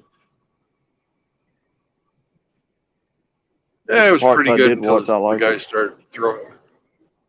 Yeah, it was pretty good until the guys started throwing Illuminati and other crap in there. Yeah. I get so fucking sick of that shit. Prove it! Prove it! Yeah. Don't Yep. just say it, prove it. And I'll believe Right. you. Not much of a conspiracy theorist, huh? I like facts. Yeah. There's a couple of conspiracies that I'm like, this might have some merit, but for the most part, I'm like, get the tinfoil hat. Yeah. I'm willing to believe the worst about a lot of stuff, but there's got to be some reality in it. A lot of times you can just apply Occam's razor and it all falls apart.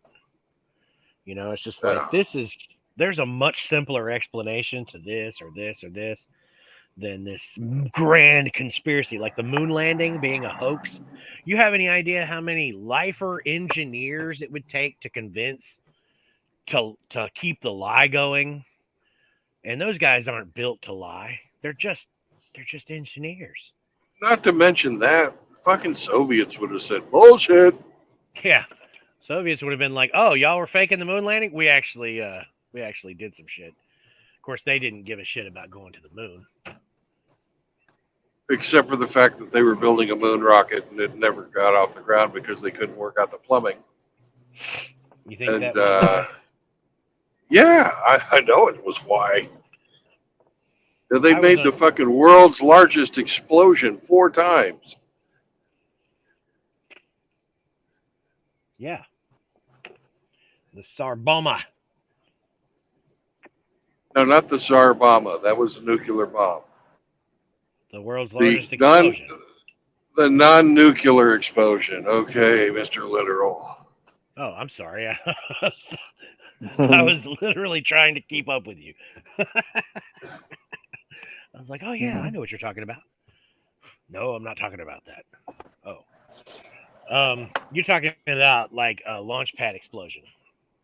I'm talking about the N1 exploding on liftoff, yeah. I believe it was called the N1 Soviet moon rocket.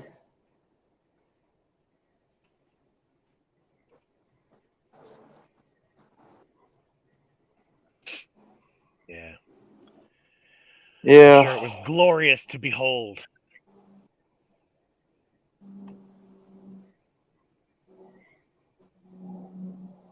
Largest rocket explosion ever. Thing looks like a damn dildo. Well, there you go. Soviet engineering. Just gets wider and wider as it hits to the ground. God, that's a lot of engines. That's why it didn't work. It had too many engines. They could not fucking get it to synchronize. Yeah, apparently after that they had trouble getting funding for another moon launch. So they just dropped out of the moon race. Yeah, Brezhnev canceled the program after the Americans made it to the moon. But that was 10 years later, wasn't it? What? It was 69 when they got to the moon, right? I believe so.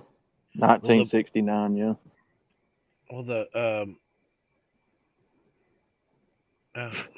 okay. Never mind. Well, it mentions 1959 in the text, and I got confused. I thought the biggest one. No, go ahead. I was just thought it was saying that the rocket exploded in 59, but that's not it. That's not true. Go ahead.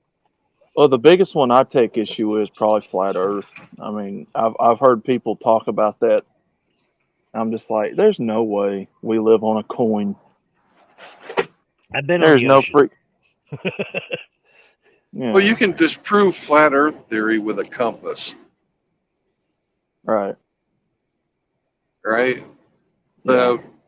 Just like the magnetic North Pole is not actually at the North Pole and it moves around, the same is true for the magnetic South Pole. Yep. If the flat Earth was correct, if you were standing in Cape Town, South Africa, your fucking north-south needle would be at 45 degrees. Pointing east, 90 degrees, pointing east and west. There's no such thing as a magnetic monopole. Well, I look up in the sky and I see round planets, and I have no reason to doubt that we live on a ball. So I'm like, if that's round, then what makes us think that our planet's not round? Right. And what are we sitting on? Yep. Miles of dirt. Yep. And since people have been flying over the South Pole, where the supposed ice wall is that keeps the oceans in. That's so ridiculous. The ice wall. Somebody tried to explain that to me one time. I just laughed at him. He was like, yeah, there's this giant wall of ice that keeps you from crossing. What? Where? Don't you think they would have filmed Game of Thrones there? I've had somebody tell me that before. Giant wall of ice. You can't go past the wall of ice or something. Yeah. I was like, you can get a. There's nobody that flies over the North Pole. They've been doing it fucking since they've had blimps. Don't tell the Soviets that. They've been doing it for years. Coming over. We have fucking satellites. We have satellites in polar orbits. You'd think they'd be able to see it.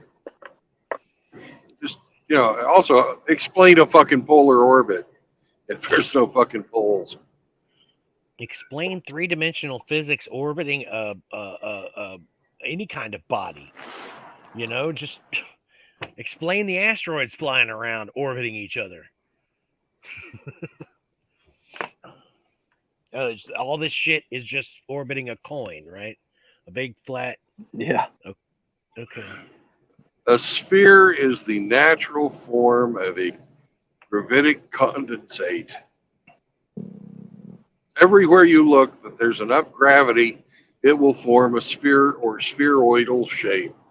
It will try everywhere. Plus, they've known that the Earth was round for fucking 3,000 years. The Mesopotamians knew. The Mesopotamians had pi figured out to 26 digits. They had the Pythagorean theorem 5,000 or 3,000 years before Pythagoras was born. I don't believe that. You don't believe it?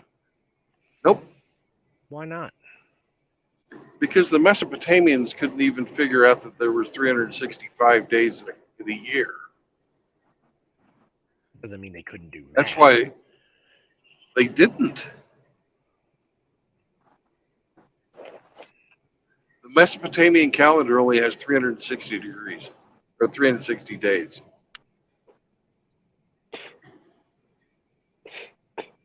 Okay. That doesn't mean that they don't know how to count. Well, kind of does. I'm looking it up. I'm Googling it. I haven't studied any of that, so I couldn't tell you.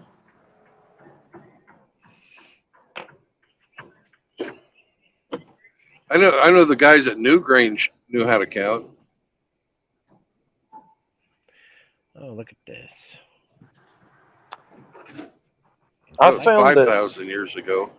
But I found that a lot of the flat Earth talking points, or whatever you want to call them, have come mainly from religious people. Typically, in my case, that's where I've found them to come from.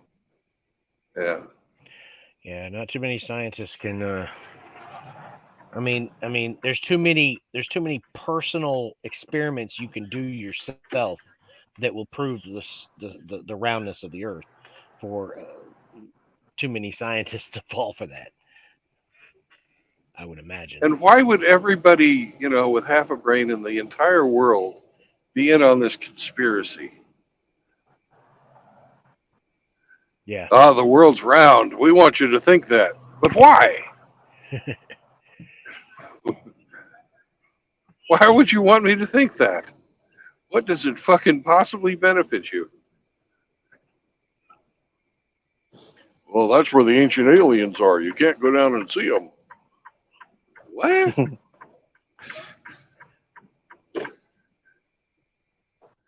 Okay, here we go. This is Encyclopedia Britannica website. For Mesopotamian mathematics, they're comparing Mesopotamian mathematics to Egyptian mathematics. On the other hand, there are a large number of clay tablets which reveal mathematical achievements of a much higher order than those of the Egyptians. The tablets indicate that the Mesopotamians had a great deal of remarkable mathematical knowledge, although they offer no evidence that this knowledge was organized into a deductive system.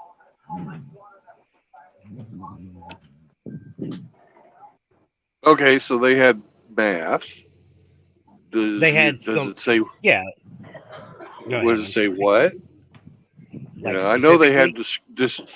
I know they had descriptive geometry, or else they wouldn't have been able to build the ziggurats. Let's see. All I'm gonna say is that's way above my pay grade, so Yeah. I couldn't even begin to figure all that stuff out. Unlike the Egyptians, the mathematicians of the old Babylonian period went far beyond the immediate challenges of their official counting duties.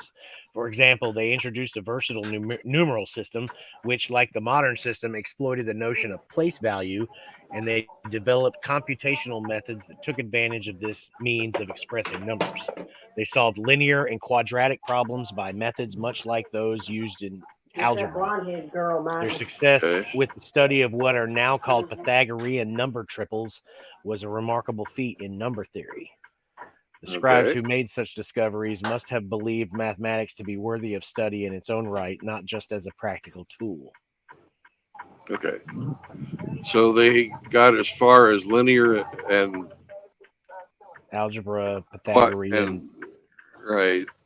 So they had geometry and they had algebra. Yeah. That's cool. It was aliens, bro. Let's see. The old Babylonian system converted the base 10 of Egyptian into a base of 60. Not the Egyptians, but the Egyptians used base 10, but the old Babylonians used base 60. Sexagesimal. The reason for this choice is obscure, but one good mathematical reason might have been the existence of so many divisors, 2, 3, 4, and 5, and some multiples of the base, which would have greatly facilitated the operation of division. I can see that. Mm-hmm. Let's see. By the 3rd century BCE, the Babylonians appear to have developed a placeholder symbol that functioned as a 0, but its precise meaning and use is still uncertain. Furthermore, they had no mark to separate numbers into integral and fractional parts, as with the modern decimal point. Okay, and we're going to go with BC because we don't like this BCE bullshit. Just said it because it was there. I resemble that remark, Riggs. What did he say? He said he resembles that remark. I better be. What did he say? Hold on. Better be home. I got it. My butt better be home. I've got a delivery, and then Pliskin said, "I ain't got no pants, so my pants ghosted me." I'm like, yeah, they're gone. Pliskin's feeling ornery today. So feisty, Mr. Pliskin. Yeah. Yeah, I woke up this morning and chose violence. Yeah,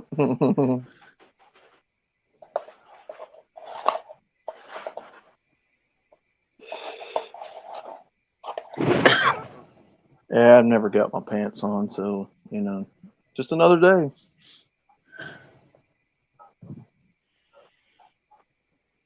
Mr. Streaker here. Hey, that's what I should call myself.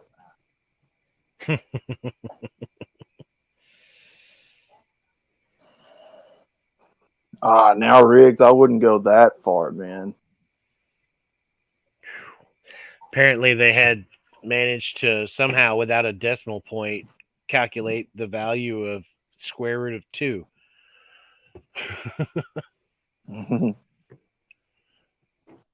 Apparently, in their sexagesimal counting, they can count below 1.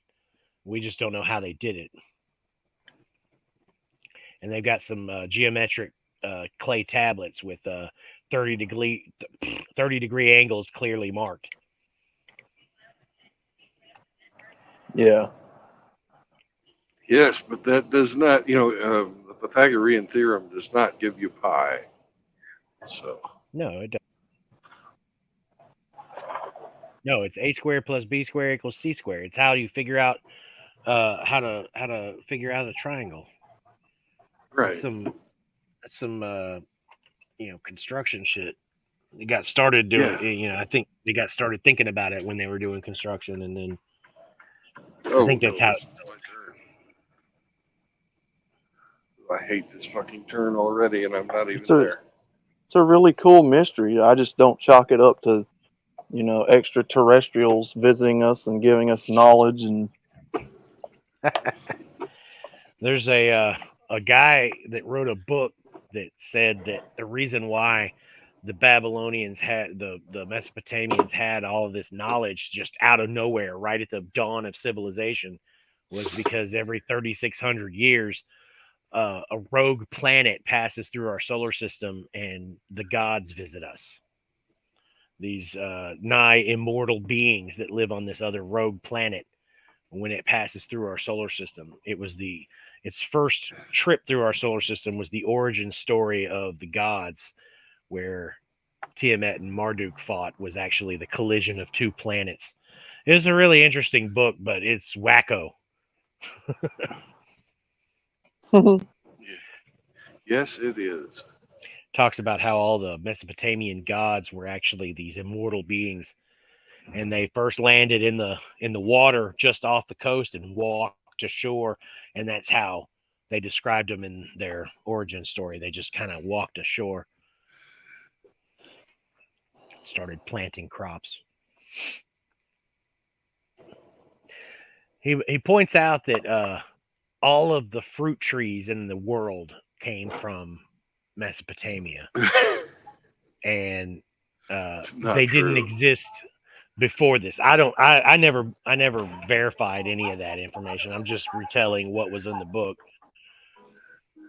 He said that all the different fruit trees in the world all came from the Fertile Crescent, and beyond a certain point in time, there are no dead fruit trees. They had to have been brought here somehow, and so he's saying that the aliens introduced them to Earth.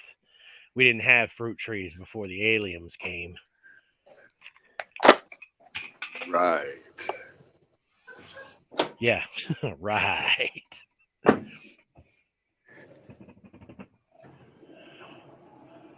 It was a decent and it was an entertaining book to pass the time, but yeah, I wouldn't get too deep into it. It could definitely twist your brain.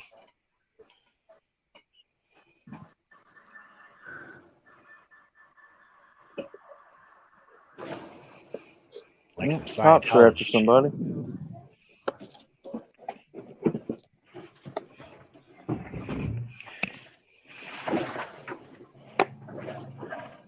One of the reasons why I was so pissed off this morning, I was watching cop videos where apparently my YouTube has been inundated with videos about people having bad experiences with cops, and it's all on camera. And it just makes me angry, and I'm like, come on, where's the rest of them? Where's the other side? Where's all the resisting arrest ones?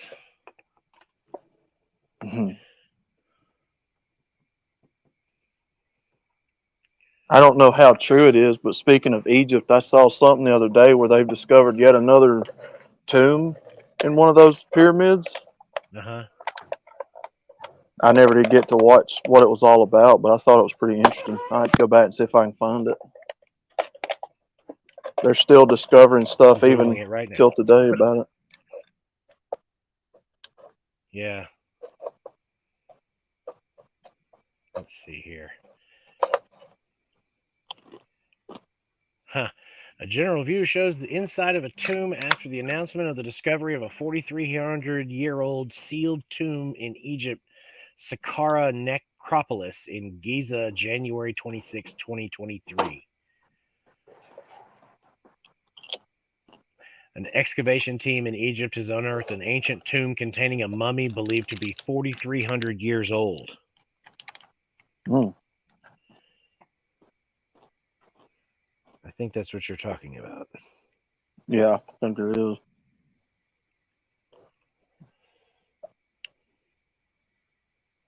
The King Tut story always fascinated me when they come across his golden sarcophagus. Mm-hmm. What was it, 1920s? Yeah, something like that. And everybody that was in that room got poisoned or something. Yeah. And what Yeah. it turned out to be like from the gold or something like that. I can't remember how it went. I thought it was some kind of something hanging in the air, and that air was so stale, and they breathed it in, and it just fucking killed them. But it could have been something like living on the coins, something sitting on the, like some sort of contact poison that doesn't go bad. Right.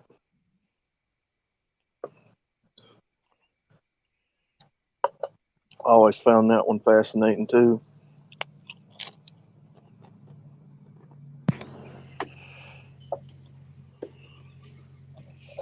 Yeah, they found,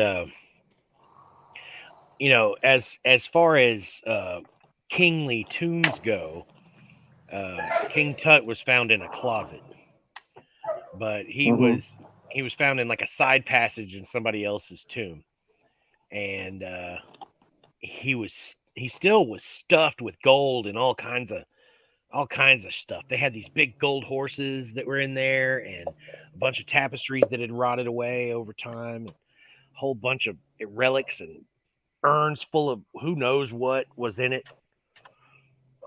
And then, of course, the sarcophagus was like 3-layered sarcophagus made out of solid gold. And they say that they did some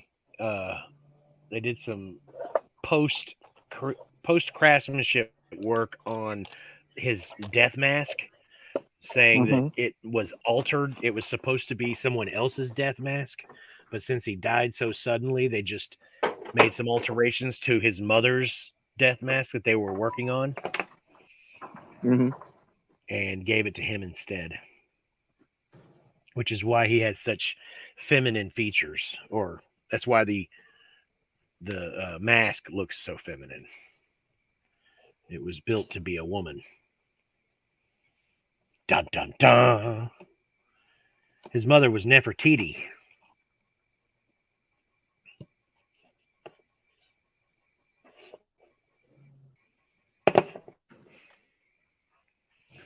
Oh, dude, that's right where I wanted to park.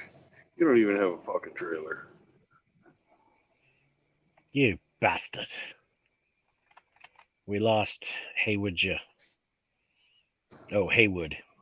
Sorry.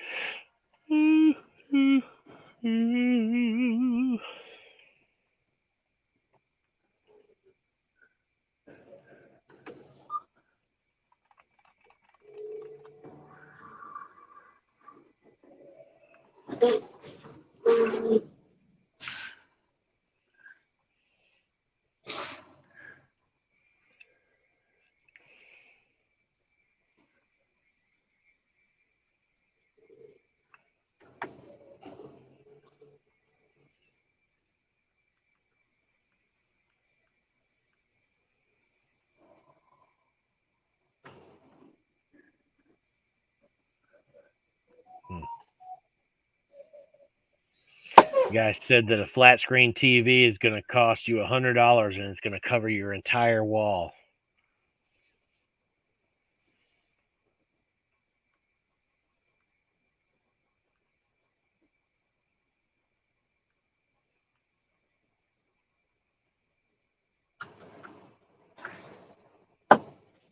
All right, gentlemen, I will be back shortly.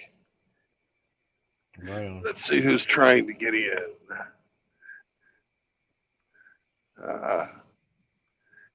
Add to stream. There we go. Yeah, I fat fingered again.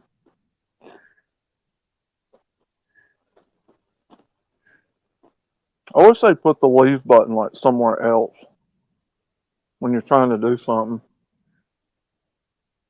Yeah. It's really an awful program.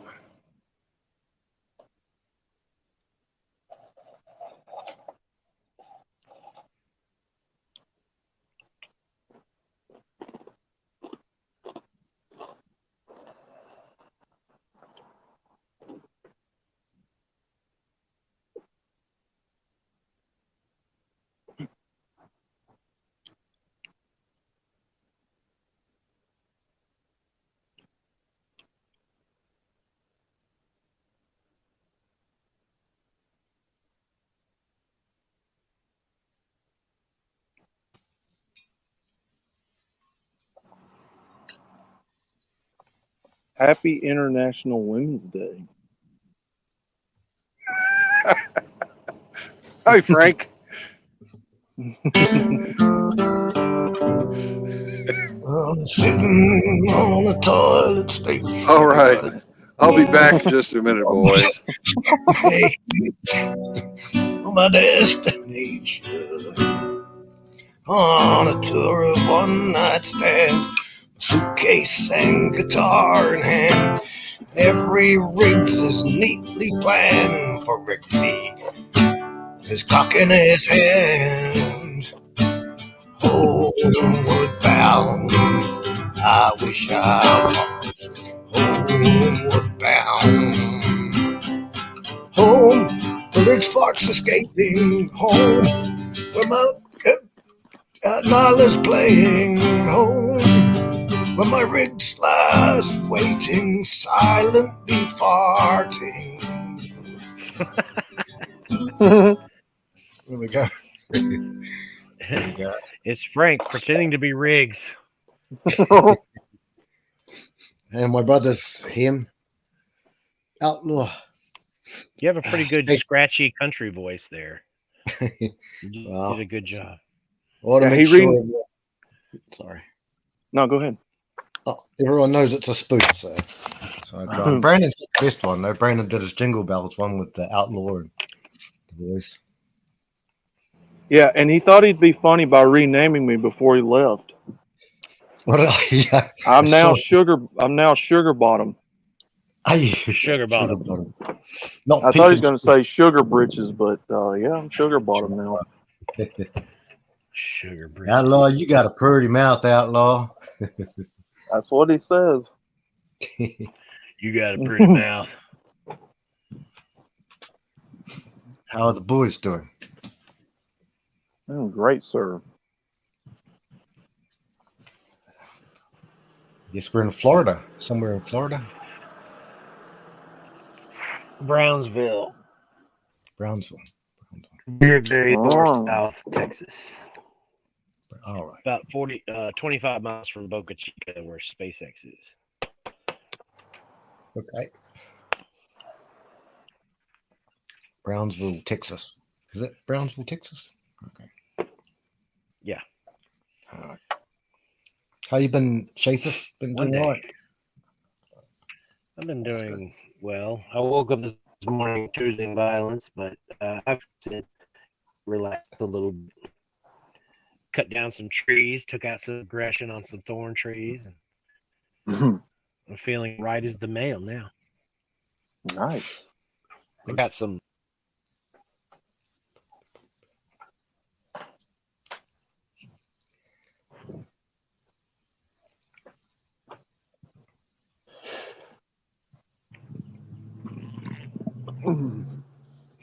So you guys caught, I think everyone.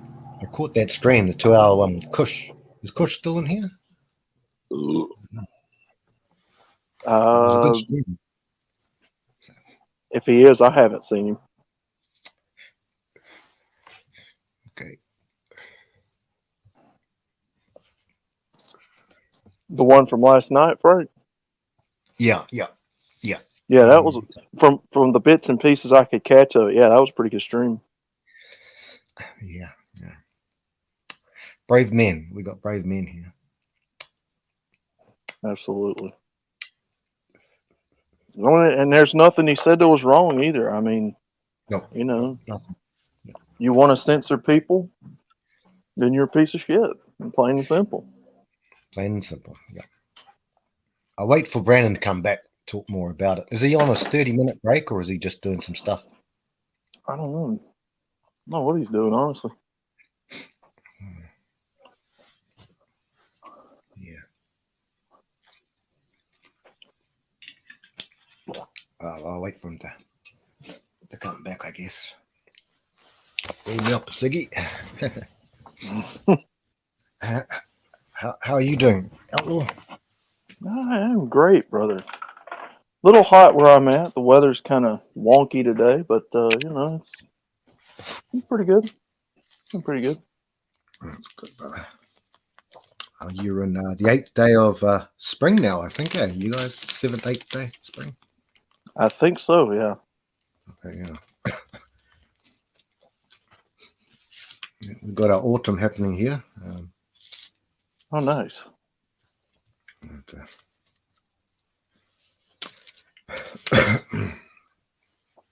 Yeah, I haven't been cooking a lot lately, so I might just have to start just microwave dinners and stuff like that. I might have to go and get the garden before it starts to cool down a little bit, possibly. Or Brandon was talking the other night about runner beans or beans. He loves his beans.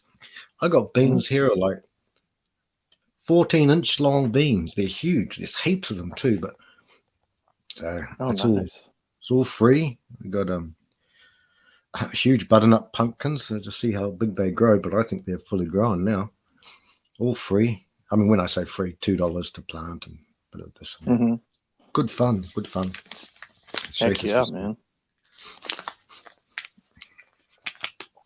And what else we got? We got some radishes, but they're kind of dropped off a bit. And I also got some cos lettuce. I got actually written in my book too. Everything I planted. Got a lot of berries, but they haven't taken off yet, so I don't think they will. I don't think they will now. I think they'll hibernate soon, and then maybe they'll climb everywhere. But one plant, Outlaw Bro, can go across a whole 10-meter fence. One plant. So I've got about 6 plants there, and I got blackberry. Yep, it's a nice product. I think I got blueberries, cranberries, and quite a few blackberries. So lots of blackberries, 1 blueberry and 1 cranberry, and raspberry as well. Yeah.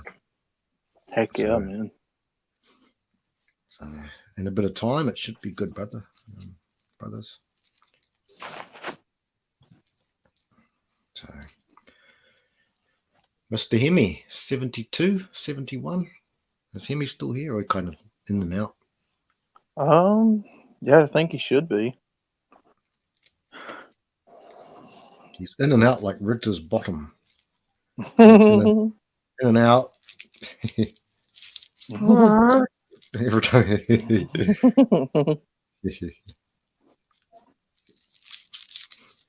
I actually tagged Riggsy Outlaw on on a thing. It's a pretty good thing. Sweet. It's an Iron Maiden song, and I said, "Do you like?" I basically said to Riggs, "You like the bike, mate? The bike's the all Harley Davidson. It's I don't know if you guys have heard it, but some guys like metal. It's oh God, yeah. The writing on the wall. The writing on the wall, brother. Hey, where are we? Oh yeah, hey, Indy's in here. I thought I heard Indy before, but it's been 8 hours, so Indy's probably popped back in. Chuck the link down. Oh, I like my thrash metal. I'm an '80s hair band guy. 87. I like that. I do like that, bro. Outlaw. Do you remember thrash? Thrash is like. So you like Pantera, Slayer, early some of- Metallica. Yeah, early Metallica I liked, yeah. Yeah, those ones, and my friends got into Pantera and Slayer and those guys, Dio. Well, that was a bit different, I guess, but I was more just like almost traditional, like the Zep and Led alternative. Zeppelin. Yeah, the Led Zepp and the Yeah, alternative. Led Zeppelin's good. Yeah, the classic heavy rock. A few outliers. I liked one song by Great White. Remember Great White, bro?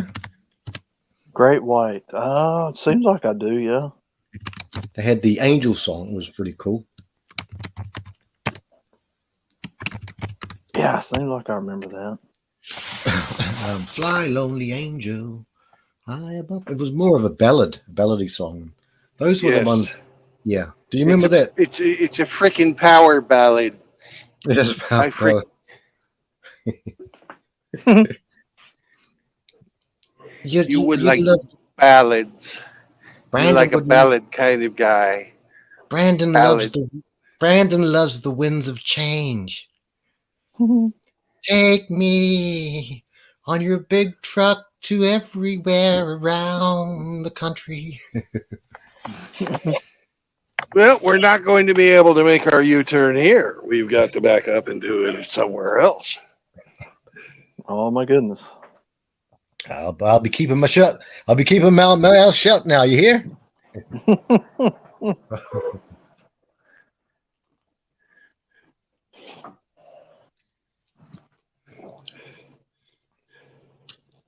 Oh, Indy said we're fine, gentlemen. Well, I don't like to toot my own horn, but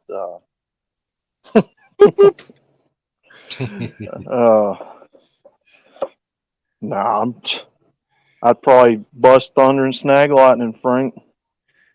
I think it's fine. You're fine, gentlemen, brother. Fine, gentlemen. You don't have to be perfect to be a fine, upstanding gent, in my opinion.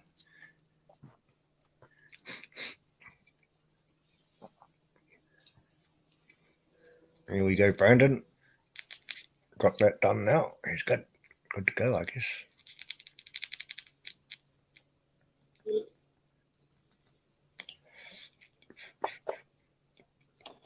I mean, when I get gassy, I toot my own horn, Riggs. Yes, you do. Oh, he's here, yeah. I hear you tooting that thing all the way over here, Outlaw. You know what I mean? You know what I'm saying? Nudge, nudge, wink, wink. Hang on a sec. Is she a player?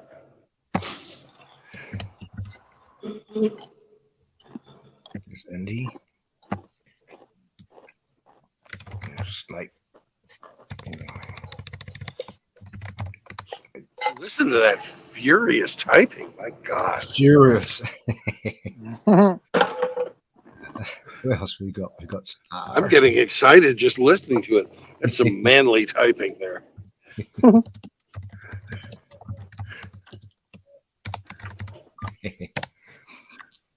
I used to be a hunt and pick, Brandon, but when I was a kid, but then computers started to come out, and I did do a computer thing. I did a Microsoft suit. I was useless at that, absolutely useless.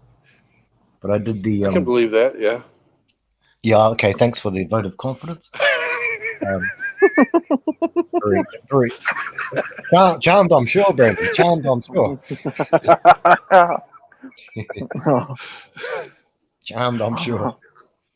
Yeah, I did this. It was after I'd done some other education there, with the uni and all that shit. I've seen your thing, Brandon, too.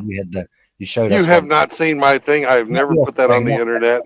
No, fucking sick bastard. You put it on the internet? Wow. Apparently, I heard that. I didn't. Yeah, I heard it. Yeah.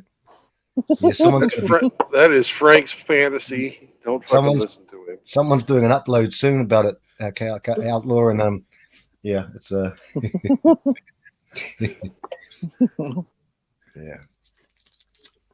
Yeah. So my typing used to be pretty good. Had to do it for that course. That wasn't just a course. It was a Microsoft certified. It was A plus and Network Plus. It cost a lot of money, but the funny thing is, all our modules that we did, it was a guy called Mike Myers. So he did all the stuff. Mike Myers, yeah, that was who he was, a computer dude. So we're going back to we're going back to about 2000. Are you sure that's not a? You're sure that's not a Mike was soft? Who? Mike was soft. I never thought of that one. Mike was soft, yeah. He was an American chap, and we used to laugh because obviously Mike Myers is the comedian, and well, that's it's like his real name was Mike Myers. Also, Michael Myers is Hockey Mask time, isn't it? Or was that Jason Voorhees? Mixed up.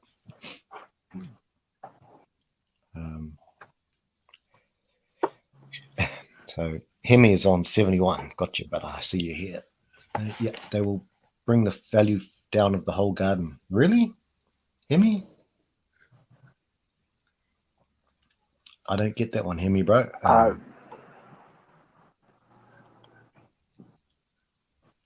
Okay. Understood. I won't say that. No. Oh, dear. I won't say that. Well, I was going to say I thought it was because he was trying to say they were a weed or something, but yeah, that's yeah. Oh dear, Hemi he's a good one. Yeah. We have a brother in here. We have a couple of brothers around here. I'm sure that's going to stay backstage because we do have a few. I'll let them in as soon as I'm done parking. Excuse me. Got a cough. As soon as you're done farting or parking? Parking. Gotcha. All right.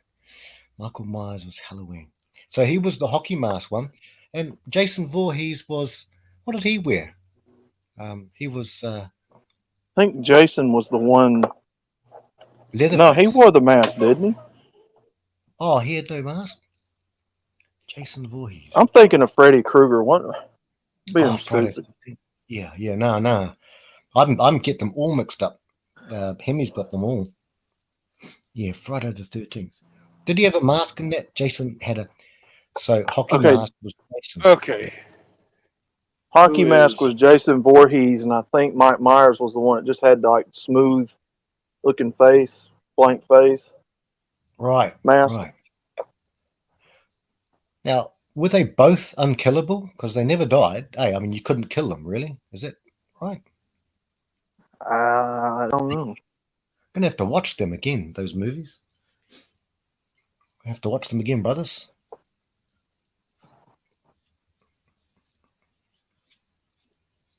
I mean, I want to say yeah, but my God, it's been so long since I've watched those movies. Yeah, me too, brother.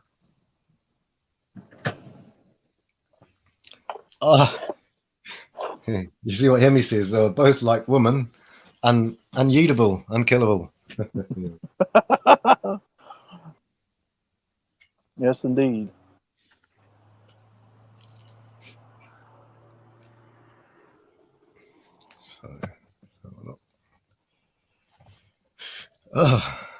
Riggs is now attacking the Navigator Supreme Commander. You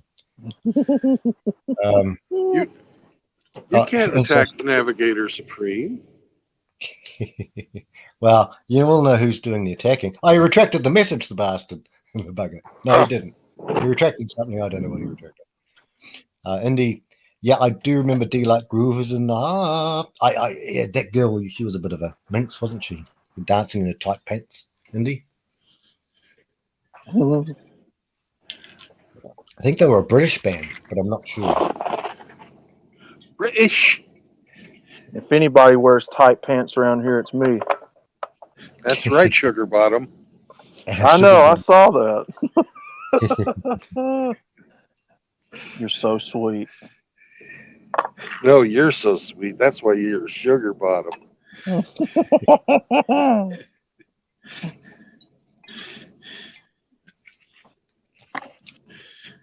Oh. Apparently,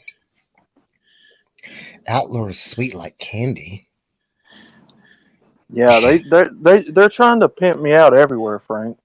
Yeah, Frank.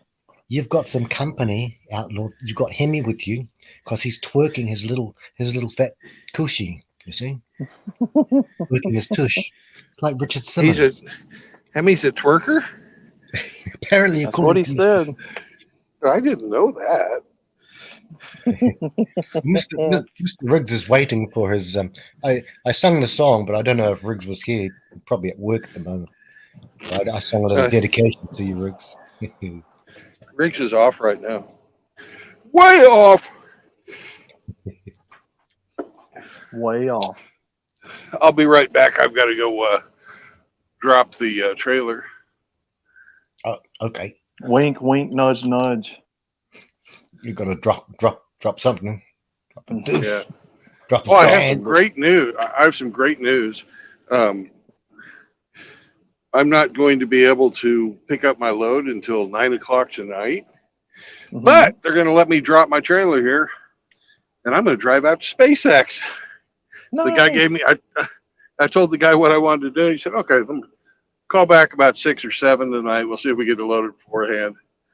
But I asked him, "Hey, can I drop my trailer here and drive out to SpaceX?" He said, "Well, they're not launching any rockets today." But I said, "I don't care. I just want to go out there. It's cool."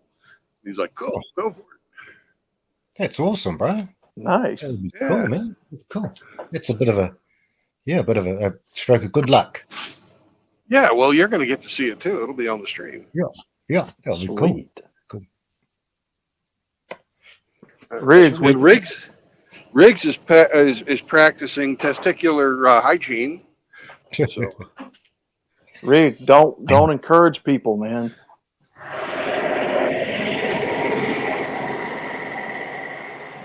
Yeah, apparently I've got a groupie that likes my voice, Frank. Oh yeah. Or a fan, or whatever you want to call it. Yeah. Riggs is what's just his name? Pink. No, it's a she. What's his name? And apparently they think it's funny to get them wound up. Oh, well, yeah. Or get her wound up. Yeah. What's her name? Well, her channel name's Kitten. Oh, Outlaw. Sounds like a transvestite. I think she might be going on a lot with Chaos's live streams. Yes, that's her. I think I know the one. Yeah, she's a wrench in there. That'd be the one. Yep. That's good, right? That's good. Have you heard her? Sorry. Go ahead. So Riggs here thinks it's funny to encourage her. What does he say? Okay, right. I see. I keep winding up Kitten for Outlaw's dong. Okay, Riggsy. Oh, Riggs. Riggs. Meow. Yes, in every sense of the word. Riggs says, "Nah, she's all woman, but she wants her some Outlaw." Oh, which apparently Sunflower wants some too. Okay. Sunflowers, really? I don't know. Don't know that one. Never seen her. Hope they're not some of these bad ones out there, Outlaw, bro. Got to watch out for those bad ones there. Outlaw's got the groupies, Indy. Outlaw got the groupies. That's apparently what they're saying. I don't know. Oh, Soldier Girl. Yeah, I've seen her, Hemi. She goes on quite a bit with Ripple Rhino or Oh goodness. Soldier Girl is Bob's. Oh goodness. Bob's. Oh, no. I knew. See, if Hemi could talk right now, he would be encouraging Riggs. You guys, man. This is why I put my pants back on.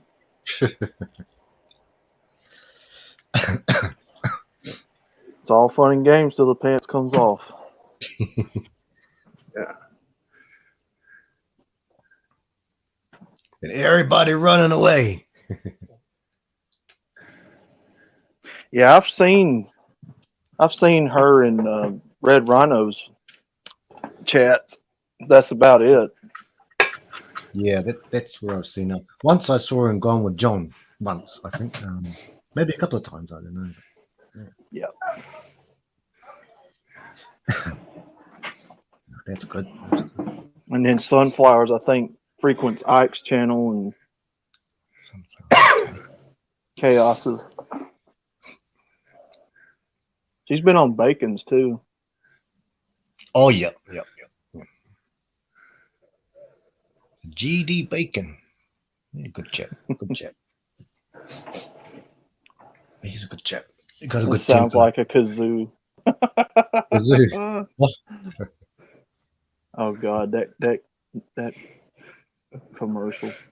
This fucking lady's still trying to park. So you're saying Bob's tried to hit on her? No, you'll see in just a second. A lady on a forklift or a truck, Brandon? On a truck. Right. And she's not having any luck. Well, girls can do anything, Brandon. You know that. Well, They it can looks do like she's fucking giving up. Put it full screen, brother, if you can, just so we can see. Okay. Stop oppressing me. Hang on. Let's go. I'm just trying to park a vehicle. So this one in front of you, Brandon. Yeah. Okay. Let's analyze this, shall we? And she's trying to do what now? She's trying to park? Yeah. Oh goodness. And she's fucking. There was another truck waiting on her, and I pulled around the corner, and she just fucking gave up.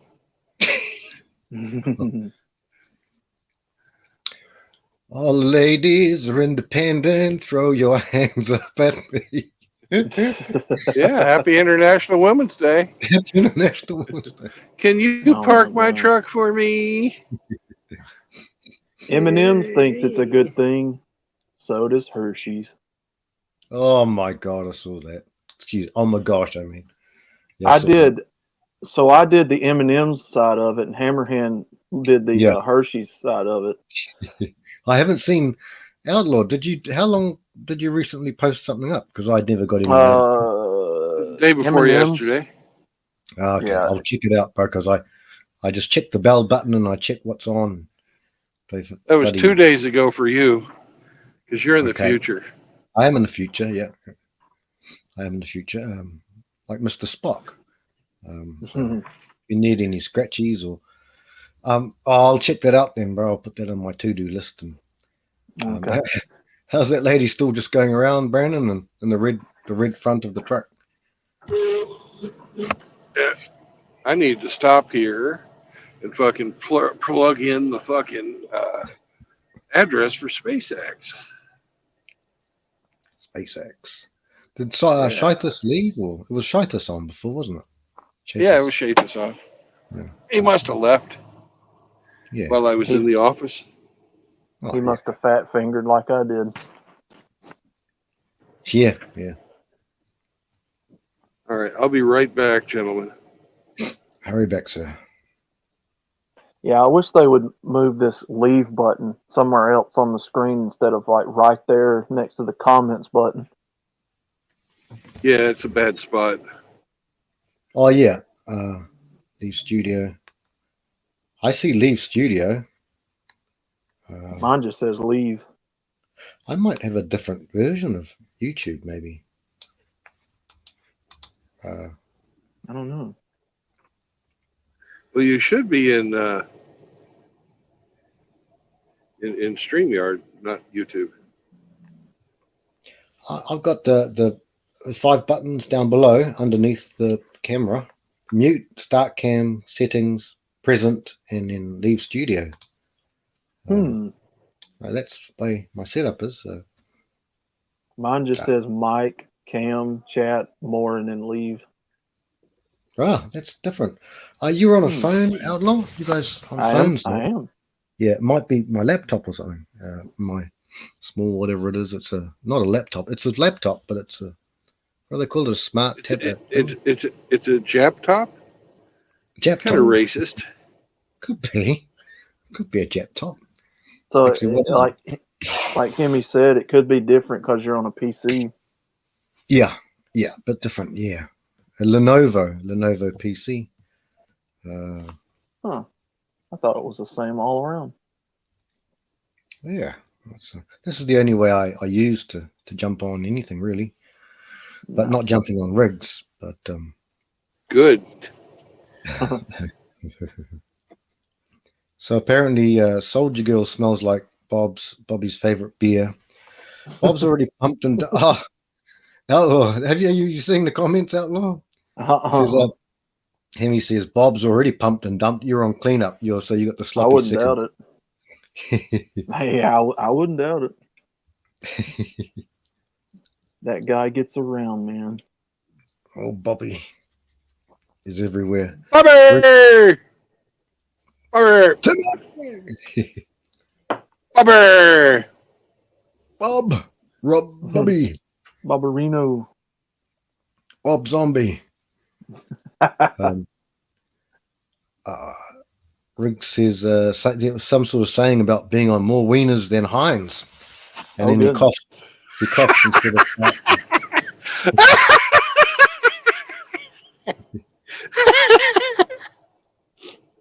That's fucking beautiful. Good one, Riggs.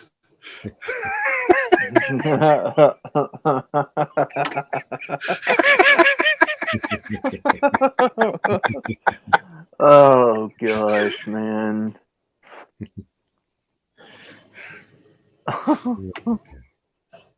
He's got to trust Riggs. Trust Riggs, eh?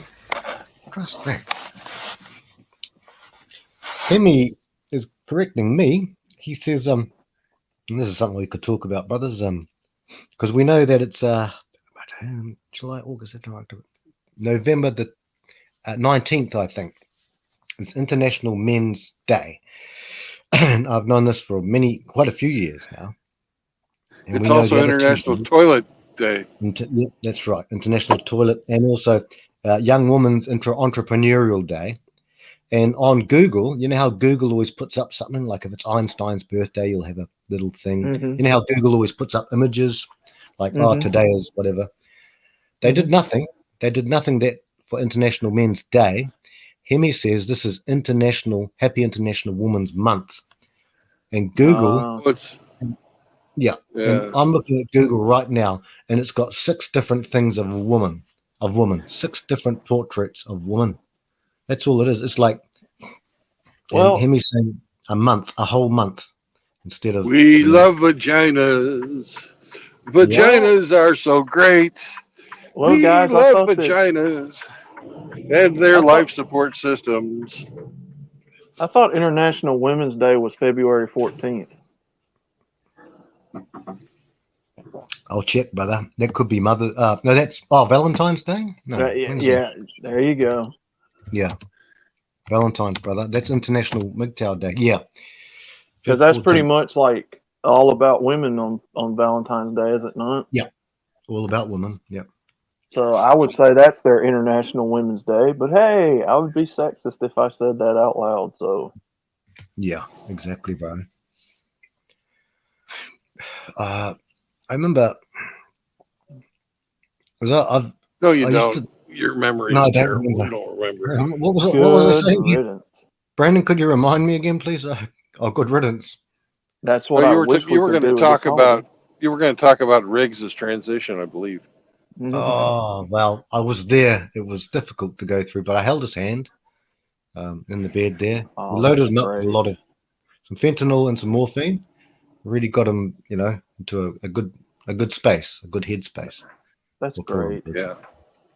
I'm glad you were there for Riggs, Yeah. I just thought a support system.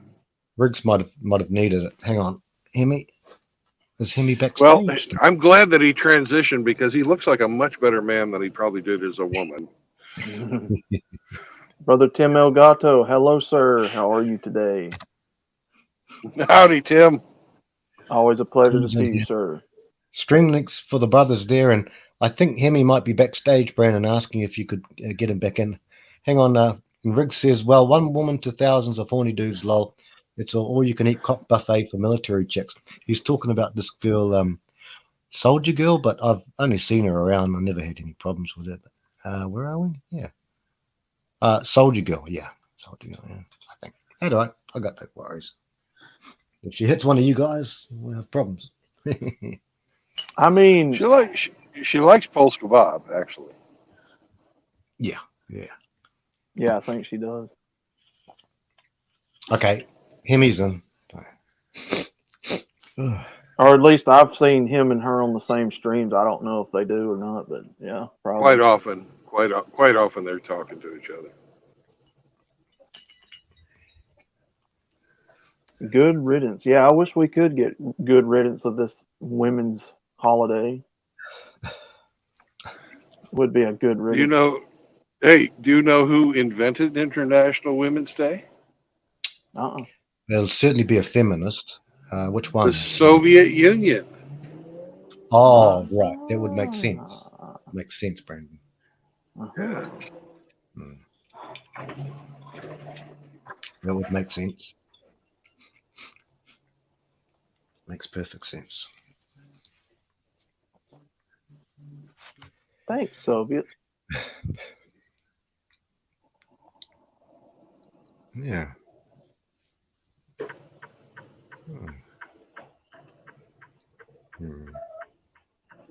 Oh, yeah. It sure is, Mr. Tim. Sure is. It's the holiday nobody asked for. Yeah. The holiday that keeps on giving. Right.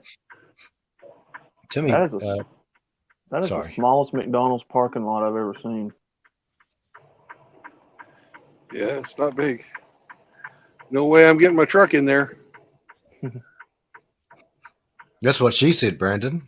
You know, Oh!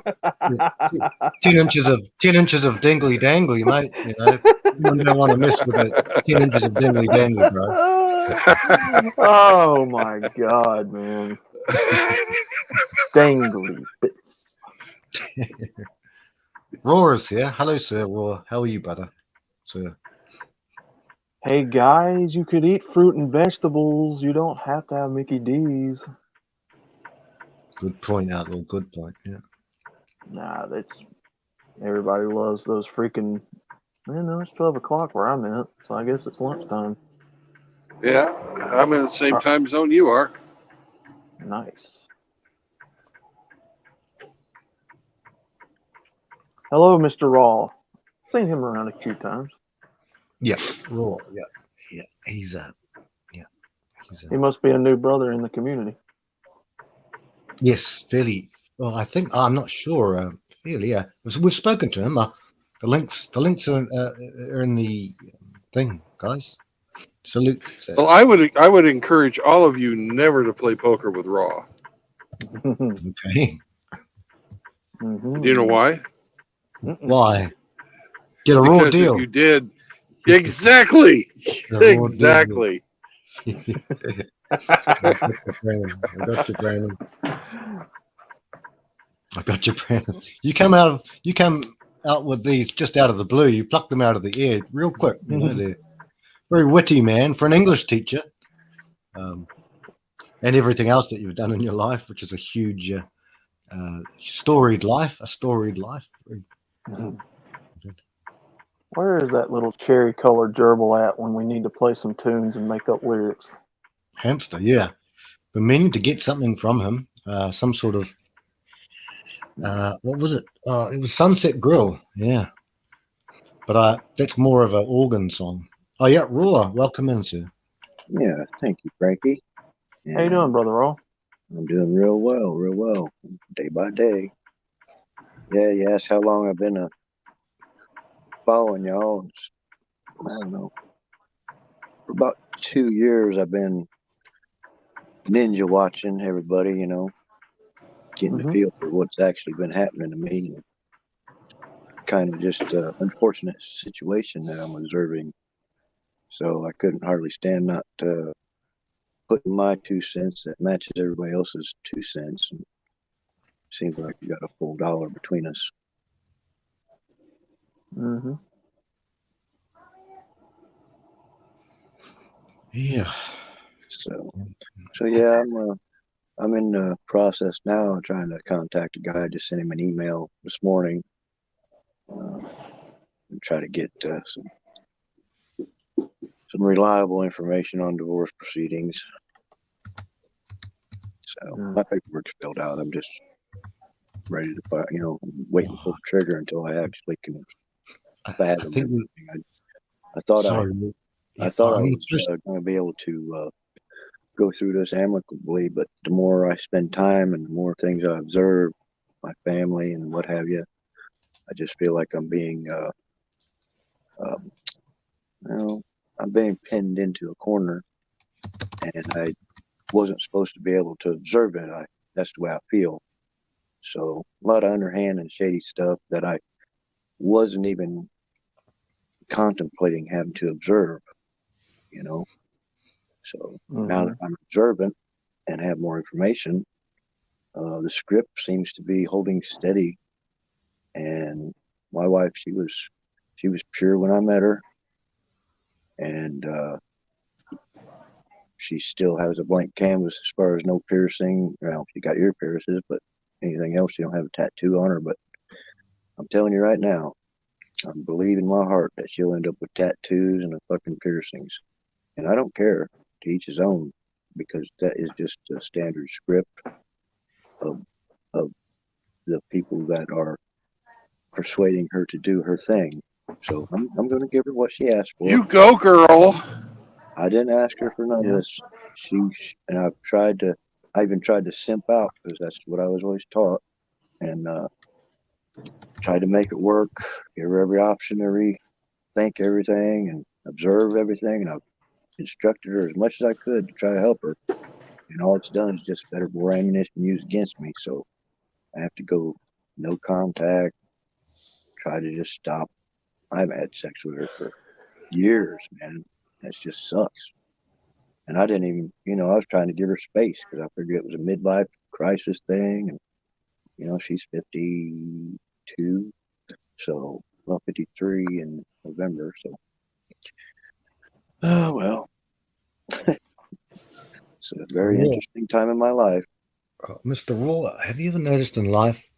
And I know you've got a bit of a backstory, but I don't bring it up until someone brings something up. I know you've been through a bit of a harsh time the last, say, month or so with the things. So have you ever thought that sometimes life piles on? So life might go fairly well for a few months, maybe half a year. And then all of a sudden, 1,000 things hit you at once. This is where you can face the abyss. This is where men get overwhelmed often, and they face that abyss. And that possibly is what's happening to you. And the other thing is that when people are at their worst, sometimes that's when everything happens. Like the Book of Job, and Brandon knows. A lot of the fellas know about these sorts of things. Death by 1,000 cuts, says Hemi. Yes. And all those cuts will sometimes take place within weeks of each other. So I know what. I have a good saying, Frank, because everybody. Oh, that's Hemi. Yeah. A lot of people say, "Hey, what's wrong?" They say, "What's wrong? What's wrong with you today? What is it?" It's like, dude, it's not one thing. It's all those things. And the straw that broke the camel's back. Yeah, it wasn't that one straw that did it. It was all the other load. You can't blame that one straw for the load breaking. It's crazy to me, but that's what we're taught. Mm-hmm. Fix one problem and all your problems go away. That ain't the way it works, man. Nah, it's not the way it works. And there's an old saying, it's like that. I try to take each day as it comes, but lately 100 days have piled on me all at once. That sort of thing. Oh man, that is so true, bro. Yeah. So true. Now I appreciate everybody's dilemmas that they're in. I can totally be empathetic because my life is not as bad as everybody else's. I mean, you know what I mean? Everybody has their things that grows them and helps glorify God, basically, is the only way I can say it. So, I think I raw. hate to say that because a lot of people are persuaded when you use God. So sometimes I put in energy. I can talk to people about their, the force or whatever they want to use, but it all comes to the same thing. That there is a greater power. I always get them to admit to that. So, yeah, playing poker with me is not a fun time. Guarantee you. So, You'd beat me anyway. I don't know how to play poker, so. oh no, outlaw! That's impossible for you, bro. You must surely. Brother, I am illiterate when it comes to that type of stuff. Seriously. Please underestimate me every time. That's why I tell them I'm a dumb as a box, bro. I think there was some wisdom right there, and sometimes it's like everything happens at once. Mm-hmm. I have a brother I'm working on right now. He's really going through a rough patch. He's in the pre-fill stage. He's still he's not understanding what's going on, but he's real receptive to the information, and that's just a temporary thing for me to be able to interject myself into people's lives. It seems they seem to take offense and shut me down or ostracize me sooner or later. So that's fine. And I just wipe my feet and move on, calmly and peacefully walking through the chaos day by day.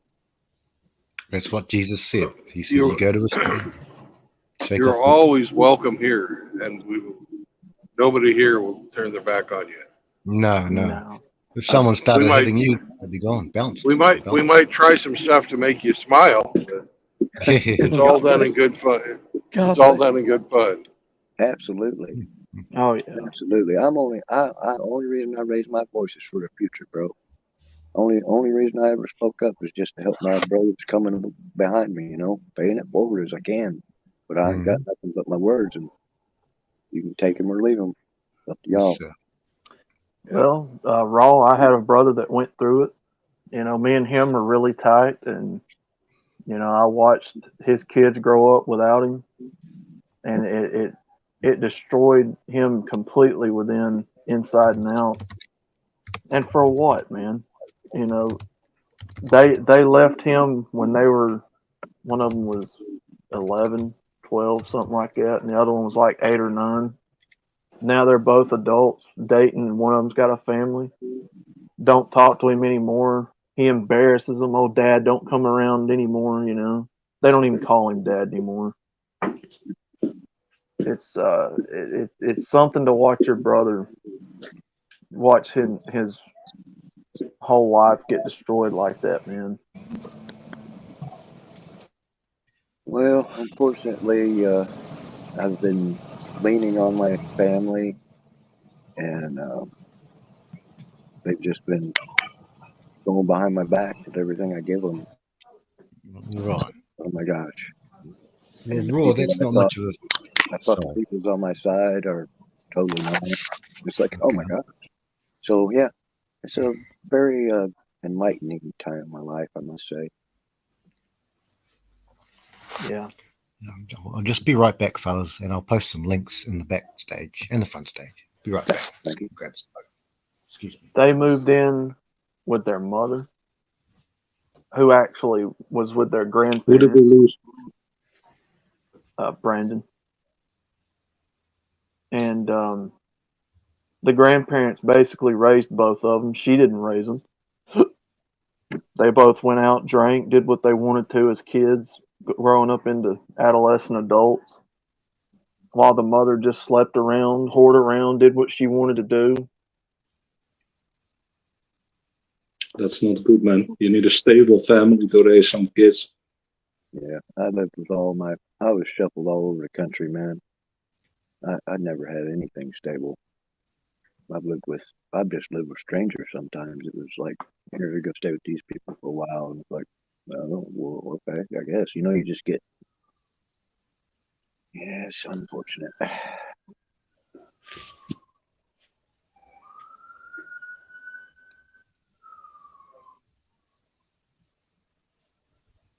But can't fight what you don't know.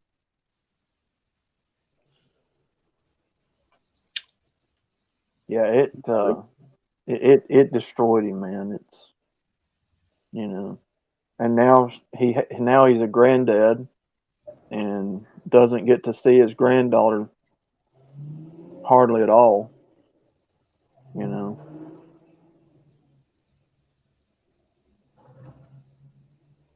You know, he can sue her for that. They have laws out there for grandparents' rights. Maybe in the States, up Designed here in specifically Canada. for that purpose. Depends on where you are in the world. And I mean, it's his first granddaughter, man. I mean, he shouldn't have to, you know, chat with her and see if it's okay, or, you know, when's a good time for you. You know, that's his grandkids, man, and that's his kid. Yeah, I'm sorry, fellas. I Yeah, can't comment on That's that. his blood. My blood don't have any holding on me anymore. I just can't put myself out there to be in that kind of. If I had grandchildren, it might feel different. So I can't. That's why I say I can't speak to that. But I can say that I'm not gonna fight something that is just gonna not be. There's no fruition to come to that, because if you're pushing against somebody, then I don't have any use for them, and so I'm not gonna fight somebody like that. So my views are different on this. Same way with animals, though. I can cut my ties with those because of the way my heart is. I'm either loving you or I'm cautious of you.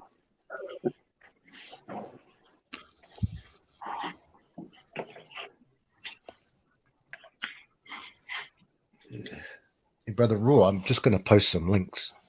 You can check them out in your own time. Not necessarily red pilled, but not exactly red pilled, but they do give some. They help me understand. I've been in this place for a long time, but then only last 3 years or so have I researched this aspect of psychology quite intently. So I'll just chuck them in here anyway.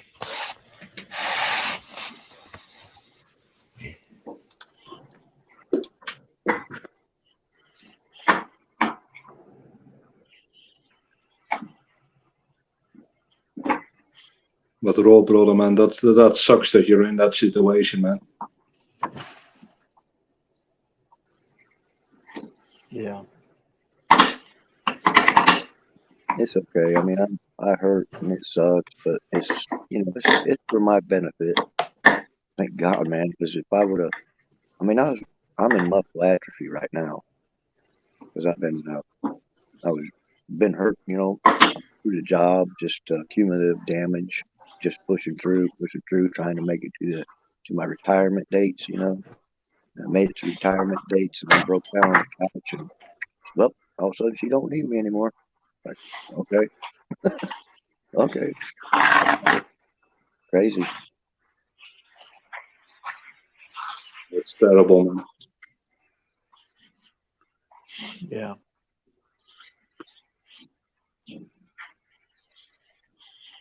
It's sad that we live in a society that allows shit like this to happen. Yeah. But for some reason, it's always the man's fault. Yeah. Well, really it is, but that's a whole discussion. that goes clear back to Eve. Man wasn't happy with God, so God's like, okay, I'm gonna punish you. Here's a woman. Take that, motherfuckers. Thanks, bitch. You need to be so super careful with the relationships, man. It's truly like the girl gets a loaded gun to your head and she can pull the trigger at any time she's not happy. Yep. Yeah, the first time I heard that, I even heard people saying, well, she's not happy, so you guys should just be divorced so you can be happy. I'm like, I blew up at him. I'm like, what the fuck? What the fuck has happiness got to do with fucking marriage? Brother, I luckily never been married. Whoever said that was fucking blue pilled. Absolutely. It's a We all blue are. pilled simp. Shit, we're taught. We're taught this. Mm-hmm. Where I was, anyways. After it was explained to me, I realized it. But yeah, hell, I had three divorces on each side. My mom and dad. I had, I've been faithfully married for 30 freaking years, and this shit happened. So there's no rhyme or reason. It's just fucking chaos. I agree with that. Well, Rob, you just have to remember that God is amazing. He took a rib and made a loudspeaker. Yeah, he certainly did, Brandon. Robert Mugabe. Yep. How do you forgive somebody that took years away from your life? Outlaw, I don't think you can, Outlaw. I really You don't. don't. When your children was taken from you, and not only were they taken from you, they were taken from your whole family, where they don't want anything to do with your family anymore either. They didn't just punish my brother, they punished the whole family by not wanting to be around him anymore. And these creatures lied to them. My worst loss, and everybody talks about they lose their kids, they lose their life, they lose their money. I lost my wife. Motherfuckers don't understand. I lost my motherfucking wife. Fuck them kids. They go off and do their things. They're great kids. They got a great future ahead of them. My wife. I lost my fucking wife. This is bullshit, dude. Them kids can go. The animals can go. The house can go. Money can go. My health can go. But I lost my fucking wife, and she's right here in this fucking house. Fuck this place. She wants to stay in the house that I bought, that I fucking been raised here my whole life. And I said, why the fuck would you want us to keep my house? The place where I raised my family, my people. Everybody knows me in this fucking place. This whole fucking place knows me. The whole county knows me. Not in a bad way, most of them.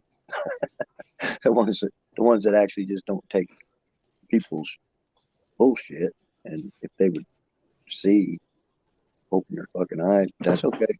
Whatever. You want the house? Fucking have it. I don't need it. But it's just make her sell it. Make her sell it. Well, do not fucking take that attitude. Make her sell it. Make her feel your pain too. She even made the if she wants to buy it from you, if she wants to buy your half, let her buy your half. She is. Here's the house. I'm done fighting. You gotta fucking be strong, man. I did. You're at war. And you didn't even know you were at war. You're at war right now. Yep. She is going to use every dirty trick in the book to get her way. She has fucked you from your family. She has fucked you from so many different things. Yep. My future is fucking. Fuck her. Absolutely fuck her. Get a men's rights attorney and go to fucking war back. I got links up there. Go and speak to Hammerhand as well. He knows an awful lot about this the legal side of it. There's another guy up here. He's not red pill, but he's an African American guy who does help these things. There's a lot of people close. I want to get somebody close, able to handle this in the correct manner. I don't have ill will. You're going to need a lawyer. You need a men's rights lawyer, not just a regular old divorce attorney. You need a men's rights attorney. Just can't go in there. You need to get some backup, man. You definitely need to get some backup. You got the state behind her. Yeah. You're not just fighting with her. You're fighting the state. I've been through it. I've been through it, man. I know. You need to fight. Yeah. Unfortunately, I am. Or you're going to get fucked. I understand that. That's why I've been waiting. I'm observing. I'm still trying to draw the lines. I'm still trying to find out if there's any fucking buddy on my side in here. And there ain't. I mean, it's just, you know what I mean? Not in online, but I'm saying my personal people. I have nobody now. My dad, my mom's gone. My sisters, my uncles, all of them. She had that smear campaign going on against you probably for the 30 plus years. She's been smear campaign. That's what the narcissist does. And you don't know it, and they all turn. It hits you out of the blue. That's funny you say that, because that's what you accuse me of. You're a narcissist. I said, I've taught nobody but you guys my life. That's another technique. They use a lot of tactics. They project. That's called projection, sir. They project onto you what they are in and of themselves. Every thief thinks everyone else is a thief. Every murderer thinks someone else is a murderer. They project. One of the classics. This is just a garden variety technique that they use on you, sir. Deny, accuse, reverse victim order. Yeah. And I bet, Raw, in your whole life, you've seen three sides to it too. Probably you may have ignored some of the things, because we all do. It starts off maybe 30 years ago with lots of love bombing, happy times, good times. After that, something will happen. All of a sudden, you feel like your self-esteem is going down. This could take decades, long time. That's the devalue. The devalue stage. Devalue Hemi. And then the last one is the discard. Discard. Discard. And you know, Mr. Raw, here's the good thing about this, is that your whole town, if they're faithful people to the Bible, it says, Paul says in 1 Corinthians 7, if someone leaves the spouse, you are therefore odidulatai, not under bondage. You are not under bondage anymore, and you're free to remarry. She can never remarry. She left you, unless, of course, there's reconciliation. That would never happen. Don't do that. You're dealing with someone who, when the mask slips, it's not a good person that you were dealing with for all these years. That's so hard to believe too, Frank, but I'm coming to the realization that that's true, and it hurts even worse than the red pill. It'll take a while. It will take time. Yeah. One thing about it, Raw, though, is you've got a community here who understands, of men who's been there. You know, We've all been fucked in some way. yeah. Hey, brothers, real quick, man. I'm gonna hop off. I'm gonna go to the gym, man. I heard it's International Women Day, so I have to be extra toxic and get some more reps in. Hey, Tim, gotta wear your dark glasses, Tim. Go celebrate, man. Me, will you? Oh hell yeah, I will. I will get some extra reps in, man. Some extra plates on that as well. No worries, brothers. Be safe, Tim. Hey, peace out. Peace.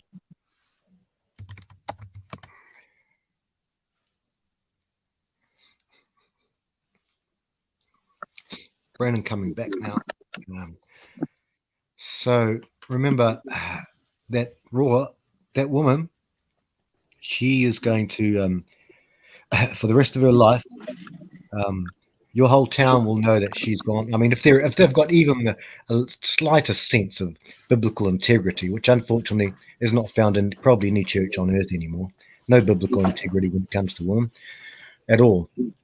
But they will know that the facts will show that she left you, the people around you in your orbit abandoned you, and that you were faithful and remained. So, and also, once again, and Hemi knows what I said that time, when she stands before God, she's going to have to answer. She can pull the wool over everyone else's eyes. She can't pull the wool over God's eyes. And when she stands in front of the light shows no darkness can't hide from the light. As you are a man of faith, that's all I'm saying. She won't stand before God, Frank. Well, no. Kneel. They've got their special place already sought out. Yeah. She will have to kneel before God. That's unfortunate for her, but she won't make it.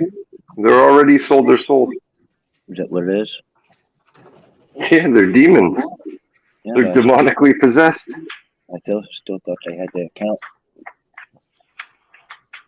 They're skinwalkers.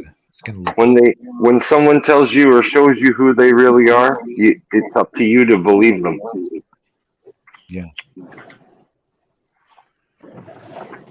Take them at their word. 30 years doesn't matter. So, I'm dealing with the exact same thing right now, Rob. Oh, bless your heart, brother. It's my blessings and prayers go out to you. What's your name, sir? Oh, it's Hemi. Thanks. Navigator Supreme. Our brother from Canada. If you're driving a Hemi, you better know where you're going. You're going to be turning They use you until they can't get any more out of you, and then they cast you away like a used tissue. Yes, sir. Yes, sir, Heavy. And I was wondering, before I say that, I'll just say that there is a fellow Canadian in here for you, Hemi, if Brandon gets, is able to. But he wears a crown and he's from Canada. But Mr. Raw, there's another 3 aspects to the narcissist. Well, there's others as well. And if you look back, when you start processing these things, oh, that's a terrible road, Brandon. Holy crap, It Brandon! is. My fillings. That's It's absolute fucking crap. hell. And it's getting worse. Holy shit. I'd say that SpaceX has fucking beat the shit out of this road. SpaceX. Oh my God, that is crap. Hell, at least they fixed it with some cones. Yeah. Are you sure you're on the right track, Brandon? I'm positive because I see the Mechazilla, I see the fucking assembly plant. Holy. And that's why I would never be an owner-operator right there. No way. No. This is beyond the pale. I've been on work sites with smooth roads and that. You're gonna have to dig strength raw from unsuspecting places. When everybody turns on you, it's hard to find. Listen, people that have never been through it, they can't fully sympathize with you. And you're going to find out exactly who your real friends are. Yes. Well, everything Hemi and Brandon are saying, Raw, are very wise men. They're very wise men. I agree with that. But it's like chuckle. Well, if we were really wise, we never would have gotten married. But right. Well, we were idealistic, sir. Idealistic, brothers. I chuckle and hurt when you say friends because I have no physical friends. So all my physical friends have died. And as I look back, I see them. And unfortunately, I can see it was a woman's fault that drove them there. So, wow. That's hard to take when you see that in retrospect also. Yeah. I think you'll connect the dots, Raw, after the fact, a priori. Post hoc, you'll start connecting these dots. And there'll be times where you'll just go through and you'll have eureka moments like, wow, I can't believe that was like that. You might be thinking of something that happened 20 years ago. And you go, wow, that's another thing. What's going on, Brandon? It's a trap. It's a trap. It's a trap. It is a trap. And what you've got now is you've got something called, you can call them different names about the people who all abandon you. They're called flying monkeys is the main name. Flying monkeys, which is from the Wizard of Oz. It's a quote from the Wizard of Oz. It was coined by a professor in about the 90s, but it's from the Wizard of Oz. They would do the bidding of the witch, which is what your case is. You'll also have things, you can get people like gang stalkers. They're called gang stalkers. And if you've got a little bit of money on you, they'll be watching to wait to see how well you're doing, sir. And Chris is here. And so remember that, and remember that you never needed them in the first place, as Brandon said as well, and Hemi said. They were never yours to begin with, even if it's family. It could be your children. Doesn't matter. If they're that easily traduced, then just let them go. Let them go. Fly, my pretties, which is what the Wicked Witch of the West said. Fly, my pretties. Well, I mean, one thing, I've never been called pretty in my life. Until well, you have now. Thanks, I trust me that no homo. The bird fruit knows what he's talking about. Oh, how dare you? Yeah, here we go again. Even though you got I'll still take advice, believe it or not. Now, when the guys were talking about, you find out who your real friends are. I mean, geez, I just recently went through that with a guy I'd been there for like fucking 5 years, man. Him and his brother who went through the whole fucking parental alienation divorce shit. And when I was looking for a place to crash, they basically said, well, good luck, go fuck yourself. You know what I mean? Yeah, I guess I got to change a diaper. Never told us that one, Mitchell. Never told Well, us that. yeah. No, I'm pretty sure I told you guys that. Frank, you're never on Discord, so you probably didn't hear. No. Mr. Hey. Raw, Mitchell is our little archangel there. Mr. Raw, so you've been around, I guess, these spaces for a couple of years. Do you have a Discord? It's kind of off. I don't have anything, Frank. I have like YouTube. That's it. You know what I mean? That's all I really watch. Hemi. Okay. Do you see I'm not computer literate at all. I just barely can operate this stupid phone. Me neither, sir. Do you see any in the backstage here? Do you see any texting from any of us? I do on the StreamYard, yes, sir. Okay. Mr. Navigator Supreme, that's Hemi. I did see that. I appreciate that. I do appreciate that, Hemi. If he pops a link in there, you could jump into Discord and I don't understand it very well, but you'll be able to get sorted out there. Well, that's true. I'm kind of getting. I had a few interactions that were unnecessarily targeting me, and I didn't know. I don't really handle rejection very well. I just kind of dismiss people real easily. So when I get attacked, I have nothing for them people, you know. So after a couple attacks in these spaces, I just really don't want to go to these places.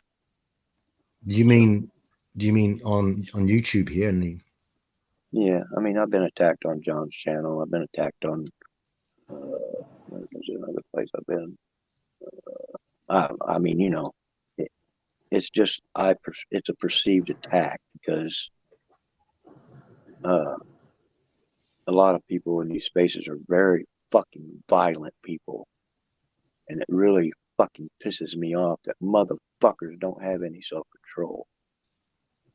And unfortunately, when they threaten me, then I have to go into defensive mode, in which case hurts my heart because I go to dark places. So unfortunately, I can handle my own, but I can't control somebody else being out of control because I know what that is. My father was out of control. I've been around a lot of different people that's out of control, and I just avoid it with my life because I know that's what it is. It's a threat to my life. So there's no other way I can put it other than I have to stay away from those type of people. And unfortunately, these places are filled with rage, and I know why. Trust me, I know why. But I don't take rage against me. That's just never going to be a thing because I take care of my own problems. And if somebody creates a problem for me, then unfortunately they become an enemy pretty quick, and they don't get forgiveness. I've been in places to where I've been threatened, and I've made friends with those people, but I've never been able to confide and trust in those types of people because I know the capabilities, I know where they are at. I never give the benefit of the doubt. I just observe them. Yeah, unfortunately, we've had a lot of guys do that in our communities as well. Fly-by-nighters, chameleons, whatever you want to call them, drifters. They've all kind of turned the same leaf after a while. You just have to observe. But, you know, we still give most people the benefit of the doubt until something is concrete, you know.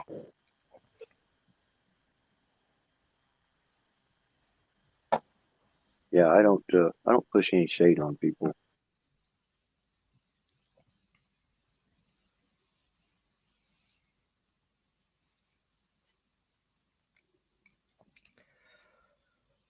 Well, you can see what the brothers here are saying. What Emperor Mitchell has just said, Chris Mitchell. Who's Diaper Rash? That's Outlaw. Hang on. That's Raw. Raw is Diaper Rash now. Yeah. Well, maybe it's me. It could be me. I'm not sure.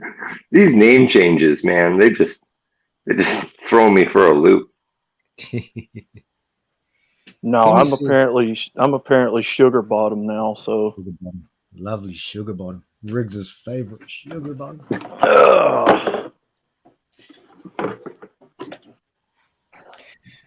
Hemi says you should maybe channel that anger and you find help in unlikely places, and God will never push you further than what you can handle. And we hope for that. You never know. Even Paul said that he sends angels when you didn't even know. Sometimes you've entertained angels. Obviously, you know your book, the big book, a little bit. So it's what Paul said. So Mitchell's a good man. Outlaw's a good man. Brandon is not really a good man. He's a horrible person. And apart from Brandon, everyone else is pretty good. So obviously, I'm joking. No, I wish I had as much faith in religion as you guys did. It looks like Ra's no longer with us. He must have dropped. I'll put the link in again. Put another link in for him, Frankie. I've got that, bro. Got that. Thank you, sir. That's the wrong one. I'll put it back in again. I have to repaste something. None of the Pornhub links, Frank. No. No, they're Just from me. link my OnlyFans. well, whether you believe in religion or not, Chris, there's no denying the facts that this has happened to us. Well, and I mean, it's the fundamentals that I found that religion really was kind of based on, but everybody switched fucking focus because just like any grift, right? It's the ideas of what you get in the end, Who let the heathen in there? Yeah. Huh? Demon. Who let the heathen in? Heathen. The heathen. You bastard. The But emperor. yeah, no, I mean, like I said, religion I find is it has the moral foundation, right? But everybody fucking went from moral foundations to the end game of, I'm a good person, now I can go to the pearly gate. And that's where they stuck their focus. Because it was popular. You could still be a fucking horrible person throughout the rest of your day, and at the end of the week, go to church and say, all's forgiven. Oh, that's Catholicism. I mean, that's pretty much the basis of all religions, as far as I'm concerned. They've thrown away the fundamentals and the foundation, and they've just focused on, like, end game. You know what I mean? They were like the original Instagram thoughts of the say day. seven Hail Marys and put your donation in the plate, and all will be forgiven. There you go. There you go. All right. Hey, it was a great tool. It made them extremely wealthy and powerful. So, I guess it worked. But those people aren't saved, Chris. There's like lots of religious people that are going to hell too, right? You know that, right? Oh, they're pretty much all going. Oh, Raw's back, Brandon. Let him back in, please. Oh, good. Welcome back. Thank you, Brandon. He's back. He's back. The way I see it, hang on a second before you start this again. We are here. SpaceX. Ooh, SpaceX. SpaceX Emperor. SpaceX. Are you serious? Are you actually at SpaceX? Yeah. Wow. Yeah. Wow. You see it? There's Starship. Big, tall, phallic shapes. Dude, and those roads suck. That's a big fucking train. Big fella. When I saw the fucking road cones in the road there, I was like, yeah, this is one of those places. Elon's probably got tunnels connected at all. Yeah, you took the normie road. Nice. Well, your hand looks great, Brandon. But can we see more of the scenery, please? Thanks, man. Hand job. Thanks, bro. Yeah. Brandon will be, starring on my OnlyFans eventually. There's a lot of cars. There's a lot of cars there for a non-launch day. Somebody's got How to change many? lights. How many Teslas? How many Teslas can you count? Nice observation.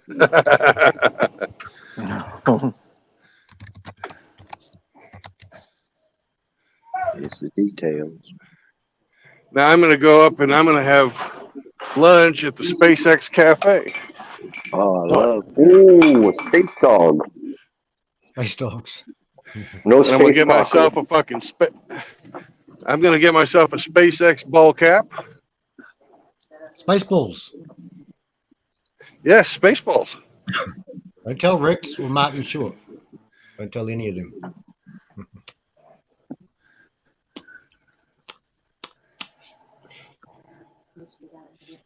I haven't seen a Tesla yet.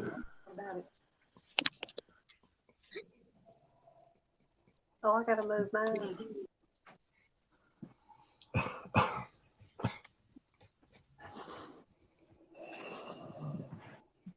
So I just got a package in the mail. I'm going to be doing a video on this a little bit later, guys. Announce what we're going to be doing. So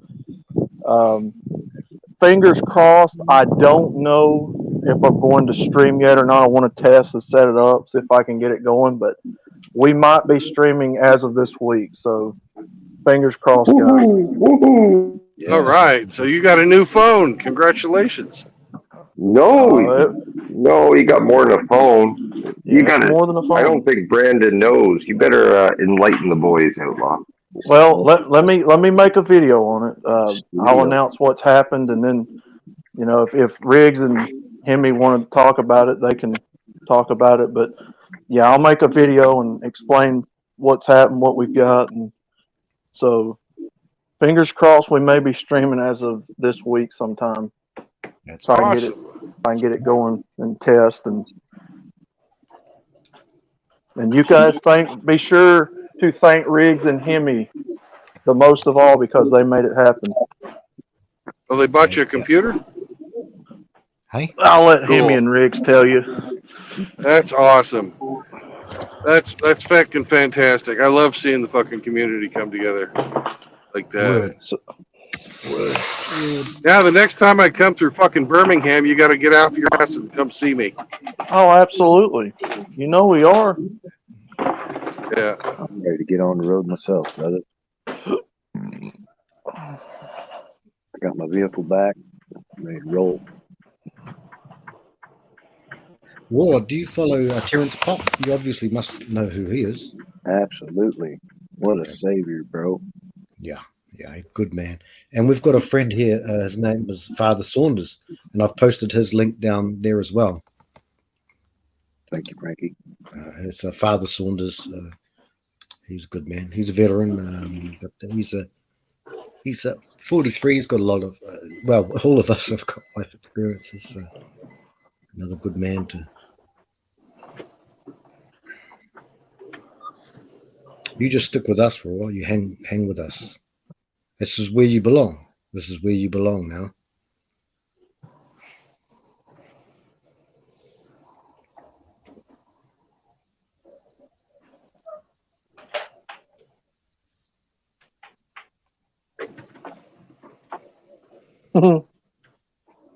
Is Brandon doing a turn, or what's Brandon parking, or doing a turn? Yep, I'm parking. I'm at the SpaceX Cafe. All right. They have a Spaceballs flamethrower there? I want one.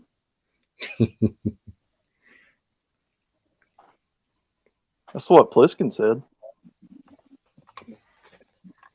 Where's Pliskin? Excuse me. Welcome in, Darkblade. Spaceballs flamethrower. Yeah, I like flamethrowers.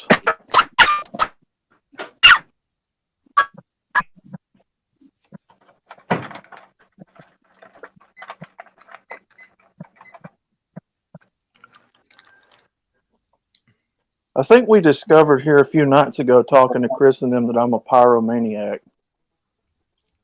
I like my fire. Yeah. Yeah, I like flaming stuff, lighting things on fire. I don't know why. That's good. That's good, Outlaw. Tim is at the gym listening to you. Riggs is probably otherwise occupied. But when we were talking about flamethrowers, all you have to do is just light a flame and let Riggs fart in it. And it'll go poof.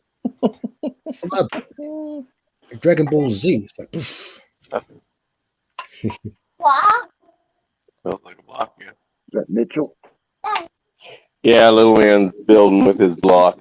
Bless his little heart. Bless your heart too, man. Good man.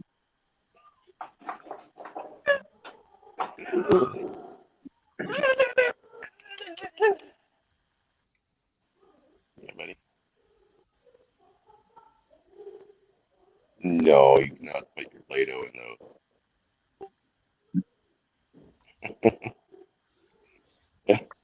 He's already promised me everything's going to be all right. Don't worry about it. Famous last words. Oh, it'll be fine.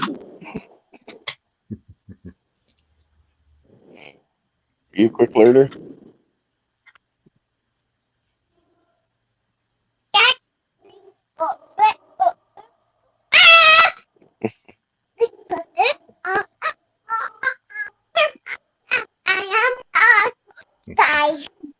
You're a toy guy? Yeah?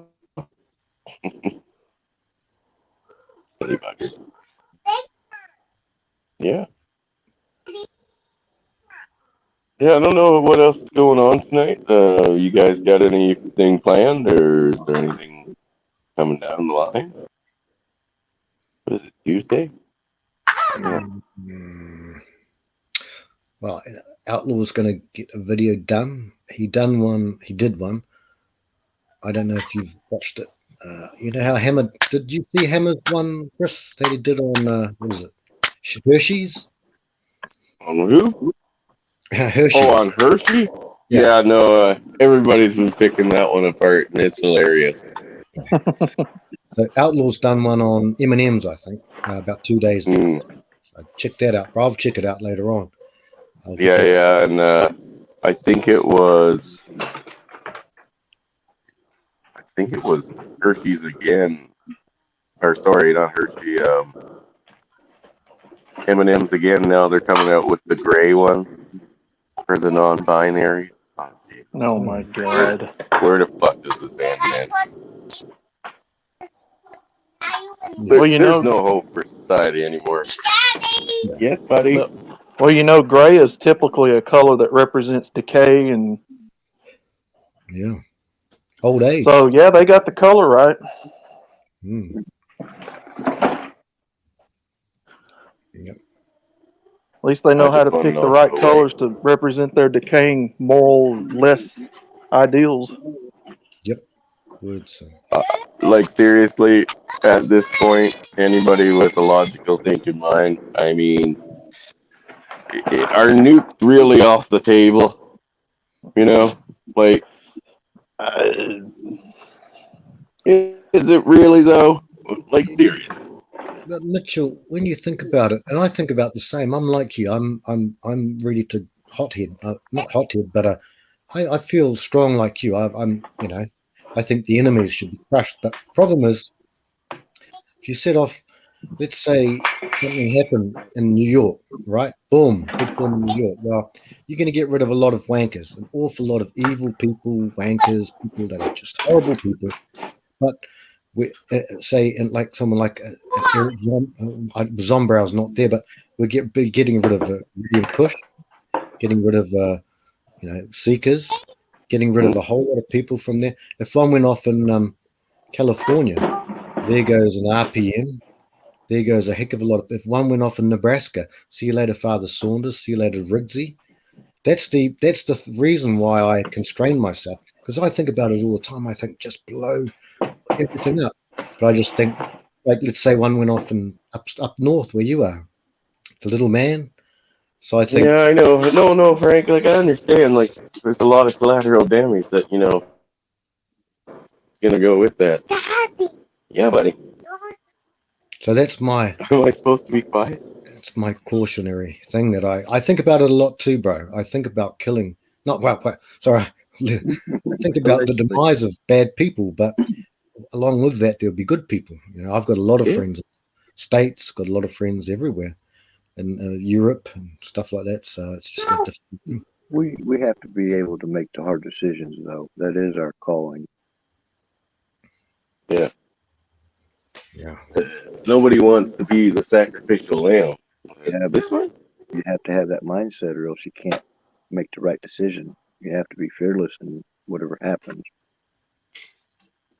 Unfortunately, that's very true. Very, Remember very true. long time, remember Emperor, we talked about fear. That would be our weapon that we would use. I haven't seen anything out of turn yet. But remember we talked about that ages ago, Chris. And strategic ways of doing things, that would be the way. I mean, Well, yes, Frank, we could do our strategic way of uh, dealing with them, but nobody's got the guts to do it. Let's face it. After everything that's happened the last few years, forget the last fucking 3 or 4 decades, but the last few years, you can see the weakness in everyone. You know what I mean? Yes. Yep. Amen. It just bleeds out of them now. It's like, oh, I'll just go along to get along, or I'll do this or I'll do that. And everything will be fine. It's like, no, everything's not fine. Honey, which one do you want? You just want to move them? Okay, but we can't stay up here.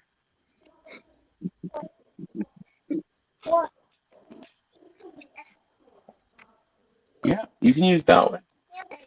A new color. That's your new color. No, I mean up there. My other. This one? Yeah, those colors. Okay. Yeah. Got to get a new Play-Doh. Oh.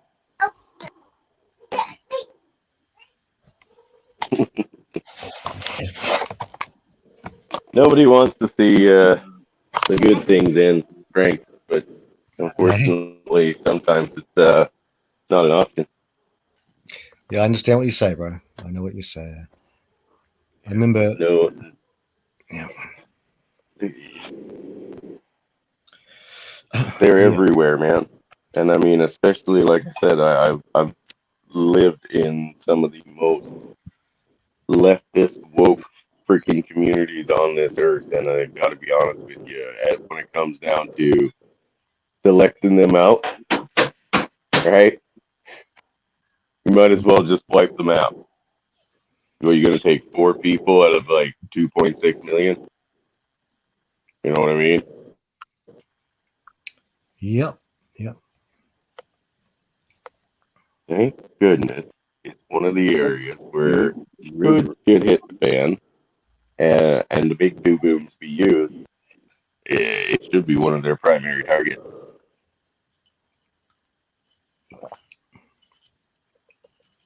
It would be the seaboards. It would be the seaboards of those areas. Well, I mean, most of the things that come in from places like China and stuff, they all come to our port on the west coast here. Then they get distributed down to other ports for like Seattle and stuff. When that domino falls, a good portion of the western coast or west side is completely cut off from resources. Yeah, yeah.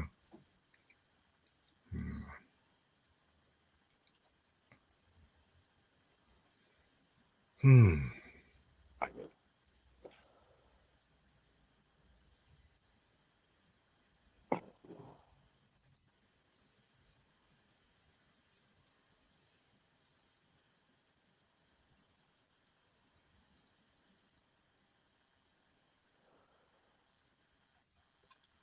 people are fucking going on about separating the West from the Canada. Like, what would the point be? If everybody who's a turbo woke left is gonna go to the east side. Excuse me. Did that happen with the mass exodus from California to Texas? I mean, they fucked up their own state. Now they're moving to others to fuck that up. Yeah, yeah. Repeat the fucking cycle.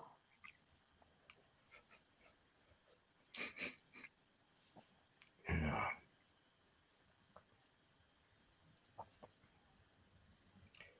I forget who it was. I watched it yesterday. One of the brothers uploaded something talking about they were in a Texas thing and a whole bunch of people. It may have, I don't know who it was actually, but yeah, they said they had a whole lot of Californians in there, and they were getting funny looks. I can't remember who it was. It was one of the boys, a tough sort of dude. It could have been Pop, maybe back in his service days. I don't know. I forget who it was. It was one of the boys who's we're all tough. We're all tough to some extent, but this guy's. I just forget who it was. Excuse me.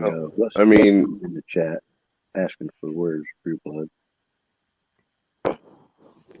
Again. Oh yeah, True Blood. Yeah, he's in the Rusty. Yeah, I think he's gone to get some. Most countries, I think they believe they have a refuge like Texas, but they don't. Texas is not a refuge anymore for the U.S. No, they're overwhelmed now with leftist ideology. Overwhelmed, and where they don't take over, the legal immigrants do. Right? Yeah, that's true. Yeah, that's true. So Texas may be a little bit better right now than the rest of the U.S., but it ain't going to stay that way for very long, and it ain't great. I don't even think Canada has a refuge anymore. I mean, we all thought Alberta would be the one, but let's be honest, they're not. Like, as soon as they were threatened with federal funding cutoffs, even though they are the largest producing province in Canada, right? When it comes to agriculture and oil field refining, mineral extract, they caved as well. As soon as it came down to them not getting federal funding, they caved, even though they pay in a good portion of the federal fucking reserve. Yep. So where's your refuge? Well, I don't know, bro. But all I can say is that we can't take care of the big things. I mean, we can't take care of them. I don't know, man. The way I see it, the only refuge is as far as you can land a fucking killing blow. Whatever you can defend, that's your refuge. Yeah, that's it. That's all we can do, brother. That's all we can do. Oh, I'll get you money, man. I just saw your photo there, bro. But I can't zoom it up. But he looks cutie, bro. I just noticed your photo now. That's cool, bro. That's cool. Chris. Yeah.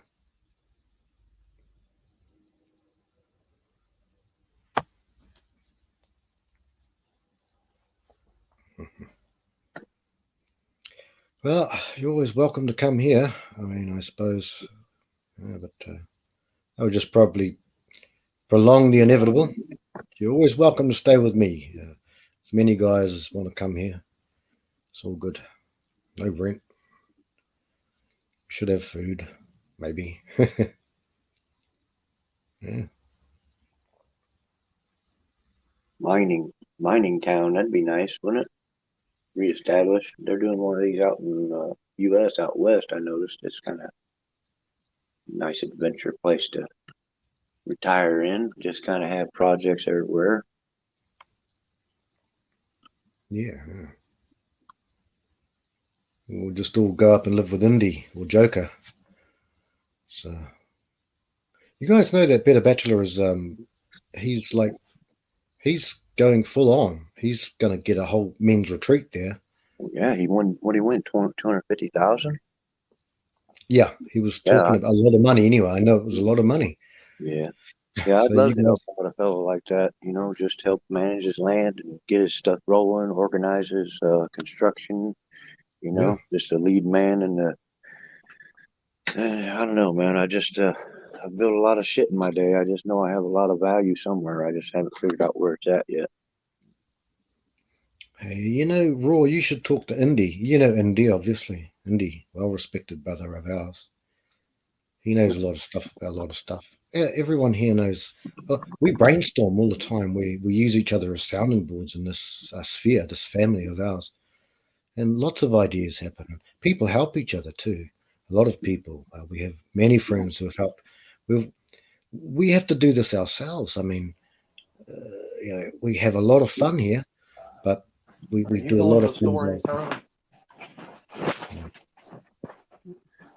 Because no one else is going to do it for us. I mean, shit, how many? 5 generations of them shagging us right up the rectum? You know? No one helps us. Rusty said he's gonna float his boat to you, right? I heard what Rusty was saying the other day about Fauci. And that was with Brandon and Kush. You mean my pants that I bought? Yeah. Because I'm wearing Carhartt. Rusty's going to come and visit me, yeah. Should be in You the come here for as closet long if as you you ain't want, looking. Rusty, indefinitely, brother. Didn't you take them with you up to I only wore one pair of them, not the other. Sure, everyone's got the. I'm wearing them Carhartt. So. Well, they need washing. Well, I gave them to you the other night. I took them off. That's right. Give her hell, boy. Don't take that shit from no woman. So, you know. Tell her to shut up. You're busy.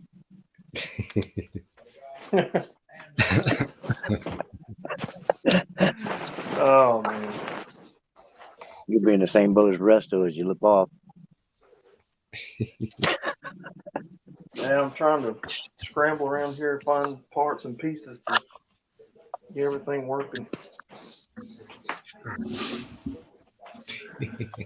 Is there anything I can do for you, Hemi? For me, no. Anything I can do for you, Frank? No, Brandon, no. That's not my name. Okay. Helpful hemorrhoid.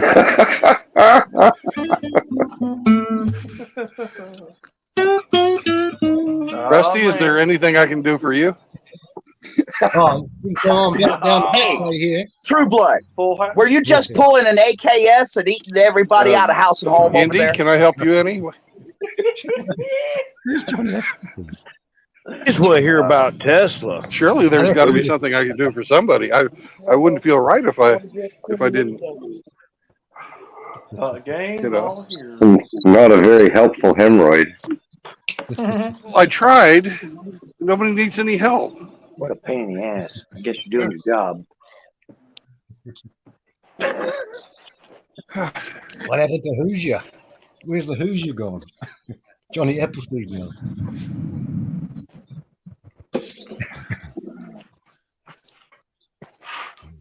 I like Outlaw's name. What is he? Alabama Bottom? Sugar, Like Hey, Sugar Pants, huh? Andy. Sugar Andy, Bottom.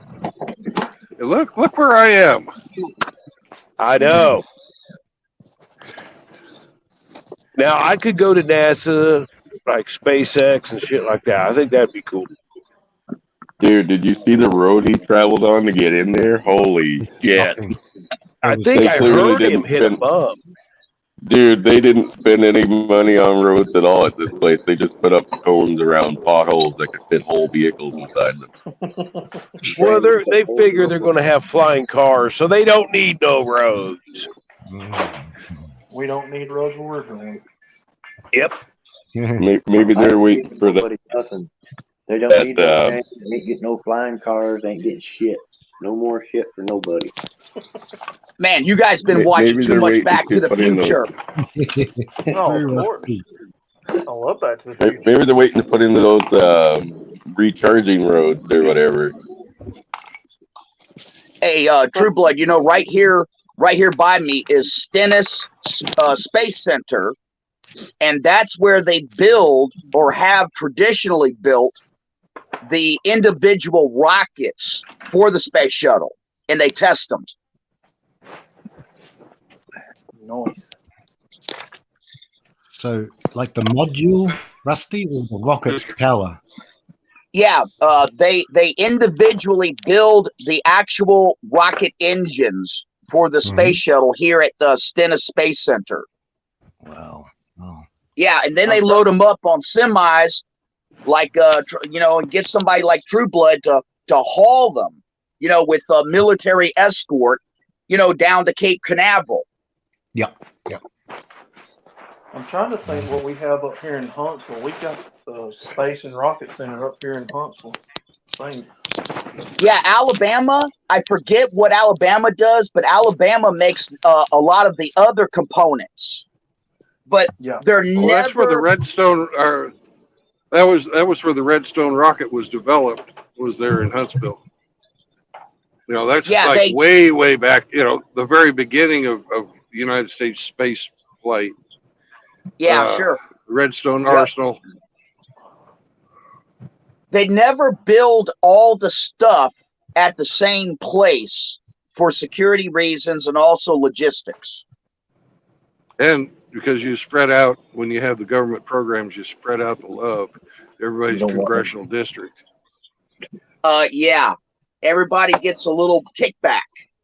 You don't want a John Fast rocket. Yep. In the lunchbox. Mm-hmm. Hey, Outlaw, you got your pants on? Oh, of course I don't. I'm always. Oh, I don't got my pants on right now either. I don't got mine.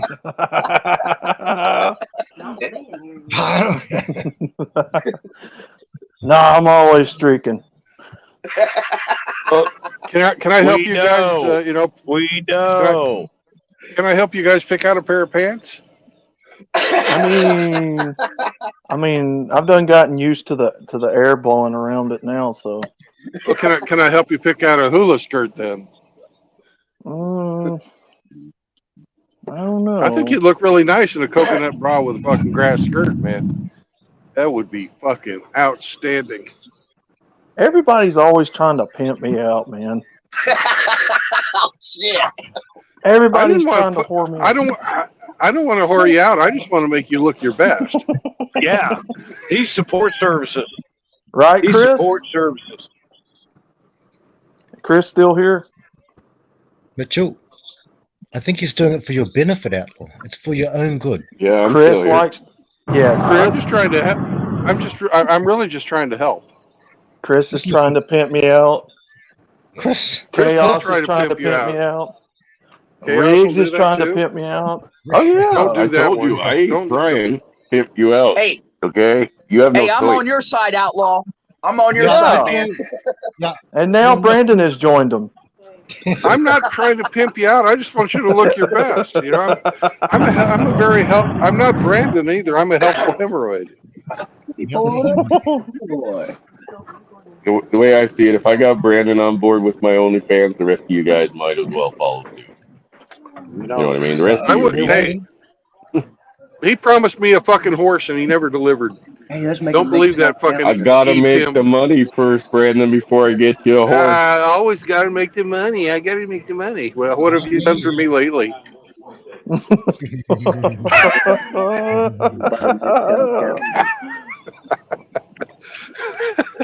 Anyway, Hey, I Emperor. have to go do this thing. Hey, Emperor. That was Yeah, good. Rusty. Yeah, those are some great pics that you been putting on Facebook of your kid. Oh yeah, Yeah, I've been the little guy up the mountain. yeah, I've been getting some pics. I got a new granddaughter. This is going to make my 4th grandchild, but this one's adopted. Yep, and my one of my twin daughters just adopted yesterday a little girl. So yeah, I got 3 grandsons now, and now I got a granddaughter, and they've been sending me pics. I'm supposed to go over there and visit with them later on this evening. Rusty, I can't believe you're old enough to be a granddad. Well, I got started early. Yeah. Yeah, you must have. Yeah, if you start You must early, have. it can happen. Well, I mean, Lisa's daughter is just found out she's pregnant. We're hoping it'll go well, but it hasn't been so far. But should everything work out, I mean, Rusty, you just don't look like you got the age, buddy. No, like Rusty's... I said, I mean, it's clean living. It's called Clairol. Oh, it's not, isn't it? It's called Clairol. Clairol. That's clean living, indeed. Like Jesus Christ. Hey, I don't know. You guys don't look alcohol old enough to be grandparents. Excuse me. That's like Eric. I mean, fuck, Eric looks younger than me, and that's after 2 rounds of chemo and surgeries and brain injuries. And he still looks younger than me. He don't smoke. He just became hey, lay off the smoking, man. Okay? Hey, smoking ages you. So does drinking. Look at Frank. But Hey, I'm drinking and smoking right now. Yeah, there you go. How do you explain Rusty? That's the wine. It's the nice cab Sav that Rusty drinks usually, often. Yeah, that's what I'm drinking, Frank. Cabernet Sauvignon by Liberty Creek. Sauvignon. Yep. Sauvignon. So it's what you drink. What you drink? Yeah. You can drink can't. a lot more wine and be healthy than drinking like Bacardi 151. Trust me. Yeah, no, I'm not going into the 151. Well, yeah. Well, I don't drink drink responsibly. Yeah, I don't drink any hard liquor. And I drink for a very specific purpose, which True Blood knows about. You know, it's fairly steady. Every once in a while I go overboard. Like I had a little bit too much last night. You see? Yeah. Yeah. Sorry, not But I caught a big ass fish though. And so you see that counteracts it there. That's what I was thinking. That's what's keeping you young. You got a boat. Celebration. Risk reward, love it. Rusty, you said that was the most dangerous fish, one of the most in the world. You had a world record, bad things on its spine and its touch it. I never seen the proper name for it. I mean, not the scientific name, but the proper name for it's called a gaff top sail catfish, and it's salt water, and it was the biggest one I have ever seen in my entire life. Yeah. Okay. Well, keep going. We love a good fish story. Yeah, me too. Yeah, it looks like a catfish, Rusty. Yeah, it is a catfish. It's a saltwater catfish. It just about took the damn pole over the boat. Luckily, I was able to come out of the cockpit and grab the son of a bitch before it went over. Was that one in $10,000 rod rig? Now, when it got to the boat, did you have to box it? No, you got to be really careful because the pectoral and the dorsal fins are spines that have poison on them. Right. Oh, so wrestling was out of the move. So how'd you subdue it? Oh, well, I eventually got it up, got it on the deck, and, I got my hands around it, got the damn hook out of its mouth, took a picture, and threw it back. Well, Rusty, what does getting it up have to do with any of that? Now, hold on a second. Are you talking about the fucking black bikini I got here, or are you talking about the fish? The fish. Why'd you get it up to the fish? Okay. Jesus, you sick fucker. Well, we got 2 different types of fish here. We got the fish that's in the fucking water, and I got this damn split tail bridge snapper that's up on the deck right now. Bridge snapper. Bridge snapper. That's a good name for it, a bridge snapper. I'll never look at Star Trek ever split tail again. bridge snapper. A split tail bridge snapper. I like it. I've got Google always ready. You know what? You know what the split tail bridge snapper eats? Your wallet? Yeah. No, That actually, I can worms. answer that question, but I don't want to have True Blood's channel struck down. Okay. You know, Rusty, that's a thing that's never come up before.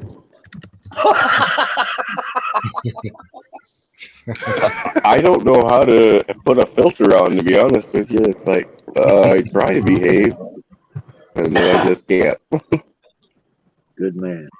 But Mitchell, did you catch Cush's and Brandon's stream, the 2-hour stream from about yesterday? No, I was talking with the guys on Discord. So generally when I'm on Discord, I don't go anywhere else.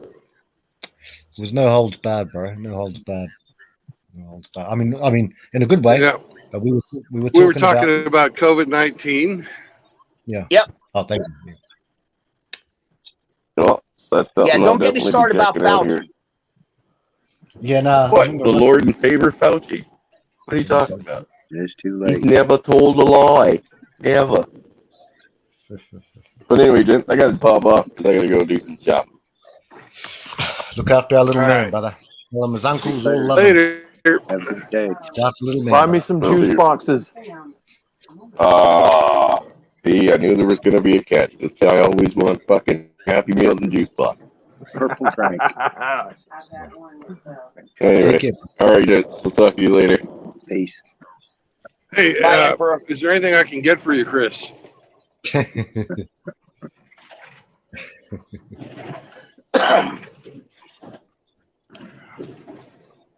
So apparently Rusty's now become SpongeBob. Apparently. So Rusty is now SpongeBob. What are they doing to you, Rusty? Sugar bottom. Hey, the only thing that's a sponge about me is the after effects on my beard. They call it a flavor saver for a reason, Rusty.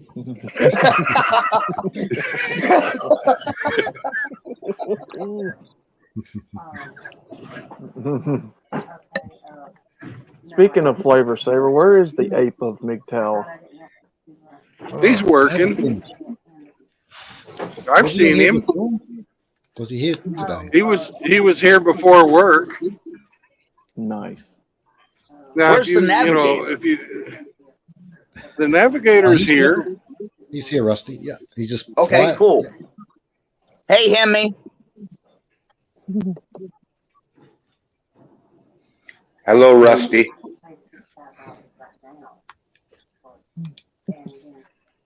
How you doing, bro?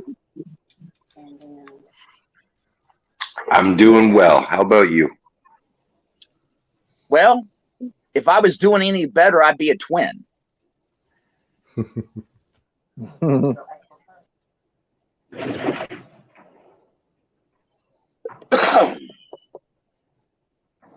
Well, sometimes Hemi's a twin. He comes in here and plugs in. And there's like a car and a Dick Nose Monkey both. Yeah. Yeah. Well, that's because Hemi has got like freaking Ghost Shura damn trans-dimensional warp chat capability. You know, he could be like everywhere at the same fucking time. Yeah, yeah. Sure is like that. Let me tell you why. Because Hemi's so nice, we have to have him twice.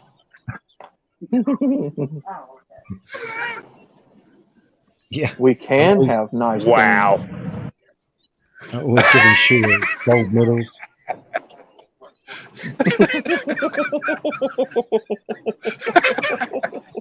Are you saying we're passing Hemi around? No. Passing Hemi around. You know, between MGTOW Outlaw, Hemi, and Ghost Shura, I have no idea. Those son of a bitches, they got some kind of like special damn supernatural forces with freaking chats. I mean, Outlaw's most famous saying is, "We're back." We are back. I thought it We're was. back. I thought it was. We're not country, or you're not country, or that ain't country. That ain't country. Indy has to tell you your country. So. Hey, so Yeah. Indy's the arbiter or authority of what is country and what is not. Oh, okay. You know, I think that's true. But you do know that his country is wired up fiber optically, right? Yeah. Well, that's an anomaly. If you don't get Indy's, stamp of approval for being country, you ain't shit. Well, you can be That's shit, right. but you just ain't country. Because, like, I know a lot of guys that are pretty fucking, they're like a piece of shit, or they're full of shit, something like that. Sometimes they're fucking shitheads. So, that Indy don't stop that. Nuttier than squirrel shit. Yeah, Oh, they my talk goodness. shit. I love that one. Nuttier than squirrel shit. Yeah, I got a situation here. I done figured out I done ran out of Cabernet Sauvignon, so I'm getting ready to. Yeah, I'm getting ready to reach over across my territory into somebody else's territory and grab their Carlo Rossi Sweet Red. Oh my God! Oh right, yes. That's what they call me. They call me Sweet Red. Oh.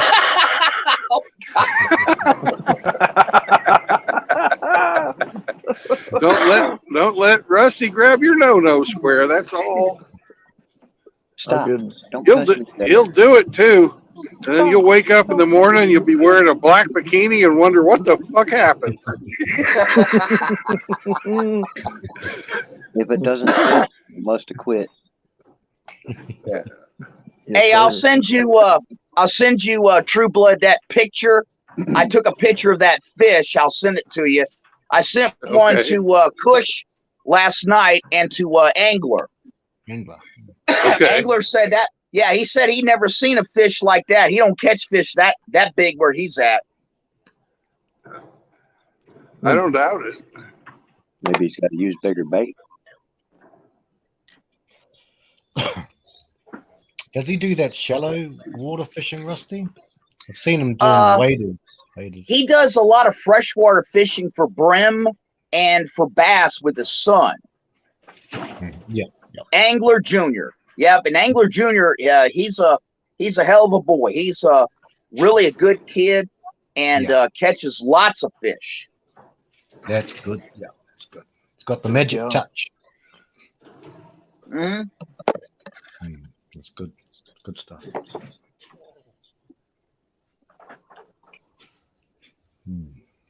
Yeah, and of course, freaking Kush ain't never seen no damn fish. On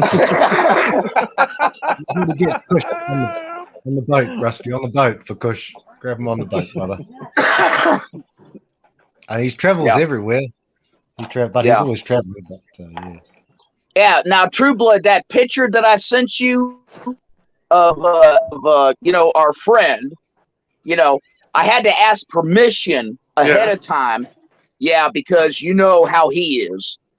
Right. I've seen it. I've met him in real life, right? Yes, and that's why he's like, go ahead and send. Yeah, he said, go ahead and send that picture to True Blood. But that was inside the Beau Rivage Casino, which is our nicest casino down here on the coast. Yeah, I love the fucking fanny pack. That was priceless. I didn't say anything to him about that. Of course, that's not the type of guy you want to say anything to about a fanny pack. I told him about it. Oh, well, you got more balls than I do.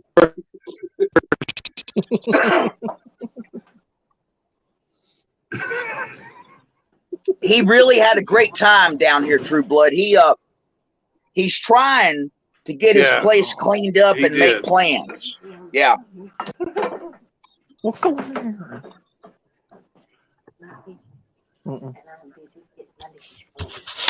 Got some bad neighbors there, Rusty, eh? Doesn't like his neighbors much.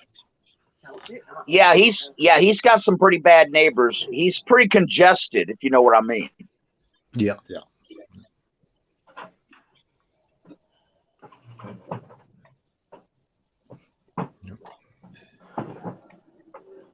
Yeah, while he was down here, I introduced him to one of my other friends. Now, AKS is lifting, somewhere in the high 390s. That's and I introduced him to one. Yeah, I introduced him to one of my friends that's lifting in the high 400s, and they got along fabulously. Wow, that's a lot of weight. It's a lot of weight. Yeah. Yeah, those are big dudes, young guys. I think don't Tim lift too? Don't Tim Elgato lift too? Yeah, he's at the gym right now, bro. Right now, he's listening to us as we speak. Here's the man. Yeah, Tim, and Tim's got.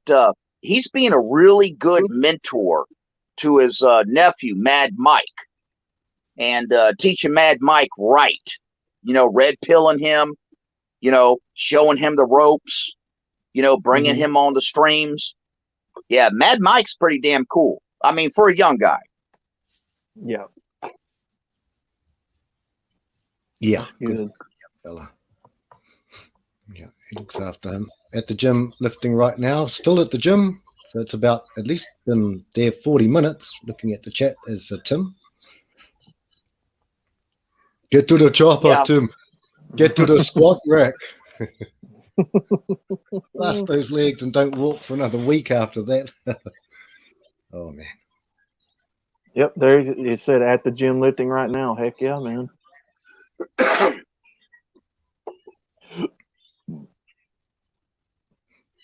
I need to. I eat too much. I eat way too much, man. What you have? I got a Pringles addiction. Pringles. Yeah, I gotta eat Pringles. But not M&M's though, Outlaw brother. No, not M&M's. No. None of that stuff. Nah. Well, and we know we've got to, might as well, if you can, you don't have to, but I mean, I don't eat Hershey's and I eat hardly any junk food. I get all my sugar calories from what Rusty and I have here, a few beers and a few wines. But yeah, I'm not gonna. I don't do any Gillette. I don't do any of that. What's it called? Netflix. I don't do that after the cuties, and I don't do the Gillette after that horrible ad. And I just keep boycotting these mother grabbers. Just keep. I don't drink Coke. I don't drink anything Coca-Cola product anymore. I'm No, not the right no. color. Well, yeah, that was yeah. Yeah, I don't eat any sugar whatsoever other than my alcohol. Well, there is one exception. And that's one ass cheek at a time. Oh dear. But I'm glad Riggs is not here. He didn't hear you say that. Riggs would be cunning for you, brother. No, I got somebody that keeps me in shape pretty much. Yeah, that's good. In fact, I may have seen her on cam there with our friend. Yeah, fucking James, Jesus Christ. Here James is fucking hitting on my damn smash and dash. But I said, James, keep talking because she gets wet listening to your voice. Oh goodness. Wow. Oh goodness. No comment. I'm in the same boat. Yeah, oh yeah. Rusty doesn't know, but and Indy doesn't know. He wasn't here, but tell him, Outlaw, about your apparently I've got a girl that goes to Chaos's streams that likes my voice too, Rusty. Wait a second, is it Crystal Kitten? Yeah. Come on, Rusty. Oh, see, I'm right on it, man. Oh man. Hey, is Tim Elgato still listening? Are you listening, Tim? Yeah, he's still listening, bro. He's working out with his earbuds on, I think. He just finished Well, his bench. that's why I renamed Tim the other kitty. Yeah. Residual. I've never had a girl tell me that my voice turns her on ever. She's the first. And honestly, I don't know what to do with that. Hey, can I tell you? Can I give you a little bit of information, Outlaw? Go for it. She's got a Facebook page, and we're friends. Yeah, we are too. Me and her, and me and you, I think, are too, right? Oh, yeah, that's right. Yeah, it's a group of us. It's me, you, Douglas, Polska, Chris. Emperor, and Crystal Kitten. Yep. Oh, and Chaos is on there too. Oh, well, yeah, Chaos as well. Sean. Yeah. Yep. Yep. Actually, Crystal Kitten is the younger version of my black bikini.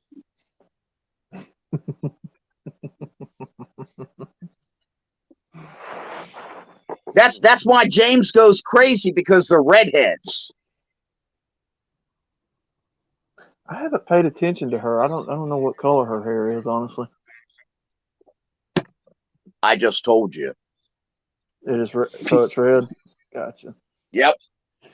Red on the head, fire in the hole. Yeah, pretty much so, True Blood. I mean, you guys are so racist. I mean, I'm part Irish. I like reds. You guys are me. I'm part Irish. I like my reds, man. I'm afraid if I get with a redhead, we start a fire. Well, you know what the interesting thing is about redheads? And this is a fact, okay? A universal fact. They are either super attractive or they're god ugly. They don't fall in between. Oh, man, that fucking hurts. That's true. Yeah, I mean, that is true. I've never seen an average ginger. Now that you mention it.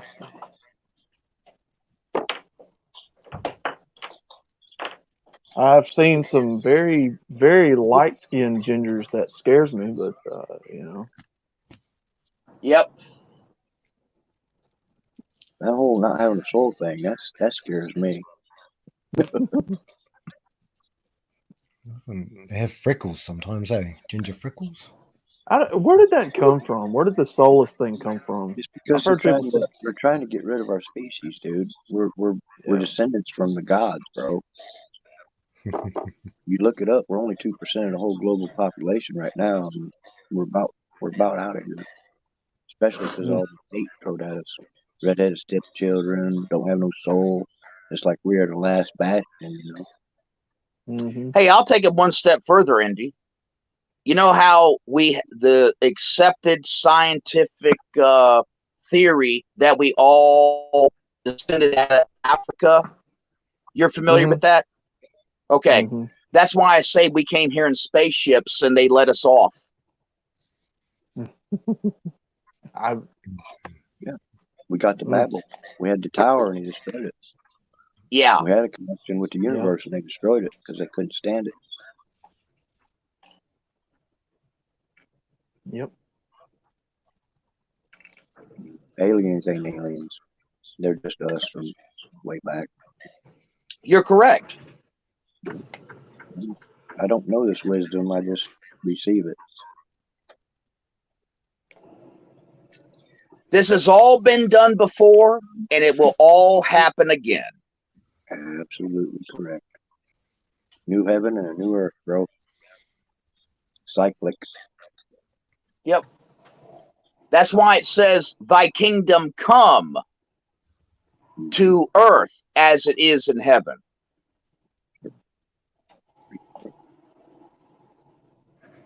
You forgot a line. Okay, which one did I forget? Thy will be done.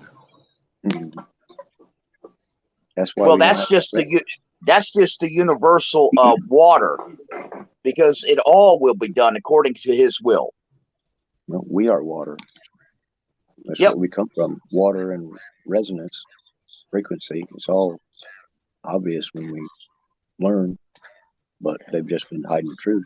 So as soon as they get rid of these evil demons, when their reign's over this time, hopefully this is the turning point that we can start fresh and be right. You know, be happy with God. Don't disrespect your Father who are in heaven. Holy crap! How much more simpler can this be, fellas? Yep. Well, the very first thing that needs to be done is we need to get rid of Thoticus, Succubus, spirit of Jezebel, Lilith. Yeah. Mm-hmm. Their spirits inhabited all the females. That's why we use salt. That's why that bitch was turned a pillar of salt, because she was wanting. She wasn't whole, and salt will kill the ground so it can be renewed. That's right. That's why the Romans, when they conquered the people and they were really pissed off at them, they would sow salt into the ground so nothing would grow for 500 years. Absolutely correct. Thank you. Good, Rusty. I mean, yeah. amen. Rusty has at least 2 degrees. One of them's history, Rusty, in English. Yeah, English and history. Got some smart, very educated people. This whole sphere is educated, smart, good-hearted people. Good place to be. Yeah, look at Brandon. He's got a freaking master's degree in damn engineering and shit. Yeah. That amazes me. That's why it's so awesome to talk to you guys, because I feel like I have brain damage. And hell, I didn't even complete high school, so I've worked my ass off my whole fucking life, and I made something of myself. Fuck that education doesn't shit. They just fucking made it worse on me. Yeah. I got my education to fucking earn more money for my family. What the fuck did that do? My fucking ex-wife told me she didn't fucking didn't want to be with me anymore because I wasn't scruffy anymore like I was when I first married her. She liked a fucking rough boy. Damn. I busted my ass. Busted my ass to fucking be the best dad, whatever, and she shit all over it. You know that excuse was full of shit, right? It was just an excuse. Oh yeah. She would have said anything, Brandon. She wanted a fucking True Blood. she did get a fucking rough boy. She got herself a fucking opioid addicted motherfucker that died in her house from an opioid overdose. Oh, my And my daughter found his fucking ass. Oh my god! And had to give him fucking CPR until the fucking ambulance showed up and pronounced his ass dead. Oh dear, how sad. Never mind. That's fucked up, man. Yeah, it's fucked up. I feel sorry for your daughter. I feel sorry for your daughter. I feel sorry for my doe. I feel sorry for her too.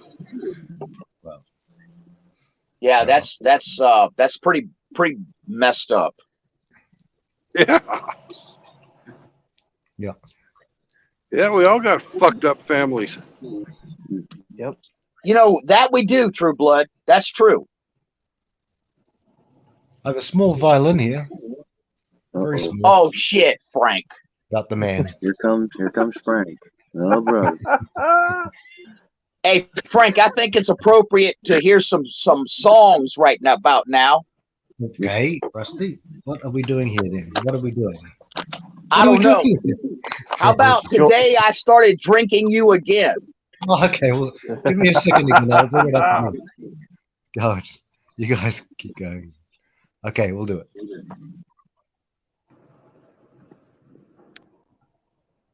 There better be some George Jones. Oh, hey, Merle trumps Jones. Merle's pretty good. Merle's pretty good.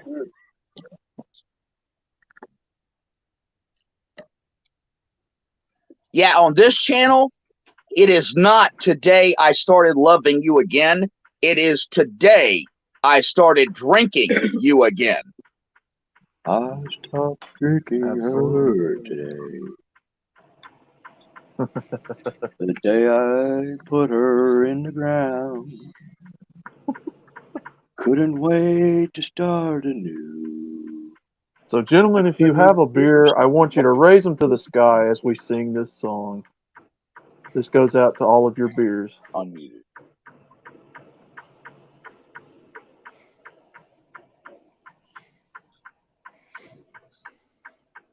Oh, guess Frank dropped.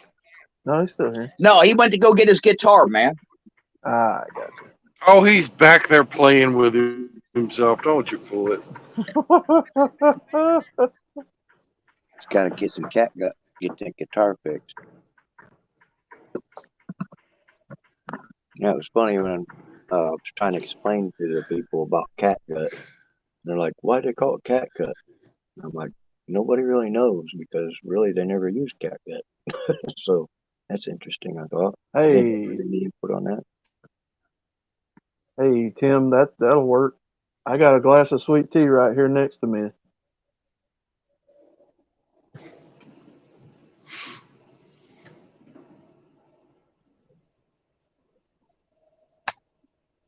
All right, Frank, what are we doing here? The boys are getting restless, Frank. Yep.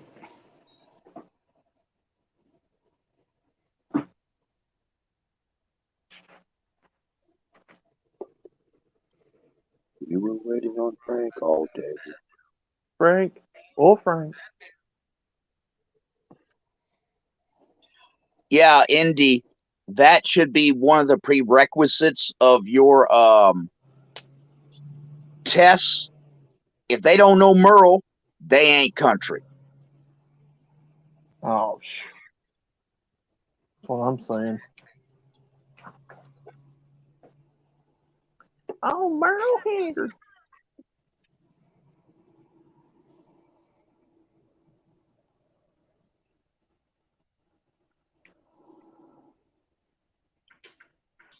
We'll name off another Merle Haggard.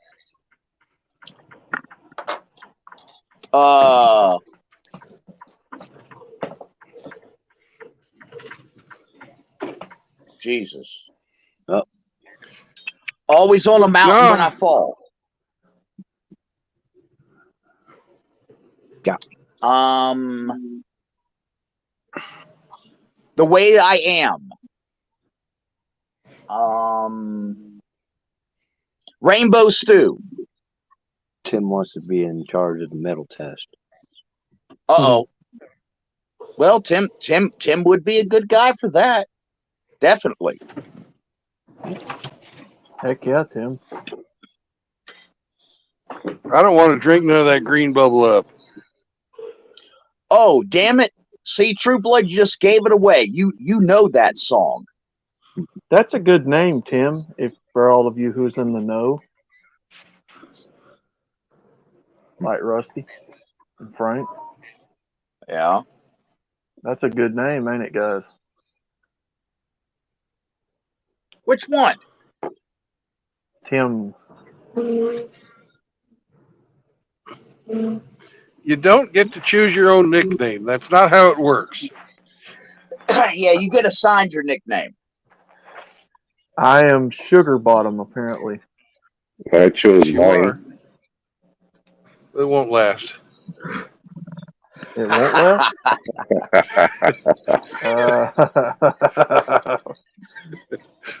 Yeah.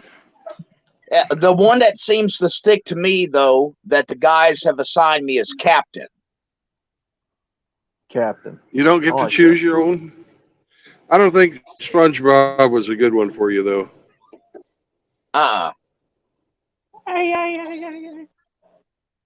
Should be corroded Cajun. Oh, shit. Oh, that's good. I like that. The Cajun Captain Commander?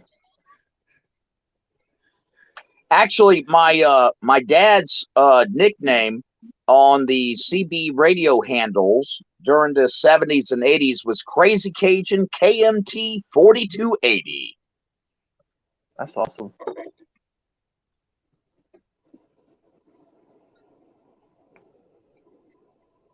I want a cool nickname.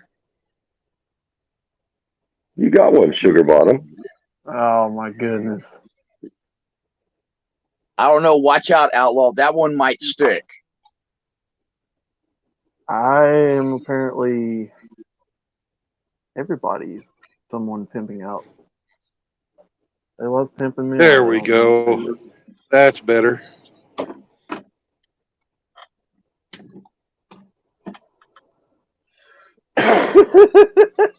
Yeah, perfect.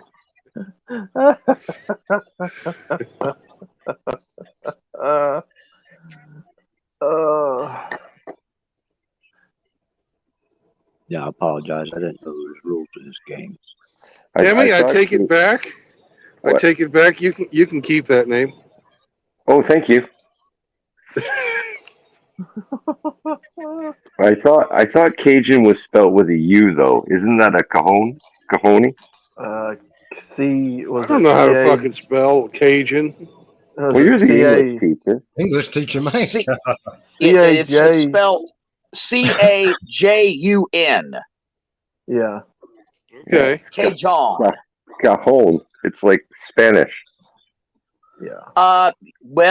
Actually, Cajun is a combination of Creole, Black, Spanish, and also the indigenous white people of the area.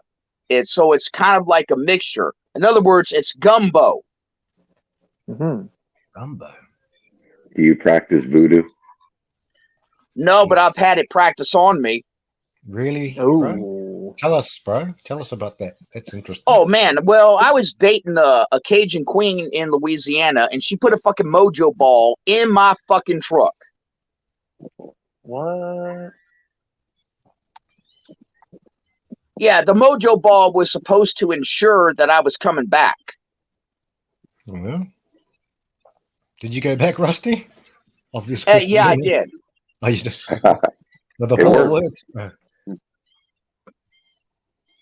Wow, interesting, bro. I don't really mess with any of that stuff. I used to when I was young. Don't mess with it anymore. Not the voodoo, but other stuff. But no, not my cup of tea. The Ouija board is not something I fool with. Nah, no way out. No. I don't fool with that kind of stuff. Yeah. Hey, one morning, I caught her walking around my truck 3 times. And I said, "What are you doing?" And she said, "Oh, nothing. I was just taking a walk." I said, "What, around my truck 3 times?" And then that's when I got suspicious. And I went and I checked my truck. She done put a fucking mojo ball in my damn truck. Oh my goodness.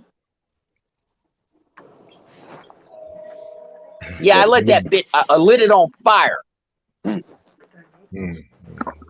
That's the only way you can destroy voodoo magic is with fire. Yeah. Interesting. Yeah. A lot of stories there, eh? A lot of stories. Hey, interesting observation. Is that why they threw virgins into the fire for a sacrifice, or did they do that to keep the virgin population down? Well, I don't know so much about virgins and voodoo, other than freaking chickens. Chickens and blood and shit like that. But got to be a virgin chicken. Yeah, sacrificial. Has to be pure. I think they did it for the environment, for the atmosphere. They wanted good harvests, good crops, and the virgin. It's been going on since the beginning. I mean, not just in South America, but all over the world. They used to do it a long time back. I mean, she sacrificed that chicken against its will. What if he wanted to be KFC? What if that was the chicken's dream to be KFC? KFC. She just made a decision for the chicken. She did. She did.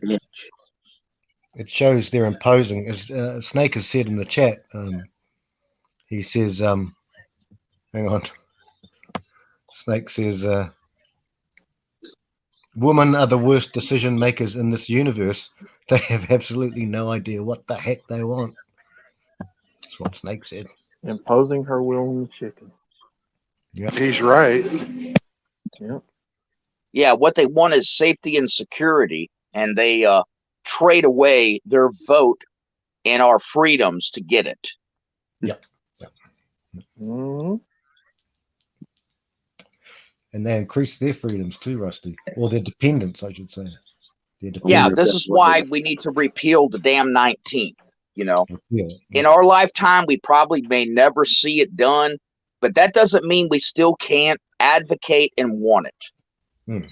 Well, that's why they like HR, because it stands for hell raising. Yeah.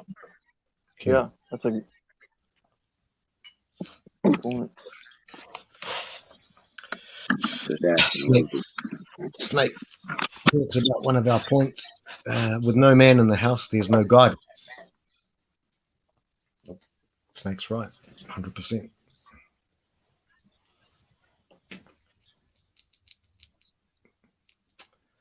There's also no link to God. Yeah. That's very true, True Blood. You know, it was man was the created conduit to heaven. Yeah. And Eve, the helpmeet, the helper. Yep. Yep. So Christ was the head of the man, man was the head of the woman, and God was the head of all. Correct. Now feminism has become their god. Yep. Mm-hmm.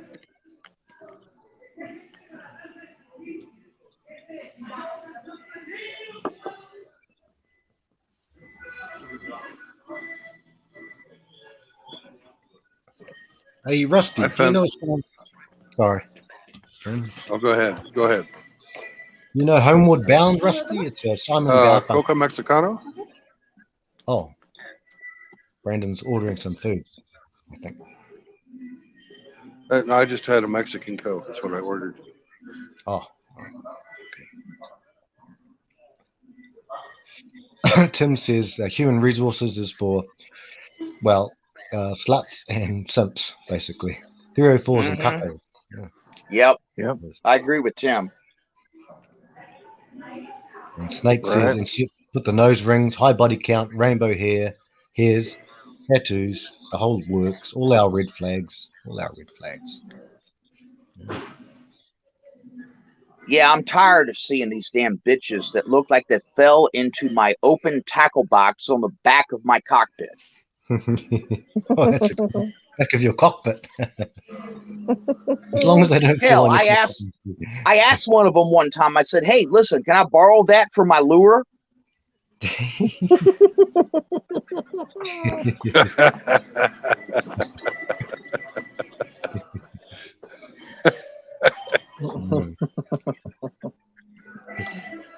Just rip half your nose off, bro. I'm just allegedly, but it's like rip it off. I'll just grab that. Well, I call the rainbow hairs the cotton candy asses. Oh yeah.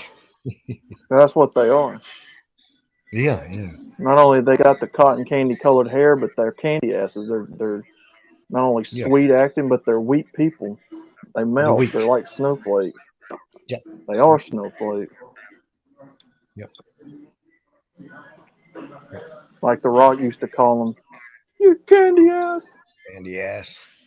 Candy ass. It doesn't matter. It doesn't matter. It doesn't matter what you think.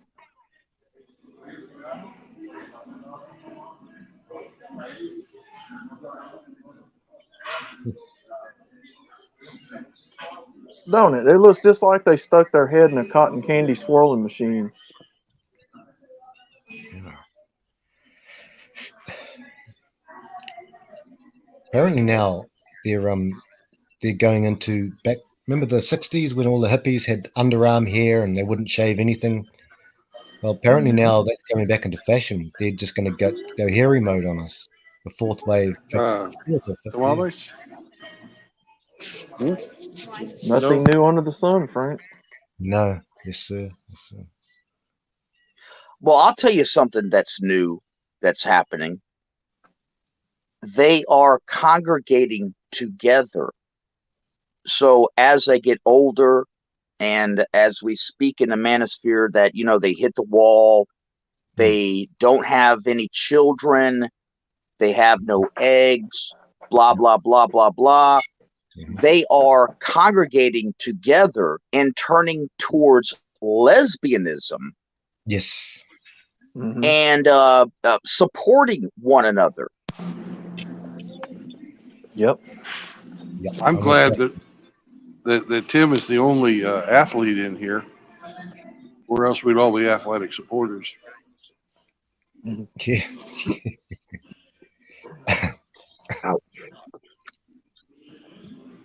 Ruthless, says Tim. Ruthless. Brutal, says Snake. Yeah. Snake is saying, yep, these lesbian friends are scissor sistering each other. Yes, they are. Scissor sisters. He's not wrong. Oh, one thing. And we can let Tim talk for himself now. All right, Tim back in. What up, brothers? Hey, Tim. Hello, brother. You know, I had to do it, man. I had to go to the gym, and especially on International Women's Day. Oh, yeah. Yes, sir, man. But I want to make a new rule, man. Everyone who has unnatural hair color or something like pink, purple, or some other bullshit that's not natural, we don't have to take their opinion seriously. It basically means you're a clown. Yeah. I like that. I thought that already was the rule. Some people forget. Oh, okay. It's been my ride and die since the beginning, man. If someone has like weird color hair, I'm gonna dismiss every single thing you're saying. I think if they wear makeup, we should have the same rule. Clowns wear makeup, right? Yeah. Especially if you're a man and you're wearing makeup. Oh God. What did you say? A man wearing makeup? Oh no. Oh no. You know the You're right, Mr. Clairol. Hey, hold on a second. There's a difference. Now you can dye your hair, but that's not fucking wearing makeup, bro. Rusty, I seriously had a guy fucking approach me, said that I worked out too much and that I should wear makeup. I told him he could get banned. Oh my God. A Viking brother here. Some fucking weak soy boy, of course, with fucking 10-inch arms telling me what the fuck to do. Get the fuck out of here. He wanted to be the next Mrs. Zelgato. Hello. No. Oh, I'd be a bottom for that guy. Ooh, yeah. That's I'm not into that, man. Yeah, but he was. Yeah, he was, but I'm not. Hey, if he bends over, I can give him a free boot up his ass. Let's see how he likes a size 13. Oh, he loves it. Oh yeah, size 13 cat, steel toe. Of course, some work boots or something. You will love that. Ooh, disgusting, my man. pleasure. There's a lot of these sick people. I'd like to stick a size 13 cat boot up their ass. Oh hell yeah! How the hell did society or society, have to say it correctly, get so fucked up, man? So many reasons, brother. So many reasons. Hey, you should have seen me and AKS. We walked into a couple of bars. Dude, we was pushing the freaking soy boys out of our way. And we just dared them to turn around and say something. Yep. Yeah, I have the fucking thing. If you're cool with me, I'm cool with you, man. But if someone's gonna be fucking disrespectful and you're fucking at some soy boy with fucking 5'5" with fucking 10-inch arms, you're gonna get some free flying lessons if you get what I mean. Hey, I got an announcement to make. I just saw it on the news. Gary Rosington of the original Leonard Skinner just died at 71. Oh, Yesterday. Yeah. Yeah, I just saw it. okay. No, He that's survived. He wasn't on the plane. Is that right? No, No, he wasn't on the plane. Yeah. he's free as a bird now. Oh shit. I should have told him.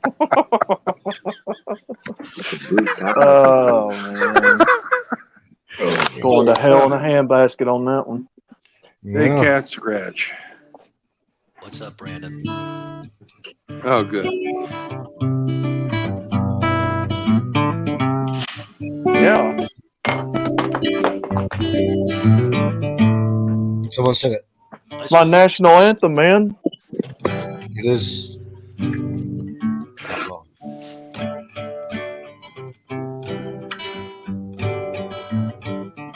This is beautiful, man. To sing a song about the Southland. Yeah. Carry me home to see my kid. It's Big Wheels Keep on Rolling. Carry me home to see my kid. Yeah. Singing songs about the Southland. Come on, Frankie. Don't let me down, buddy. Some people say it's a sin. Yeah. Sweet home Alabama. Yeah. Where the skies are so blue. Woo! You ought to be singing this one there, Sugar Bottom. Oh, I know. I'm letting Frank serenade it. I've never played the. Really? I don't know the solo. That's it for me, guys. I hope Neil Young. And we did the second verse. You guys remember the second verse? Nice one, Frank. Thank you, Timmy. I like Tuesday's Gone myself. Oh, Cat me Stevens. too, Outlaw. Isn't it Cat Stevens? Oh, that's Tuesday's Dead. Cat Stevens. Did No, that. No, Tuesday's Tuesday's Gone. Gone by Leonard Skinner. Oh, Yeah. shit. I have to have a look at that one, brothers. Okay. Excuse me while I kiss the sky and remove myself. Who's Tuesday's not gone. It's still Tuesday. Tuesday. Tuesday's Gone with the wind. I'll have a look at that. Oh. No. Oh, no.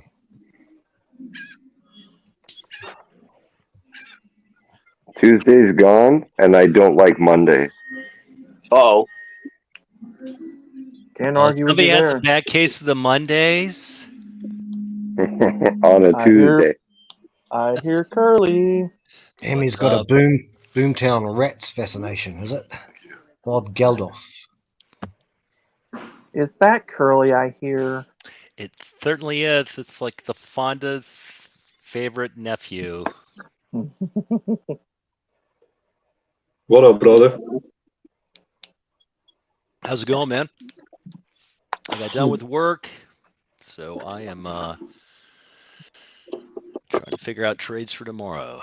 Trying to make some money other than the man. Now, Frankie, I always thought that people from the UK and New Zealand didn't matter. Like, you guys just have that natural inclination to be able to sing. Must be that Aussie, New Zealand, UK accent. Yeah, it's the New Zealand thing, brother. New Zealand thing. Yeah, there it was. Yeah. A Jack reach around. Refreshments needed there. Oh, that's a good one, Brandon. Oh. Thank you. Nice one. And, yeah. Yeah, we'll do.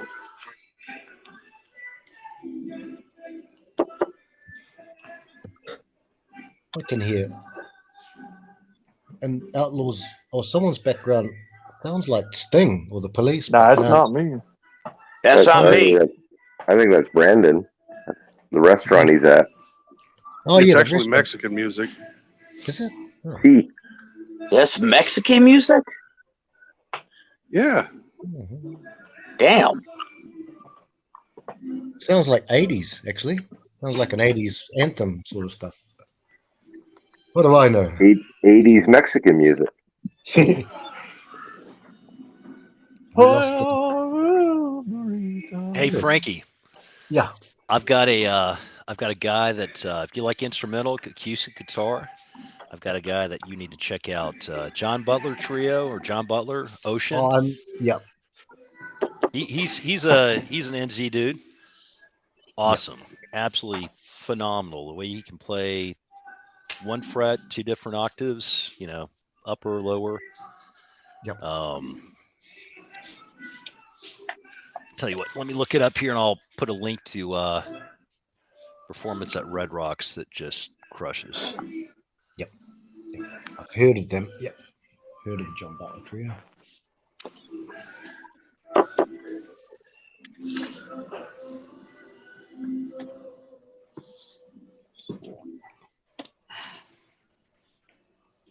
I wish I had musical talent, but I totally don't. Oh, it's just developed him like muscles, like your muscles. You keep going, and then you rest and you eat, and your muscles, you develop your health and your strength. Yeah, just like anything, bro. Hey, Tim. Yes. Hey, how's Mad Mike doing, man? Just brought him home, and we hit the gym pretty hard, so I'm guess he's tired now. Yeah, you're doing a real good job with him, man. Congratulations. Yeah, thank you. I heard the kind words earlier. I wish someone would have told me that at 17, man. Exactly. That's what I mean. Exactly. All of us think the same, Tim. All of us wish we could go back. We would be like magicians, sorcerers with the hidden knowledge. We know everything. And Almost. much richer. Yes. Oh, yes. He's always asking about you, Rusty. He's like, oh, the guy with the boat. Yeah, he's cool. Hey Tim, are you the guy that you had to fight? Were you on Gregory, whatever? The Red Pill Guru? I think that was his previous channel name. He did an interview with you. No, that's not me, man. Okay. I try to not get into fights because totally I don't really care. So, but no, man, I'm not really involved with internet drama. No. I mean, he basically did an expose on the guy that fought for 4 years to get access to his kids and his two younger kids. And anyway, it sounded like him. I just wanted to get some context. Oh no, man, I gladly been never married, man. I saw my best friend get divorced, great, and I had enough. You're lucky. I was old man he left my mom at when I was 12, and then she married a white knight, her attorney, actually, her divorce attorney. Good man, but typical female logic, hypergamy. She didn't really love him. That was the safest place that she can land to. And then she married a complete piece of shit. That's why, when men say that there's gold diggers, they're women. I'm like, it works both ways. It's just not as common that it's men that are gold diggers. But he also, was the epitome. I had some crazy bro trying to press fake charges on me, but I was a bit smart because he was giving me off some really weird vibes. So she basically said in a telephone call, if you don't do exactly what I say, I'm going to go to the cops. And I already felt it coming, basically. I was like, you're hiding something. You're acting weird. Keep in mind, I never touched her because I wasn't interested. I had to forward to record the conversation. So the police were really interested in her saying that. Good for you for being that aware, or, your spider senses were telling you, I better fucking protect myself, because when it's your word against hers, we all know which way that's going to land. I gotta be honest, man. My dad taught me well. He said, "Son, if you can live without woman, you should do so."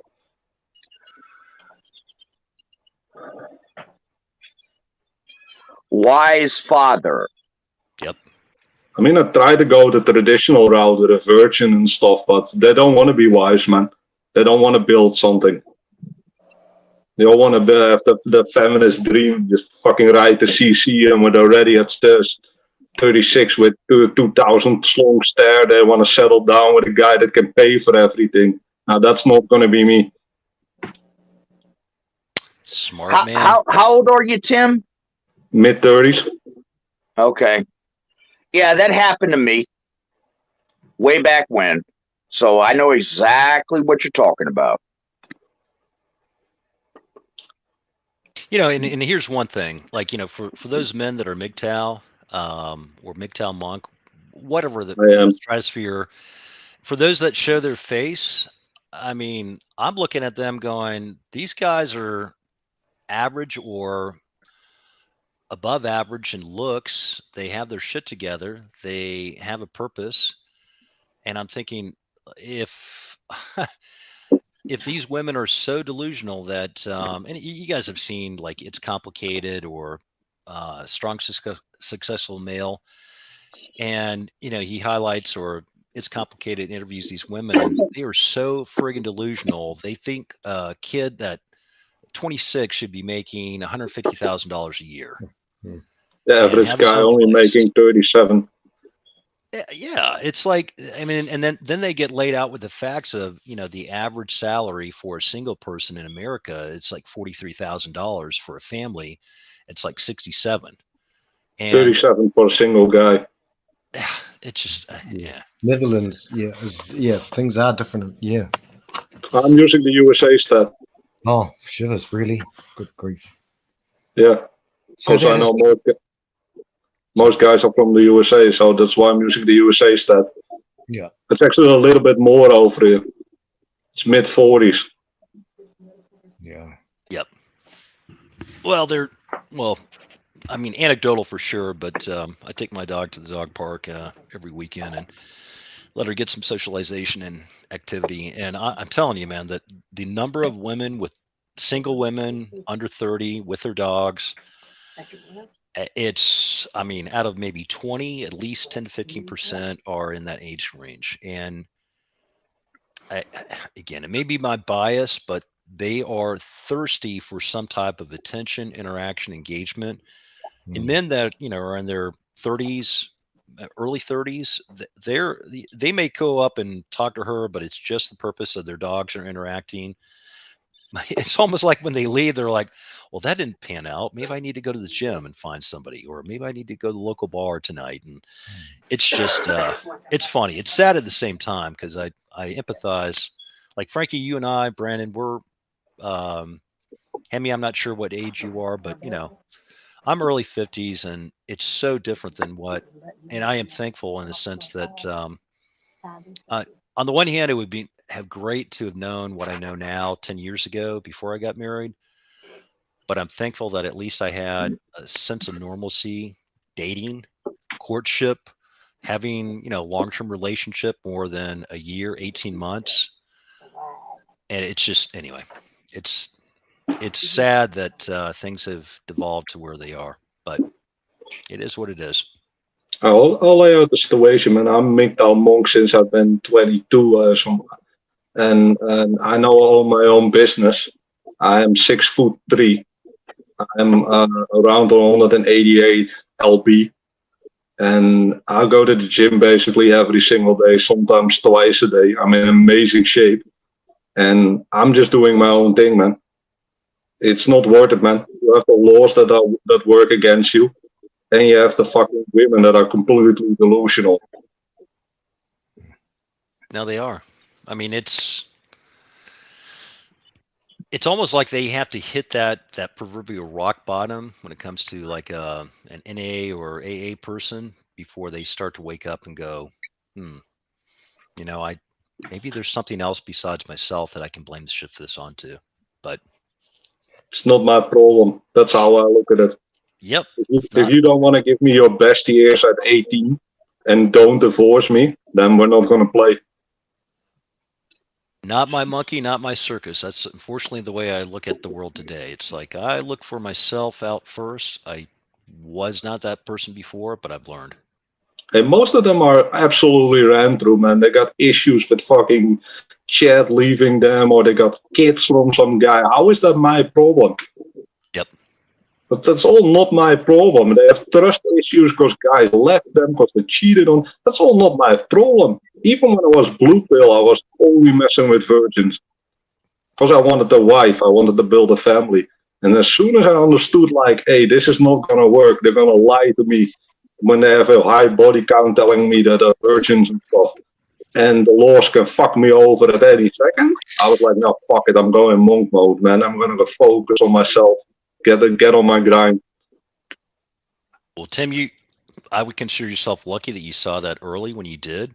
Yeah, and I was the opposite, where I'm like, I'm going to make this work. Like I would not accept an L, like when it came to when my marriage was falling apart, and I thought I can fix this. So double down to try and make her happy. Yeah, that didn't work out too well. You can only fix it if there's two people willing to work on it. And if she's being promoted to fucking break up the family for cash and prizes, then you're the only one fighting for it. And you have no power because you have no dominion over our families. Yep. So there's no point.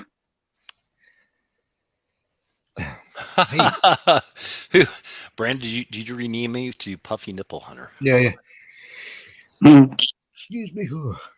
Question for you guys: when you were young, growing up, and let's say you liked a girl, when you we're talking about like teenage years and going on from there a little bit, did let's say a girl liked you, or a girl here and there liked you, when you rejected her, like let's say you weren't into her, you were very kind and gentle about it, right? I would say mostly, like unless she was a real hoe. But have you ever seen the girls treat the guys like that, or did they just mock and ridicule the young men who like them when they're just getting hormonal and adolescence? That's what I see. That's what I experienced. I think that's more prevalent today, Frankie, for sure. I mean, compared to, again, anecdotal, but I've had two women that have, called it off. Like it just wasn't a good, again, like dating is one thing. You go out 3 or 4 times and she's like, hey, not really feeling it. That's different. But if you get into a long-term relationship, a little bit different. So, but most of the time today, no, I think you're absolutely right. I think that women are much more callous and dismissive. And if you don't hit, it doesn't matter if you've been with them for 3, 4, 5 years.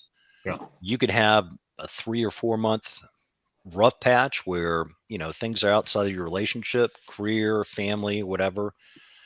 Dude, if you're not entertaining her or making her feel like she's the number one priority, and then we all know what happens when you make her the priority. Yeah. I just think today, I both men and women are just, we are in a disposable society. Yeah. So if you don't agree with me politically, if you don't agree with me from an idealistic perspective, people can use that as a way to write you off. If you aren't spending enough on me, if you don't spend enough time on me, or you spend too much time on me, you're smothering me. There's such a fine balance. Whereas before, I think that women understood the need to be with a mate, with a partner, and they were more appreciative. And nowadays, women they're 64% in college. Yep. 40% make more than men do if they are married or in a relationship. They truly, I believe, Aaron Cleary, I believe Cappy's right. I don't think that they really ever, they never loved us the way that we loved them. No.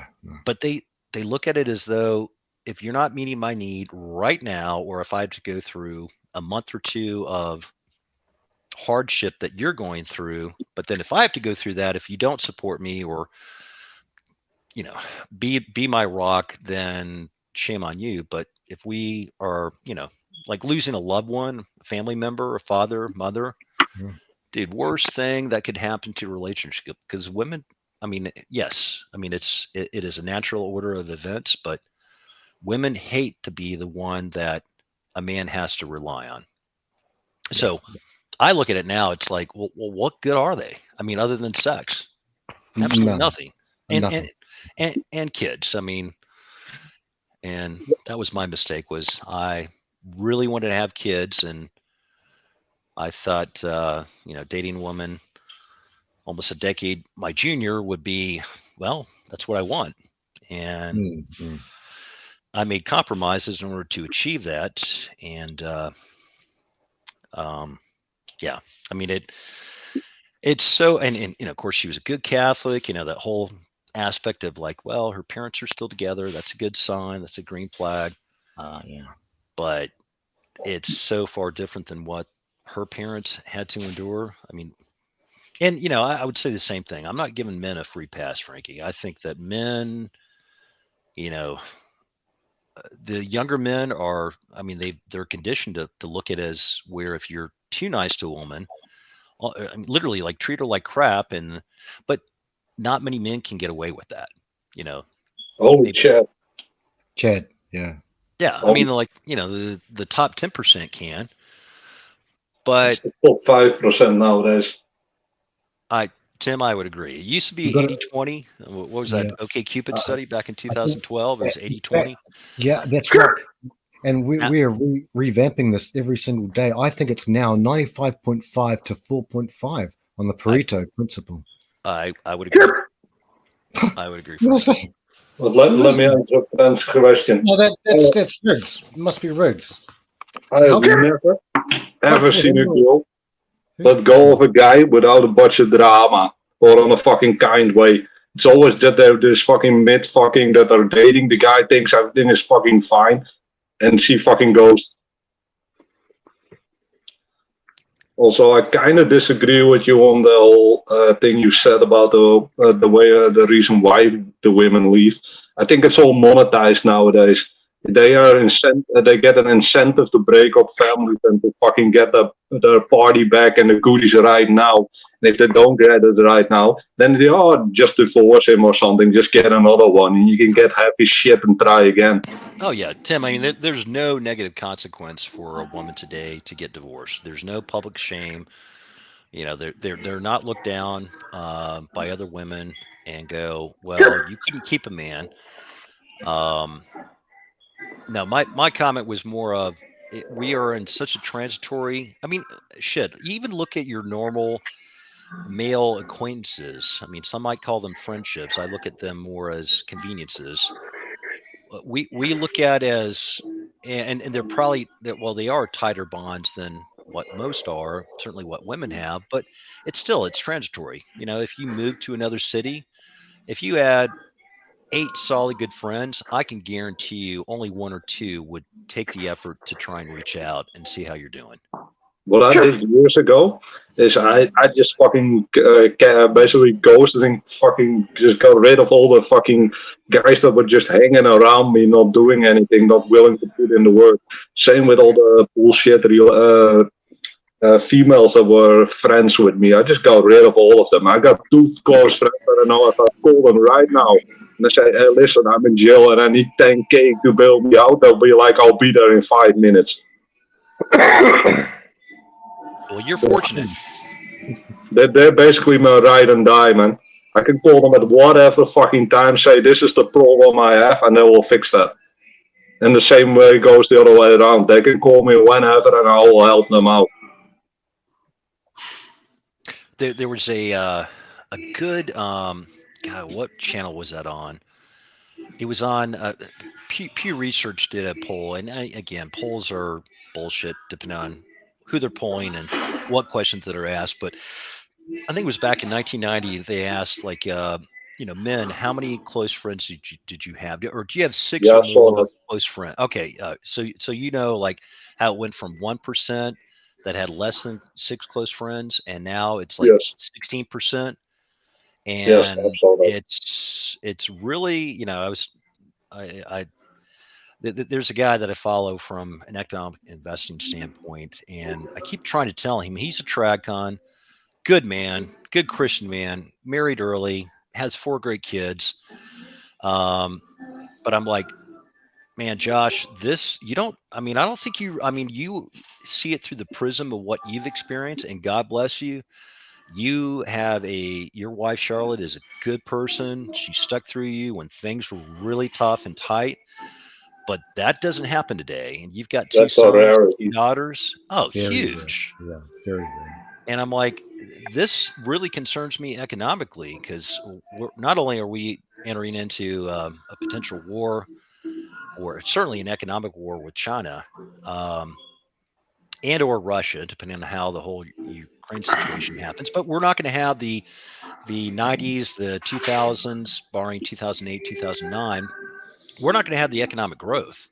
If GDP, if that comprises 70% of stock market activity, or rather 70% of consumer spending dictates how GDP growth is.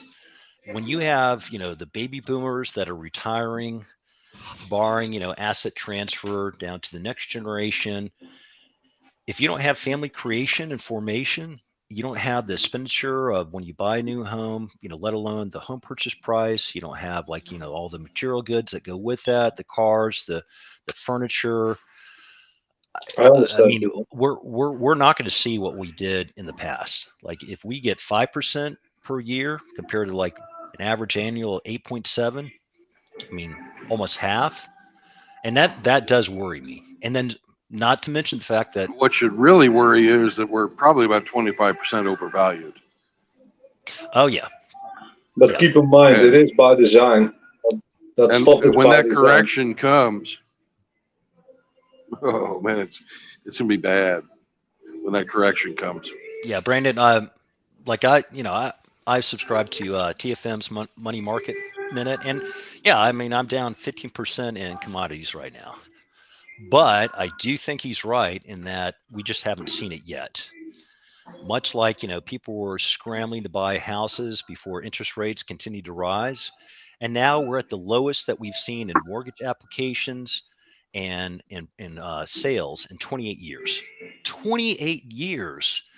And the housing market is a pretty damn good barometer of where things are economically. If you don't feel like things are good economically, you're not going to take the risk, even at 6.2, 6.6% 30-year.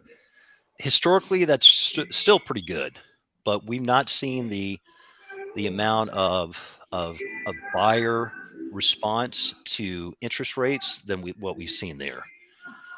Few people are either alive or remember back in the 80s, we had 18% when Volcker came in,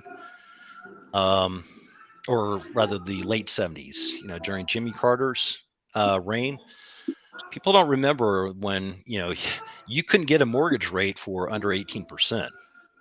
Now, granted, houses back then didn't cost what they do now, so there is that price sensitivity towards that. But people didn't make what they do now either. Well, there's an old saying that says, if you don't know your history, you're doomed to repeat it. Oh yeah, and very few people want to go back and read history. They just want to be told what they should think. Also, keep in mind, but it also really depends on where you are. The area where I'm at, an average house is $500,000. Yep. So, if you can get a house or some land for less, I would say you're lucky. Because that is the average price for my country, $500,000 for a house, and an average house is about around 100 square feet or centimeters. Wow, centimeters, damn. So that's tiny, and you're paying around $500,000 for that. Yeah. Are you guys closing? No? Okay. And keep in mind, the average guy only makes like 40K over here. So how the hell are you going to buy a house? In some ways, it does feel like it's by design. The whole Klaus Schwab aspects and the lack of, the undermining of the middle class, the I can increased. exactly tell you where it went wrong over here in my country. We had a bunch of guys, especially boomers and also the banks that were highly invested in houses. And then basically the whole housing bubble popped. And the government had to artificially inflate the prices of houses. So they basically said you're not allowed to build any houses anymore. Thank you. Because it's bad for the environment. So the housing prices basically spiked to hell and back. Well, Tim, you're in Denmark, you said? The Netherlands. Netherlands, okay. Mesa. Well, you've seen what was happening, like in the Dutch country, where basically the government is taking over farmland. Yes. Because of CO2, quote unquote, greenhouse emissions. Yeah, they're claiming that they're gonna build houses there, but that's not true. They're fucking just reclaiming it and using them for their purpose, or to get some fucking immigrants on there. Yeah, I keep going. I waffle back and forth between, should I just take an exit, take the capital gains hit, and buy property, and then figure out a way that I can live very inexpensively in a remote part of our country, or do I just expat? But there's pluses and minuses to both. I feel like expatting, if things do go awry, you're a white American in a foreign country, you might be a target. I understand. At least, well, don't come here. That's the most important thing. That's all I can say. There's guys saying, "Hey, is this a nice country to live in?" This country is expensive as hell and back, man. Well, largely that's because of government taxes. Well, I mean, you guys are over 50% from what I last looked at. 52% is the highest tax thing, and 21% over everything you buy. Yeah. It's well, it is that I have my family here that I have to take care of, or otherwise I would say I'll go to one of the neighboring countries where the land is cheaper. Well, then you have to worry about visa, unless you marry. No, it's European Union. It's the EU. I can travel everywhere I want. Okay. I have a passport and I can just freely go anywhere in the EU. Dude, I would go to Portugal. Now, Portugal, if you got there in 2015, definitely viable. But nowadays, they've entered their golden visa program. But yeah, if you're part of the EU, I love Portugal. That's that place, the people, the culture, the food, absolutely fantastic. But maybe outside of Lisbon and Porto, they might be reasonable, but you're still spending $300, $350 for a condo apartment, or if you really go further out, you might get like a home with maybe a quarter of an acre. It's definitely not what it was. I mean, real estate, it's been found by, it used to be like back in maybe 2017, it was still on the radar for a lot of people, Europeans, Americans, but now it's gotten to be where it's kind of like going to Spain. Like if you're not going there with $700,000 to buy real estate, you're not going to get much.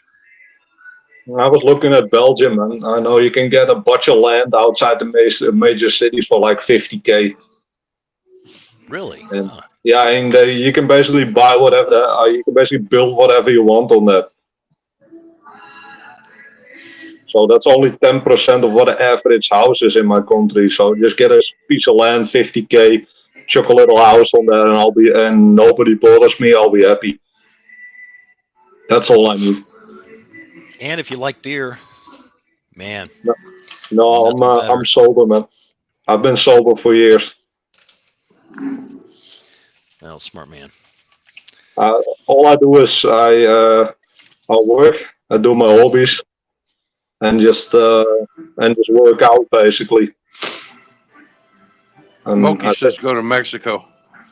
And And don't forget, make people smile. Can you indulge me, Tim, please?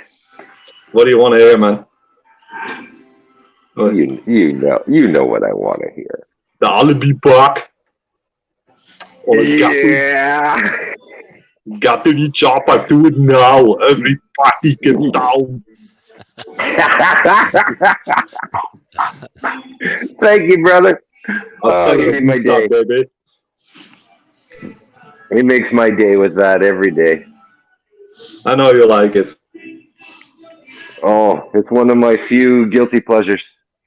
When I get some time, I'm really busy right now. I'll look at some top 10 Arnold quotes, see which I can master. Keep surprising you with new material. You're like fucking awesome. Hey, it is what it is, brother. If you can't laugh at yourself, the world is a hard place. Hey, Tim. Yes. You said you'd kill me last. Right. From Commando. Well, you gotta say, I lied. I lied. I lied. Yeah. Oh, yeah. That's the one from Commando. I like Hasta la Vista, baby. I like that one. Sounds good.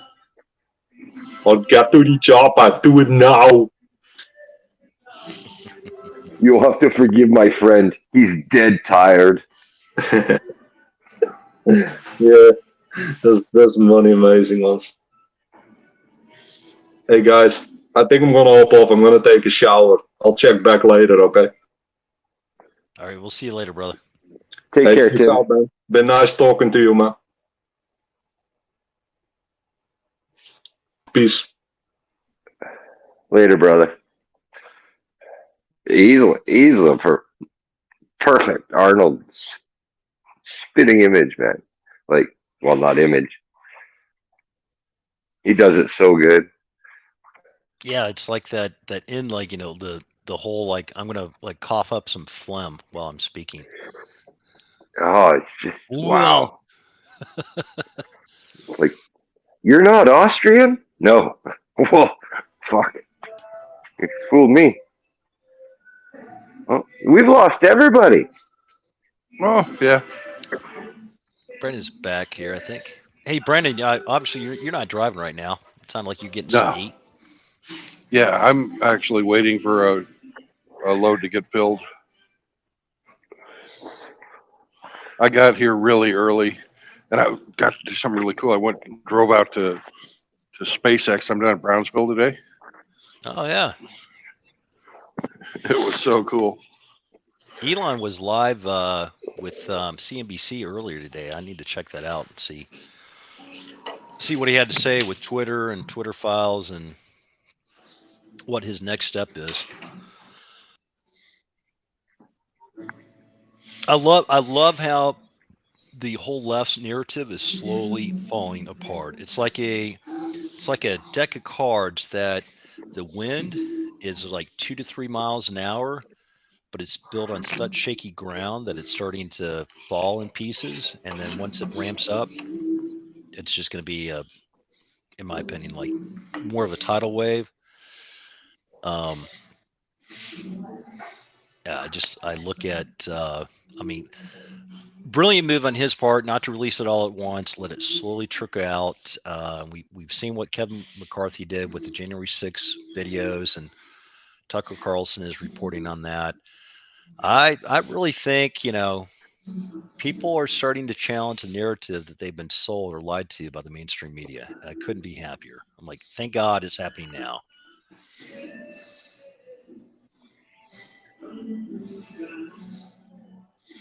Yeah, and I can't wait. I really can't wait until the repercussions from the COVID revelations start to have effect, and they better have effect.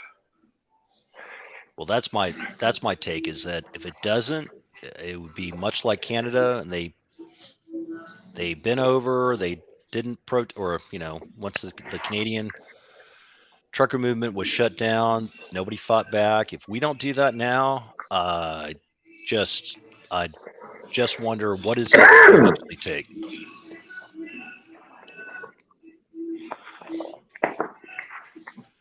You know, there's actual deaths because of this corruption now. You know, in our country, hundreds of thousands of deaths, worldwide, millions. This Well, gain Brent, of function research was paid for by the CDC, authorized by Fauci and his peers, and they got loose on the world because they circumvented our law. You know, it's against the law to do that type of research inside the United States. So instead of following the law and not doing the research with gain of function, they fucking circumvented the law. And they need to pay. Fauci needs to pay, and every one of his peers who signed off on that shit, they need to pay. Yep. And, you know, which is ironic because Obama was the one that shut down gain of function research in the U.S. So Fauci just went to Peter Daszak of EcoHealth and said, hey, farm it out to other foreign countries. You know, and remember when we invaded Ukraine, there was like, you know, conspiracy theory that there was 42 biological weapon labs that were in the Ukraine. And of course, that was misinformation. And then one of our State Department spokesmen to the EU basically acknowledged that, yes, that is true. There are those. And yes, we have funded those. Brandon, or for anyone else listening, Ed Dowd on the PBD podcast this morning, he was the former, he used to work for not not State Street, Blackstone. A great video here. I'm going to link it in the chat. But you talk about, like, he brings facts and what happens in terms of excess deaths, not just in the U.S., but across all nations. A great listen. It's a little bit long. It's about 2.5 hours, but a great detail. This guy's been on this from a fairly early beginning, besides peak prosperity. Here, I'll put it here. Definitely worth a listen to if you have time. He goes through why the media was complicit, you know, what Fauci, what UNC Health, how it first started with that, how China got samples and then they migrated that to a higher level, what probably happened, that there was a mistake. You know, you had a level 2 bioweapon research at Wuhan that never would have been acceptable in most Western countries. That's why, and again, there's so much complicity that that Fauci had, and his hands were involved in that. That's why he, you know, along with Peter Daszak, that's why they were both basically censoring. And then it would look bad on the U.S. to say, well, yeah, China maybe accidentally released it, but we gave them the fucking gunpowder to make that bullshit. Just, yeah. You know, it's a terrible personality trait, this whole lack of accountability culture. Yep. It could have been so much easier on everybody. It really could have. It didn't need to happen. Not a single person needed to die. Well, there would have been those, just like the annual flu. There would have been those that were morbidly obese and poor health. You know, several number of comorbidities that they never died. would have. No, they wouldn't have. They never would have modified the fucking coronavirus and given it its new characteristics where it's super transmissible if they had not modified it to do gain of function. That's what gain of function is. No. I would agree with you. Like if they had never actually released it, but I mean, prior, If like they had never 2018, modified, it never would have been made. If they didn't make it, it would have stayed as a freaking benign avian flu, localized to fucking bats and and chickens. No, I would agree with that, but I will say that the normalized flu that comes around, another COVID variant, but right, you know, 2018, yeah, we had it was a bad flu season. We had 83,000 deaths. But again, these were elderly people. Their immune systems were compromised. They had several comorbidities. They were not the healthiest people at all. But you're right. No. I mean, it's death is still going to occur. But watch Ed Dowd's podcast. I mean, he references some stats by other countries that show because of the lockdowns, because of the supply disruptions, that almost 300,000 children died because of malnutrition. It's so much worse than the actual people that died with COVID. I mean, or some people say, well, they died because of COVID. A great, well worth 2 hours of your listening pleasure there.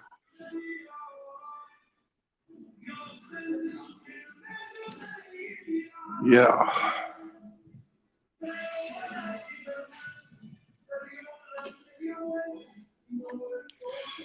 Well, I'm having to resist getting some tres leche cake. Ooh. Don't you dare. Get some churros instead. Don't you dare. No, he can't have churros either. It's a carnivore diet. Oh, low carb. Okay. Yeah. You gotta throw it all away. Did you guys see where, like, on the Daily Mail, where they're now saying that a keto diet raises your chance of heart disease? And again, there's so much fucking bullshit that's out there that they're saying that having that using that diet raises your chance of having arteriosclerosis, I think they called it, or enterioplasty. Wonderful. Yeah, but I'm like, I mean, we were told that margarine was better than butter, and now we're saying no, fat is good. Like, you need a certain percentage of fat. Does it raise your chance higher than the shot? Well, they would never compare that, Hemi. There's a lot of things that raise your chance of heart problems these days. Well, I mean, shit, stress. Oh, I had this one fucking twint, and it was on the Daily Mail website, and she was like, we were going back and forth. She's like, well, because of the lockdowns, increased stress, increased alcoholism, increased drug use. And I'm like, I don't deny any of that, because people will cope whatever way that they can. I mean, you could say that increased, lockdowns cause more men not to want to date and maybe get addicted to porn, and therefore that's because of the declining birth rates. But I would need to see an actual study of that to show that that's true. Like, for you to say, well, this is what I think the cause was, and here's the effect, without having anything other than your own beliefs, like, great, you have an opinion, as do I. But no, she was basically trying to, and I'm assuming that she probably got the clot shot and boosted, and she doesn't want to admit that she was wrong. Like, you got duped. Admit it. Wake up and go, I'm not going to allow that to happen to me again. That's all that I ask, is question what you've been told. But she couldn't do that. It was more of, I need to double down, or I need to blame shift or gaslight this onto something else. But yeah, Brandon, I put that in the chat. If you get a time later on tonight or tomorrow, whatever, Ed Dowd is or Ed Dowd is smart dude. And again, working at BlackRock, he saw their decisions, getting folks from Bain and Company, of companies that they were buying, to basically tear them apart. He has a perspective that I think that most people don't really have, and brings forth a lot of stats, mainly European stats or non-US stats. Looks at the excess mortalities amongst the 5 national life insurance carriers, breaks down versus whole versus term, because they it's priced differently depending on when that takes place, or when that reaction takes place. Like, term is a little bit more accurate than whole life. looks at cancer rates, amongst the DMED database, the VAERS database. Really interesting perspective.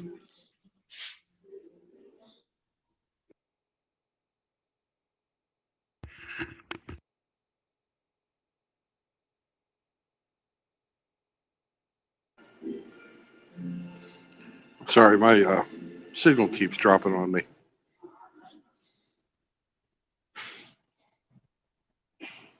It's close to the border. It's the signal's crap. Yeah, you're right. Like Brownsville is right on the border. Yeah. His phone's probably trying to switch to a Mexican carrier. Yeah, I've had that happen before. It wasn't here in Brownsville, but when I was in McAllen, it tried to hit me for roaming charges.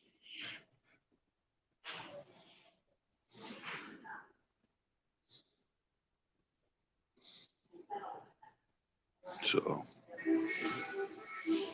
Well, it is I've funny had that a barbacoa bowl. It's delicious.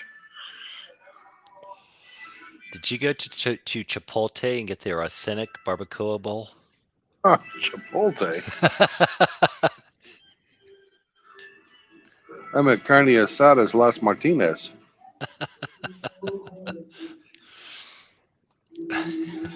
I'm like, people are like, oh, I want some Tex-Mex. I want to go to Chipotle. I'm like, you have not had good Tex-Mex. If you're going to Chipotle and think, I'm going to get some good Tex-Mex, it's like that's like the McDonald's, and that's only one item on their menu.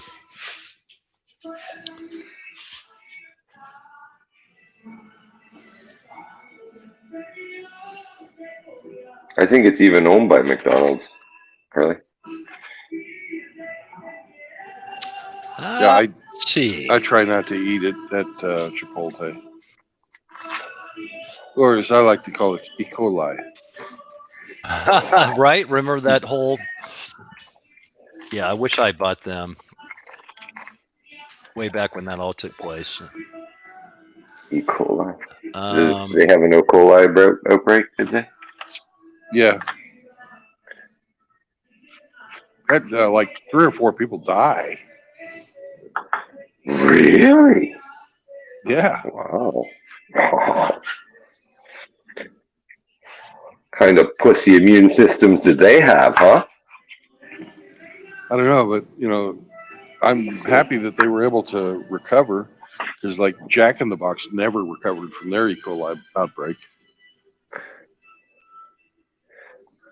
So you need to play in your own shit each day. Toughen yourself up. Jack in the Box sort of did a number on themselves. Because at the same time they had the E. coli thing going on, it was discovered that they were putting kangaroo meat in their hamburgers. Did they have some VP of accounting from Frank's country or something?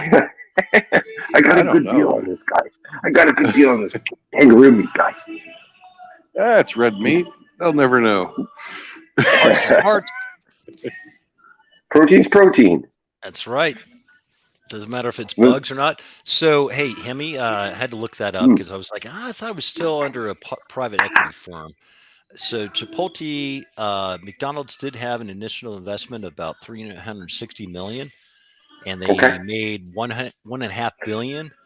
But if they just stayed invested, it could have been worth over $40 billion. But Chipotle said our cultures are so far different than what McDonald's was, and dude, this guy that started it there, Ellis, in 1995, he opened with $85,000 loan from his dad, and I don't know what the valuation of it is now. I mean, it's like I mean, it's got to be. Well, actually, the investment could have been worth over $40 billion today. Wow. So yeah, so they sold all their or McDonald's when they divested themselves.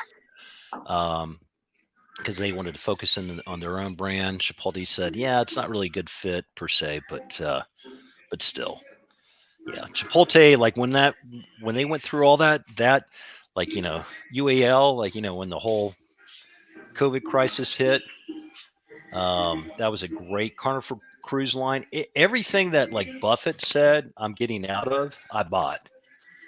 I mean, I didn't do that of my own volition. I listened to other people that knew more than me, and it's paid off well in that sector. And I've made some very bad decisions in others, but yeah, it's. I don't think that people realize what's going to happen with food prices. Like people are like upset about egg prices and gas, and of course, gas has gone back down, but egg prices continue to rise.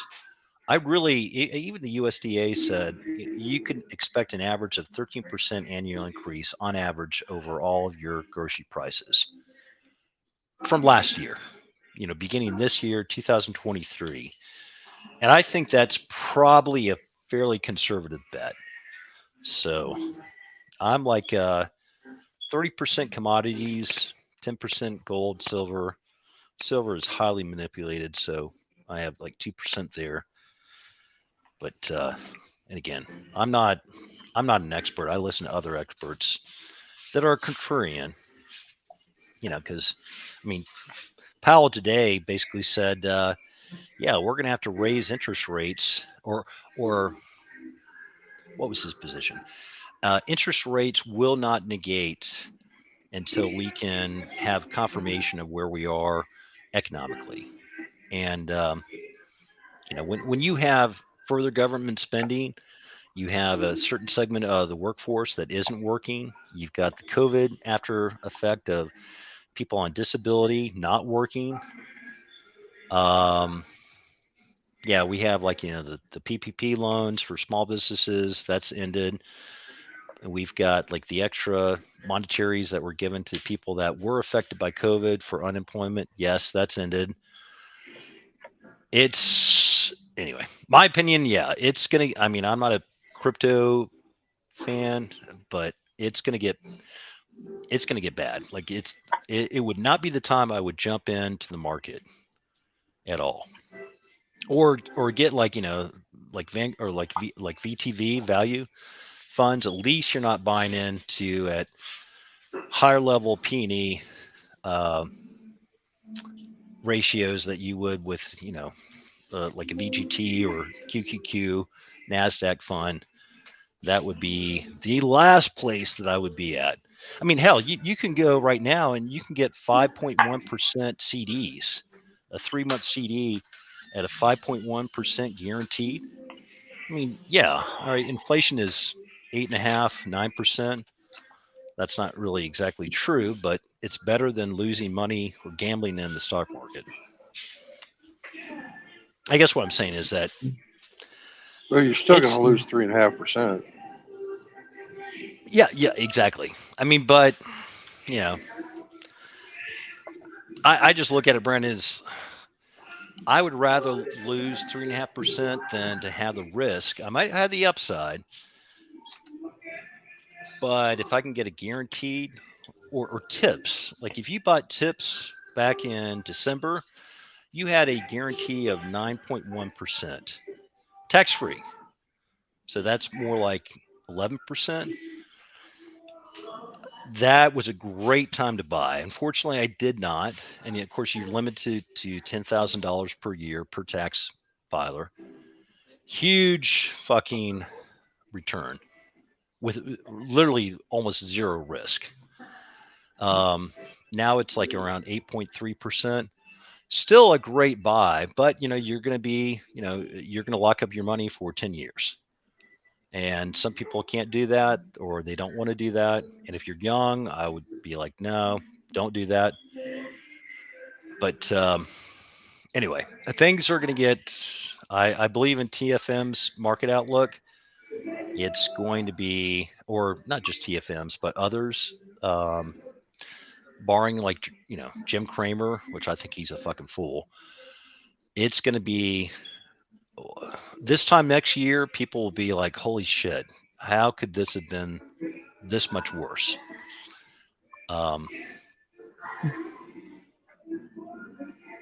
What's up, Moki? Hey, what's up, man? Hey, did you What's up, ever man? get your driver's license? I probably need to go to DMV for that. Yeah. I have to do for like Did you go to the driving getting car. school?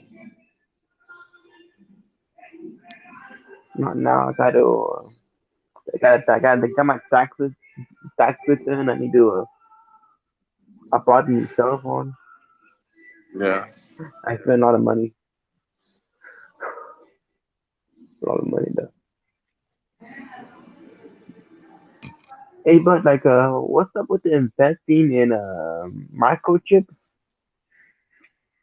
and pet? Like, pet and pet supply and pet food and box wine. Mookie, I mean, I don't know if that was directed towards me. Like, I heard you say microchips, like Simtech, like the ETF, Yeah.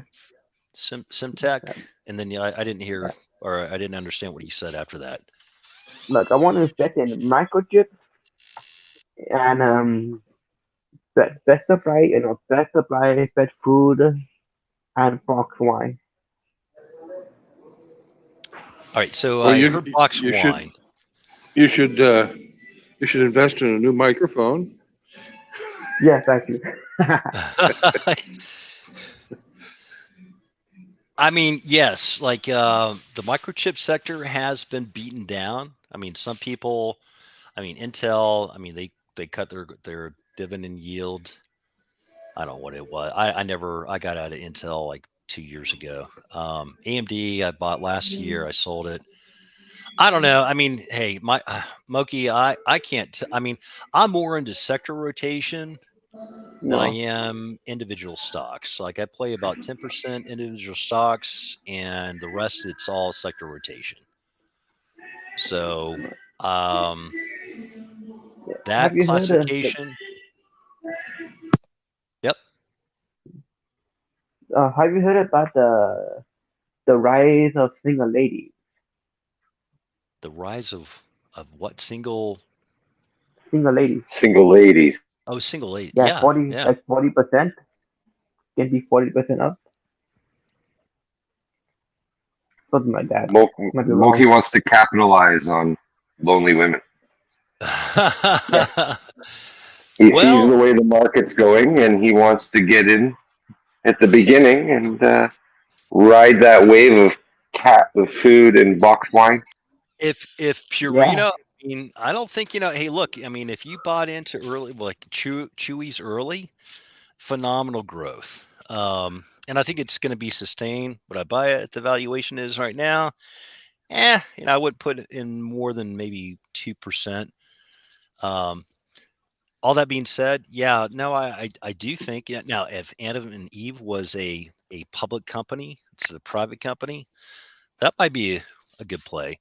But I get what you're saying. Like, yes, we will have an issue where we'll have much more non-formed families, much more need for single housing, REITs, real estate investment trusts. Yeah, they've gotten beaten down, but you can't exit from them like you can stocks. They generally have a holding period, and if they go down while you're holding them, you're fucked. Like you're going to ride it all the way down until your exit date takes place. So I'm not a big fan of REITs, even though I think that or even home builders for that matter, because as interest rates rise, mortgage applications go down. People are not as willing to sell versus buy, because again, it's all that the replacement theory of, I could sell my place for $450 today, but it's going to cost me $550 to go to a new place, and then I get stuck with a higher mortgage rate. So, like home builders, I'm not bullish on at all, even though I do have some holdings in DH Horton, which is kind of like a low income or lower income home builder. But Pulte, like What's the other one? Fuck me. Starts with an R. Fuck. Anyway, as a general rule, that's very speculative. My opinion, commodities, oil, natural gas, UNG, smaller percentage, but large percentage would be commodities. And if you need cash, if you have like money that you want to wait or time the market, which depending on your age, I wouldn't do, because most people can't. Most actively managed funds can't time the market properly. Dude, I would do VTI. So you get large cap, small cap, mid cap, and you buy into the market, just dollar cost average in. Whatever, if you're working and you're making money, just keep buying in. So when it dips,